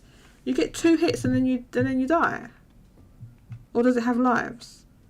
Wait, I've played New Super Mario Bros. and I can't even bloody remember. How does it work? It's lives, right? It's like Oh, Rodichi's gone now. Rodichi, you need to answer in the next 2 minutes. Kika says, I don't know, my suitcase is limited. Oh, okay, so you're not going to get souvenirs? I was just thinking maybe you're going to, like, Akihabara and you're going to, like, pick up a load of, you know, questionable statues or something. That's exactly the sort of thing Kiko would do. He's going to get a load of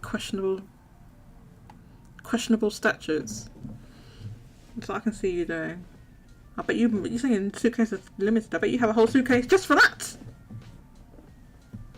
I mean, I will, but I can't buy like a 20-inch statue. Kika, you probably could. Yeah, I can't remember whatever system they had in New Super Mario Bros, but I'm sure it was something like lives. So I don't know why are people moaning about that. I didn't love. No, they did have lives in it. Okay, so in Super Mario Wii Deluxe, when you run out of lives, the game will just give you 5 more lives to continue playing.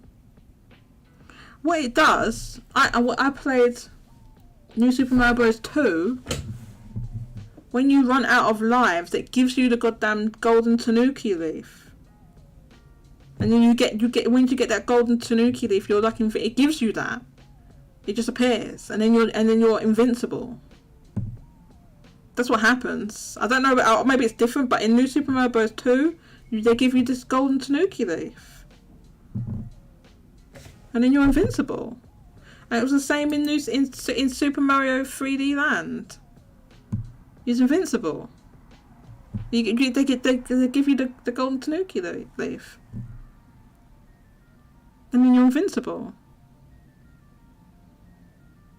I think you can still fall off like the edge of a ledge. I think. But you're invincible. I remember that in 3D Land. Yeah, they give you the golden Tanuki leaf if you die 3 times. I think it's like 3 times. Then they give you, and I'm like, no, I refuse to take that Tanuki leaf. I will not. And I just refused to take. I just said, no, I'm going to do it without that. I'm stubborn like that. I think I'd take it at the end of 3D Land. I'm like, oh, F it. I just want to finish this game. I'm taking it. I think by that point I just wanted to finish the game. So I was like, I don't care. I'm taking the Tanuki leaf. That was just because, obviously, Bowser, spoiler alert, Bowser's the final boss. But, it wasn't that it's hard, it was hard like that. It's just that when you fell off the certain thing, the sequence of things that was happening, you had to go back to the start. You had to go back to the start and do the whole sequence again. And it was so irritating that I'm like, nah, I'm taking that Tanuki leaf. I just can't. I can't. No. But that's at the end. Bowser's the final boss. Yeah, spoiler alert. Bowser's the final boss. Super Mario 3D. Was it 3D Land or 3D? What was the one where he's I can't remember now. Yeah, he's the final boss. Shocked. Yeah, exactly. It's exactly like that. But I just, yeah, it was like you had to do, I can't remember what it was. You had to move, things happened in this certain sequence. And then if you fell off, then you had to go back to it. It was just irritating. It wasn't even that it was like that difficult, but it's just like you make one mistake and then you go back to the beginning. I can't stand things like that. You make one mistake and you have to go all the way back to the beginning. So that I got irritated and just took the Tanuki leaf. I could have sworn the final boss was going to be Boy from Fire Emblem. I know you'd think, right? But it wasn't. It was Bowser. So yeah. Okay, so there's one more story. New interview with Doug Bowser. Is it interesting? Everyone has the right to form a union? Is that what it said? Interested that Doug Bowser talk about the release of Super Mario Bros. Okay, it's probably not that interesting. He talks about Nintendo account Switch 2 rumors, etc. Okay. Well, if it's anything significant, I'll talk about it on next week's show. Thank you for everyone that came out today. Really, really fantastic show today. Thank you to my special guests, Davidcast JRPGs, who left like 2 hours ago. That's like how much longer I've taken this show. And thank you to Spencer from SMT Network. Davidcast JRPGs, you can find him at his YouTube channel, which I believe is just Davidcast JRPGs. He's a content creator that mainly talks about Atlas news, but he talks about other RPGs and stuff like that. Spencer from SMT Network, that's the Shin Megami Tensei Network. He also talks about Atlas, and he has a podcast like going back like 10 years or something of SMT, which you can listen to. It's a very good podcast, which I think is usually weekly, so you can check that out. Just look for SMT Network, and you can find him on YouTube. I think it's just his name, Spencer Presley, which yeah, he does the podcast on, I don't know why he doesn't have like a separate channel, but anyway, he's under his own name. So if you look for that, you will find his stuff. But if you look for SMT Network, you'll find that. I'm sure you can find it on your podcatchers. I have it on like Pocket Casts or whatever. So like just your regular podcatchers, you can probably find it. So thank you everyone. Thank you everyone wishing me a happy birthday. Rolly, she said, about to enjoy some Boo Batter. What is Boo Batter? Boo Batter ice. What does that even mean? Boo Batter ice cream. I can't even think. What flavour is that? Tell me. Is it like it's like cookie dough or something? What does that mean? Boo Batter. Thank you Katsunova. Thank you J2 Blue. Thank you to everyone that came through. The person at the beginning whose name was in kanji was like, I forgot what it was now. Thank you. I don't know who that is. I'm sorry. Thank you Totally Not, Rolucci, Vinnie Mac, J2, Dank Green Center, King No Kami. Thank you everybody. And thank you to who was in the live chat. Red Hood, thank you very much. Keycare, thank you for your I love these, like when you use I think it's Google Keyboard or something like that, you can get these high def like the high def versions of certain emojis and things like that, like big versions of them. I know because I use these as well. So thank you very much for that. Kikera, Lucci, J. Arthur, who else is there? Was that everyone? Mousy was here. And thank you. Oh my god, this I took across. I'm so gay. I'm not even joking. I'm not joking. Thank you everyone who came through. Like, had a great show today. The one she said it's yellow cake flavoured ice cream with Kit Kat Oreos and M&M's. What the hell? That sounds insane.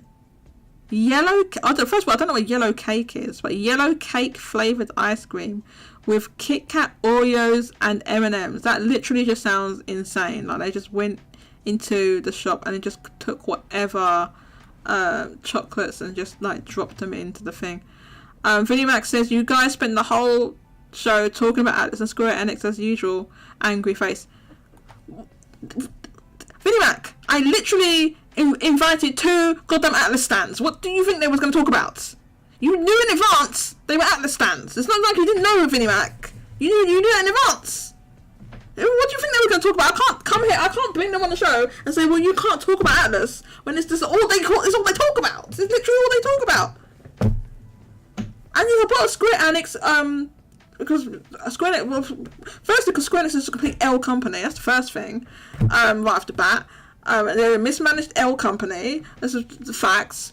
And Spencer also talks about Square Enix. He knows a lot about Square Enix as well. So we ended up talking about like Star Ocean and stuff like that. So Square Enix is just an L company. They're a straight L company. I don't know what to say to you. Thank you, J2 Blues, for the these. Yeah, you can get these high def emojis on. It's like on the. What? Give me a link right now. Link. Where's the link? Give me the link. Is there a link for that? Where? I saw that. Where's the link? Give me the link for that. Give me the link. Is there a link? Give me the link. Oh, he's got a link. Let's go. Go.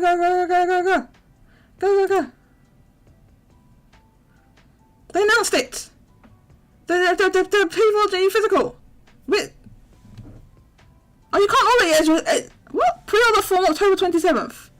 I will be. I'm listen fraud. Yes, I'm gonna buy it. I don't want to hear it. Okay, I don't want to hear any judgment. Oh my god, they've got a steelbook. There's a steelbook. Look at this steelbook. Oh my god. Let me say something about Alice. They are the most goddamn fraudulent company on the face of the earth. How could they be announcing this thing with a steelbook? How many 6 months after the goddamn thing? Not having. They should have done this themselves. Why is this going through this limited run? Spencer, I swear, you listen back to this. Spencer, listen back to this thought. I know he won't listen to it. He won't listen to it. I know you, Spencer. I know you won't listen to it. I'm calling him out. Explain to me, Spencer, defend this. I want you to defend this. Davidcast JRPGs or these goddamn Atlas stands. Come onto this show and defend this nonsense. Explain to me why they're doing this. How long? 5 limited run. Look at those goddamn selves. It's not nice. Oh my god, look at this. Is there a video? Is there a video? I'm trying my best not to swear. Why is there a gold Teddy statue? Listen. There's a gold Teddy statue. Why is there a gold Teddy statue? There's a gold Teddy statue. Look at this. You see this gold Teddy statue? Why? 3D render final product may differ. Okay, they haven't even made it yet. These goddamn MFers. I'm trying not to swear. These goddamn Atlas stands. It's the Davidcast JRPGs. King Comics Spencers. Defend this goddamn. Try and tell me this is not fraudulent. Try and tell me this is not fraudulent. This is the most fraudulent thing they've ever done. And they've done a lot of fraudulent things. This is so fraudulent. Oh my god, they've made like goddamn. What is? I don't know. I get that. What is this? A Persona 4 Golden something Nitro deck controller. I might get low key. They got a Juniors t-shirt. Every day is good. I got Juniors. It's something like that, isn't it? It's a little jingle. Who's buying this goddamn skateboard though? Don't buy that. That's a waste of money. There's characters missing from it. There's 4 of them on it. There's only 4 of them on the goddamn thing.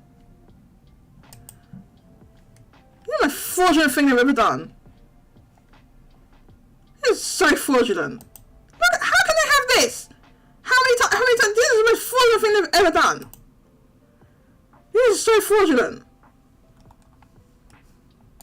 The hell? Jonathan, you kick me off now. Why did you show me this?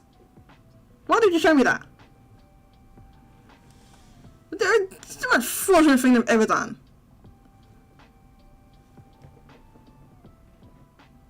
The Persona Portable got gimped. It got gimped, yes. I want these Atlas stands to defend this and try and tell me this is not fraudulent. How can they be having this thing? I bet this thing costs an arm and a bloody leg. How much does it cost? What's the cost of it? Is it $200? The other one was $200. I was like $200 US. Oh god, these are. They're so fraudulent. I just can't get over this level. This is the fraudulent thing I've ever seen in my life. I just can't get over it. I'm so cross now. It comes to the goddamn glasses as well. I'll tell you Alpha. It comes to the goddamn glasses. The goddamn glasses. Yes. Why should I bother when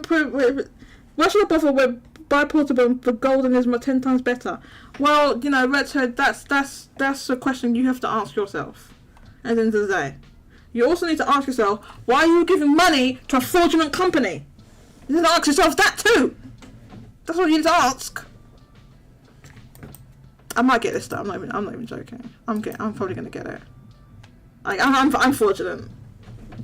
I'm fortunate. I want it though. Where's Mousy? I bet Mousy says she wants it. I'm so fraudulent. Why did you show this to me? Oh no, I want it now. We're Davidcast JRPGs. All you goddamn Atlas stands. Defend this nonsense. In fact, I want to tweet that now. I'm not picture in picture. What does that do? Picture in picture. I don't want that thing. I don't want that thing. Wait, I'm gonna do it now.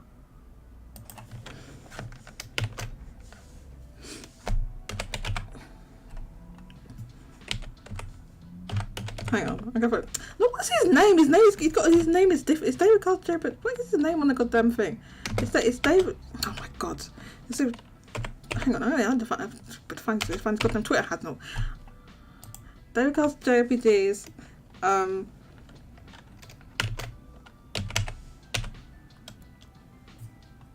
Hang on, no, I'm just gonna write it out.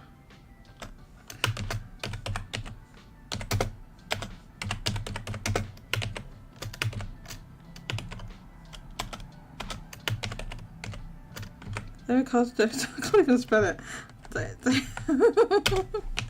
Undirected.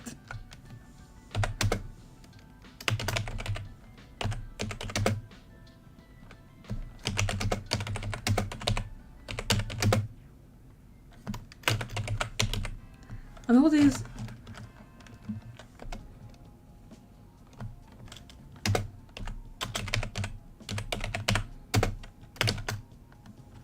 Hang on. Wait, it's one.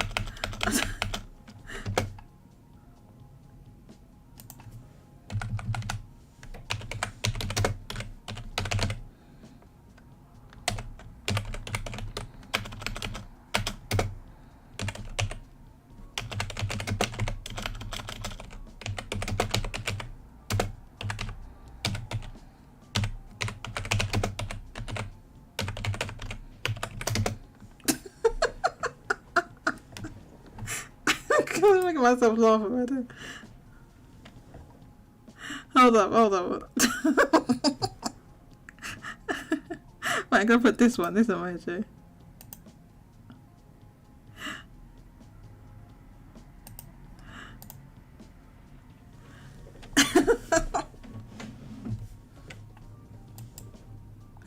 Oh god, I'm making myself laugh. You can't see that on the stream, can you? I think this bloody stream's still going.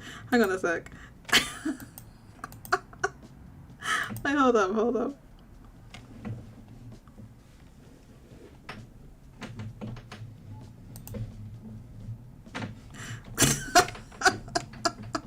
I tweeted it out.